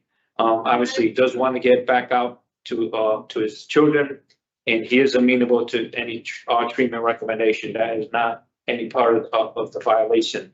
And the other thing I want to put on the record, as far as what we submitted, there were some support letters on Mr. Oakley's behalf from his nephew. I believe that one was from Miss Pelletier, and I believe there was one from his sister. Yes. If there's a name on here. Yes, a sister, nephew, and another support person. I am asking you to reinstate my client as soon as possible. He's been in since August. It's his first violation. I do understand he was off the grid for a while, and there was that charge. He did get the 6 months on that, but being his first violation, he was doing well. Like I said, I needed him to put on a record what happens if. Looks like there's 2 years with absolutely no issues at all. Mr. Oakley, anything you want to add about your background, what you want to do when you get out? If you feel left out, as I indicated to you, I don't read the report word for word. I kind of highlight what I feel is important. Your 3 support letters came in as you told me they would. So it looks like you have support in the community. You were doing well with your mother for 2 years. Anything you want to add about what you're going to do when you get out? Yes, so I'm in my children's lives. I talk to them all the time, so I have a lot of plans with them to establish them and showing them ways to be employed, to employ themselves, to become business owners, to explore education in every way possible. We talk all the time about different subjects and about being aware of themselves and their behavior and how they treat others. And I had to reinstate my my CDLs because my license was suspended.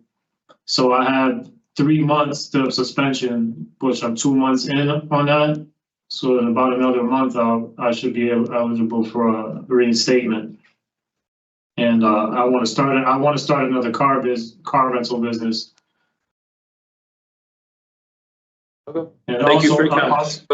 Also, I just want to ask, just to consider that I have shown to be productive.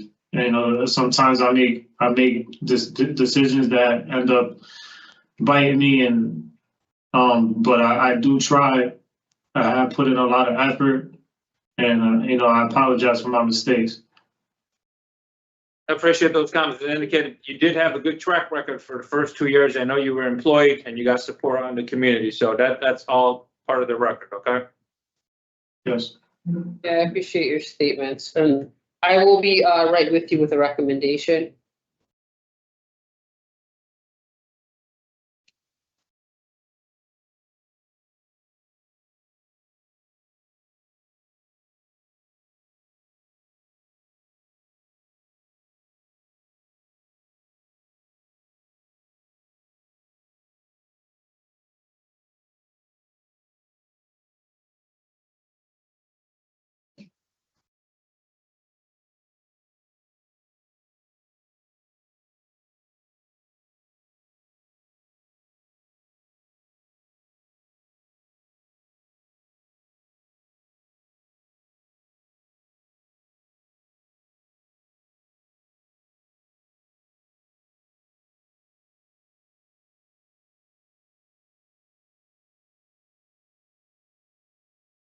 All right, there's a few things that I'm gonna put on the record before I make recommendations or things that I look at besides evidence and testimony, as well as the findings that I made today. These are some other things that I look at. Your whereabouts were known for approximately 1 year and 2 months. So although you were doing well for about 2 years and 4 months before you absconded, you were gone for about 1 year and 2 months before you were apprehended, and that's because you were arrested. Unfortunately, that arrest resulted in a new conviction, which for evading, someone could have been, or it was injured in that as well. And then there's the also possession of controlled substance first, in which it appears you were doing the same thing you are currently on discretionary parole for. So you're on for, obviously we know, selling drugs. You had pills on you before. It looks like it's the same thing that you were just granted parole for. So that is extremely concerning to see the same thing. And you're an absconder status as well. And you're taking off from accidents that you could have killed somebody. So, I mean, there are some serious things to consider when we're giving you discretionary parole to help you out, and this is what happens. Your actions are very concerning. And you were doing good things, so it's unfortunate that things went this way and you made these decisions. You do have 5 years probation to follow your sentence as well.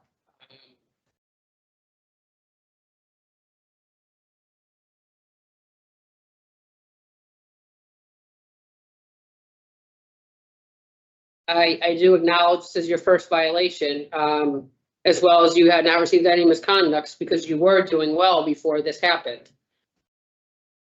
So I'm going to recommend that parole be revoked to be re-paroled for October 15th of 2026. It's an approximate 14 months period of confinement as a sanction. There's at least 5 months remaining left in the community on discretionary parole supervision.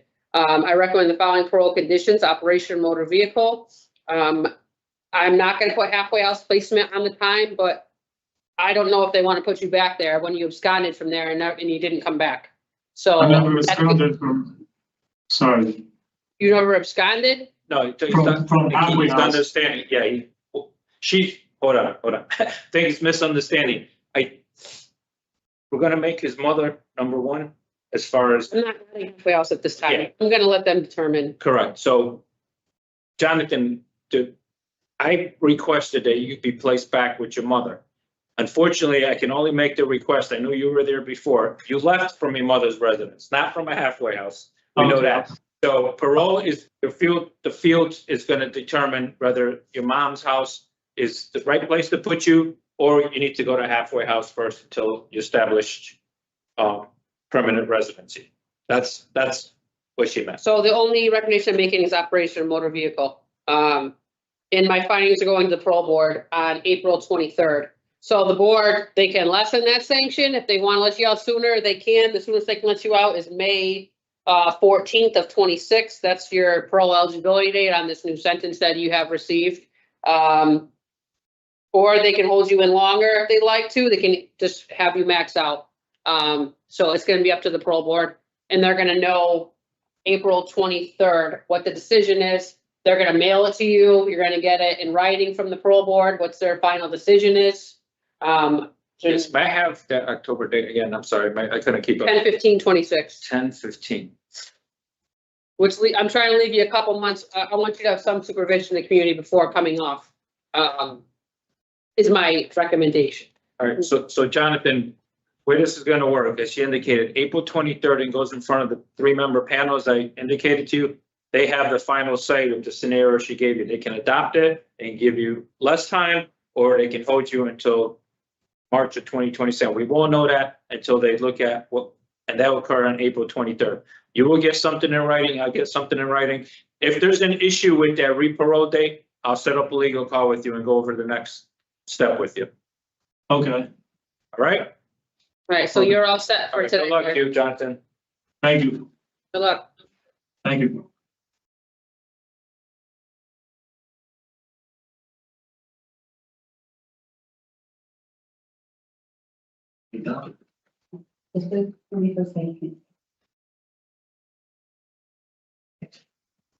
Sweet. I usually sort of do that.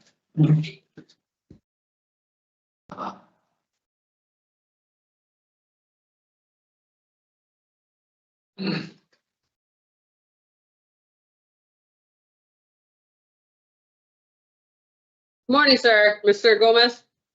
Morning, well, good afternoon. Oh, yeah, good afternoon now. We'll get started in 1 second, okay?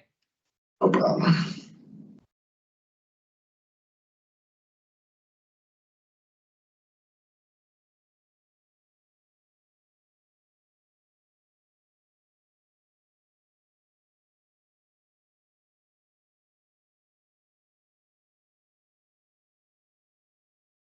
Good morning. I am P.O. Meisinger, hearing examiner for the Board of Pardons and Paroles. This is a revocation hearing concerning Gomez Antonio, number 405884. Today's April 14th, 2026. This hearing is being conducted via video at the BOPP Central Office in Osborne Correctional Institution. This is a public hearing. Public access to hearing is available via video live stream. Can you please state your full name and DOC inmate number for the record? 405884. And your name? Oh, Antonio Gomez. Thank you. And we have counsel here today? Good afternoon, Peter Matthews, the Public Defender's Office for Mr. Gomez. This is a revocation hearing to determine whether you have violated conditions of your release. I will review and make findings of fact as to each of the charges against you. The state, not you, has responsibility to prove the allegations by a preponderance of evidence, that is, the better weighted evidence will establish that, more probable than not, the allegation is true. If I do not find that there is a preponderance of evidence to support a violation of one or more conditions of your parole, I'll reinstate your parole to release you and place you back on parole supervision. If I find that you have violated one or more conditions of your parole, I will consider whether or not your parole should be revoked. If I recommend revocation, I'll make a recommendation as to appropriate sanction, and my recommendation will be given to a panel for a final decision. If the panel wishes to impose a sanction beyond my recommendation, a supplemental hearing will be provided to justify additional confinement. So this is the procedure. I'm going to read you your rights. Then we will review the parole violation charge, state your PO is screened against you, and we'll review and identify exhibit file for the record. Counsel will then have an opportunity to present a relevant testimony. After considering all the evidence presented, I'll announce my findings. If I find you violated one or more conditions of your parole, counsel will have an opportunity to speak to your background and history. Do you have any questions about the purpose of procedure right now? No. Okay, you have important rights today. The right to have an attorney present. You have counsel here. You have a right to receive the written notice of charges of violation. Did you receive the written notice? Yeah. You have a right to view the evidence against you before the hearing. You have a right to submit evidence in support of your case. At the hearing, you have a right to call and examine voluntary witnesses, to cross-examine adverse witnesses. Do you understand these rights, and are you ready to go forward? Yes. So we will now review the charge, the state, your parole officers bringing against you, and the information underlying each charge. So charge one, obey all laws, obedience to the law. Your charging officer reported on 7/11/25, New Britain police responded to a domestic incident in which a female reported that her boyfriend had attacked her by punching, choking, and biting her. You were identified as that boyfriend, and as police were unable to locate you, a warrant was drafted for your arrest for the crimes of unlawful restraint second, disorderly conduct, threatening second, physical threat, and assault second degree. On 7/12/25, the Britain police located you, and upon attempting to make contact, you fled officers on foot before getting into a vehicle and fleeing the scene. In time, a second warrant was drafted for your arrest for the crime interfering with police.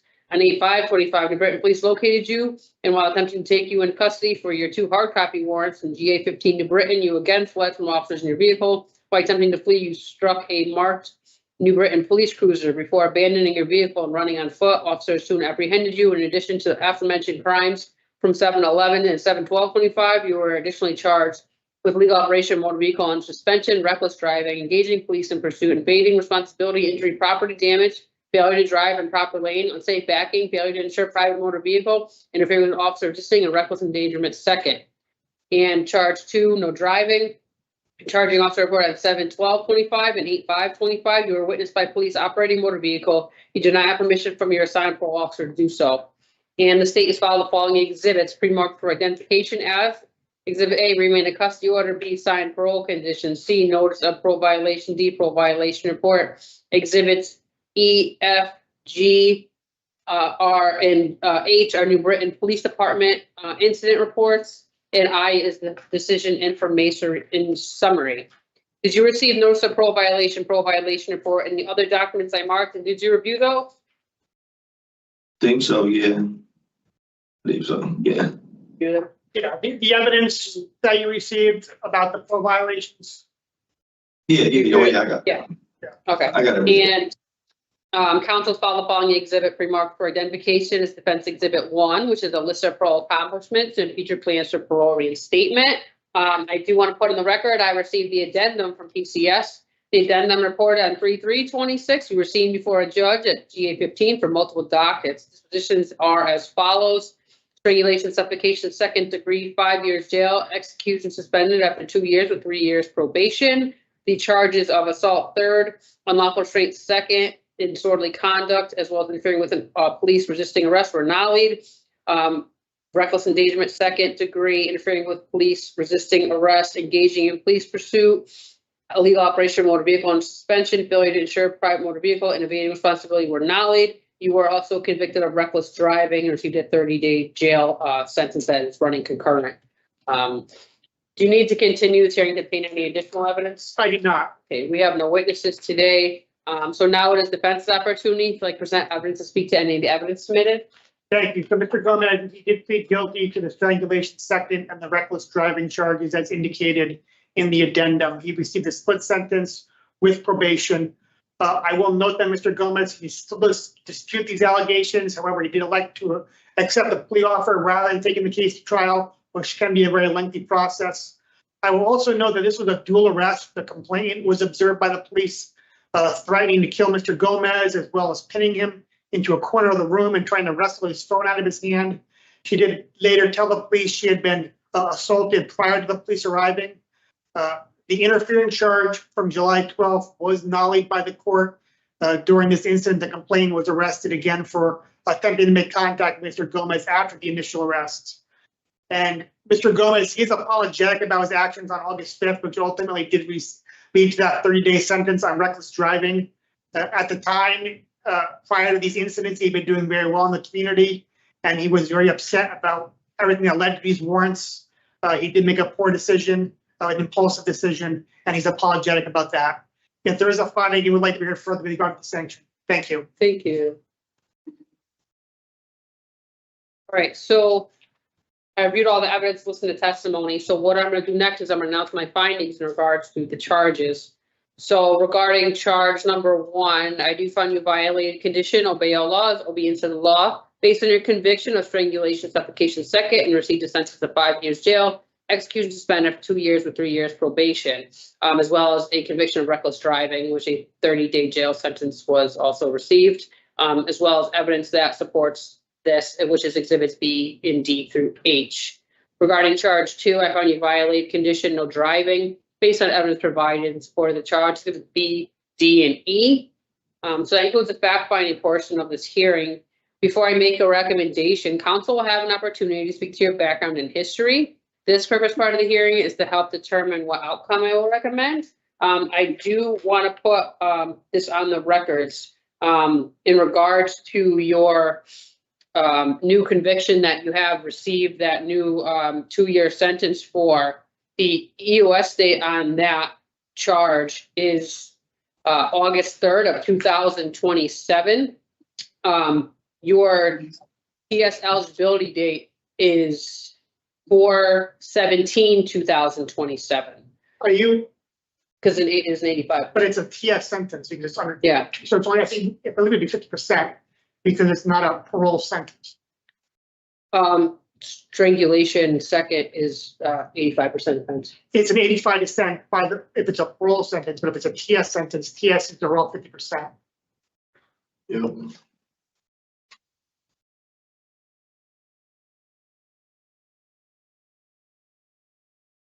I had 1 second. Let me just review something. I had 2 dates written, so I do want to check the other date.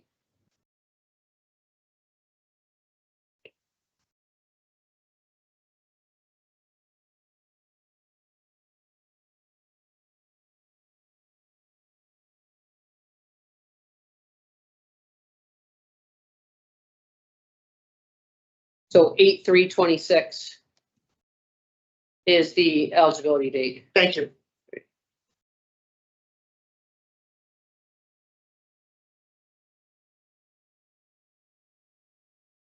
So I'll turn over to council. Thank you. So Mr. Gomez, he's 29 years old. He was born and raised here in Connecticut with his family. His family still resides in Connecticut. He has a very good relationship with them, including his mother, his aunt, as well as his cousins. Mr. Gomez, I just want to clarify something with you. I had thought you told me you wanted your mother to be considered your sponsor. Is that correct? Yeah. Okay, because I know in the report when you talked about social worker, you indicated you would be seeking a halfway house, but he is hoping to be sponsored by his mother. I mean, either or. I mean, I really think about it, sit back and think about it. I would rather go to a halfway because I could benefit better from there. You know what I'm saying? Get a job and do what I gotta, you know what I'm saying? All right, so that's fine. I just want to clarify that because I know you told me something different than what you told my social worker. So he would be requesting a halfway house in the Hartford area when he is released. Either or. I'm definitely better, but Thank you. So Mr. Gomez, he has been working on completing his GED. This is something he's going to continue working on when he's released.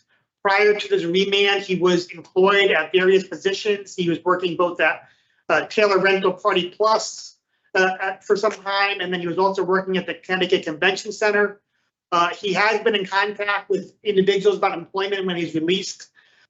When he's hoping to get employment at a factory position in Plainville plating. He does have his stepfather works there, and he's been in touch with individuals there, and he has been told there would be a position available for him when he is released. So he's looking forward to that opportunity when he does get out. Since he's been remanded, Mr. Gomez, he did get a position in the kitchen where he's been working from 4 a.m. till noon.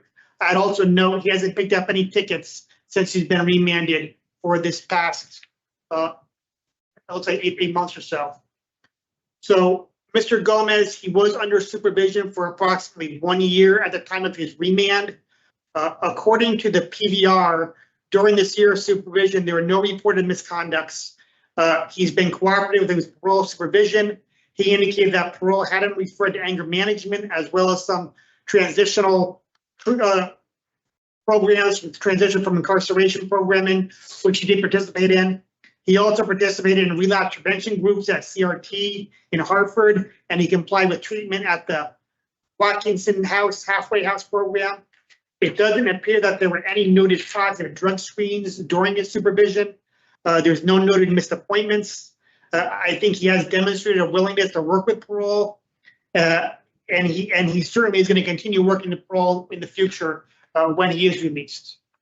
His parole officer here was recommending a sanction of 1 year, which would match up with that TS eligibility date on the new sentence. I would ask you to consider adopting the recommendation as well. Mr. Gomez did plead guilty in court. I do understand that. However, I do think it's clear from the police report that there were some issues going on with both parties, some back and forth, and some escalating conduct from the complainant here, which certainly contributed to what happened. He is apologetic about what happened. I do think if there's a no contact order that is going to be recommended, he would be willing to abide by that no contact order going forward. He wants to get back to his life and back to his family, go back to work and finish his supervision. I do think the 1 year of successful supervision does demonstrate he's capable and willing of working with parole and benefiting from their supervision. Mr. Gomez, is there anything you want to add at this time? No, I'm all right. Said it perfectly fine. Thank you. Thank you. I do want to know, your special parole ends September 4th to 26th. So, and you are eligible 8/3/26 for release. So just so that you're aware of that. And there are other things that I've looked at regarding you were out there 11 months before your return to custody. You did receive these new convictions, which are serious. I do understand that counsel is testifying as well that there was the other party that was involved in this as well that was also arrested. So taking everything into consideration, as well as your end of special parole date, I recommend parole be revoked. You remain incarcerated until your special parole completion date of 9/4/26. This is approximately a year and a month sanction. My findings are going to the parole board on 4/23. So the board is going to review this. If the board does want to let you out on that 8/3/26 date, they can grant that to you if they like.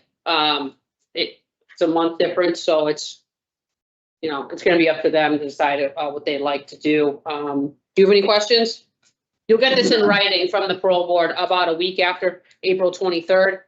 You'll get it in the mail what the board's decision is. And that would include if they gave you that re-parole date of 8/3/26 and what your conditions would be listed as well, if that's what they would like to do. All right. Okay, so that concludes the revocation hearing. All right, thank you. Good luck, sir.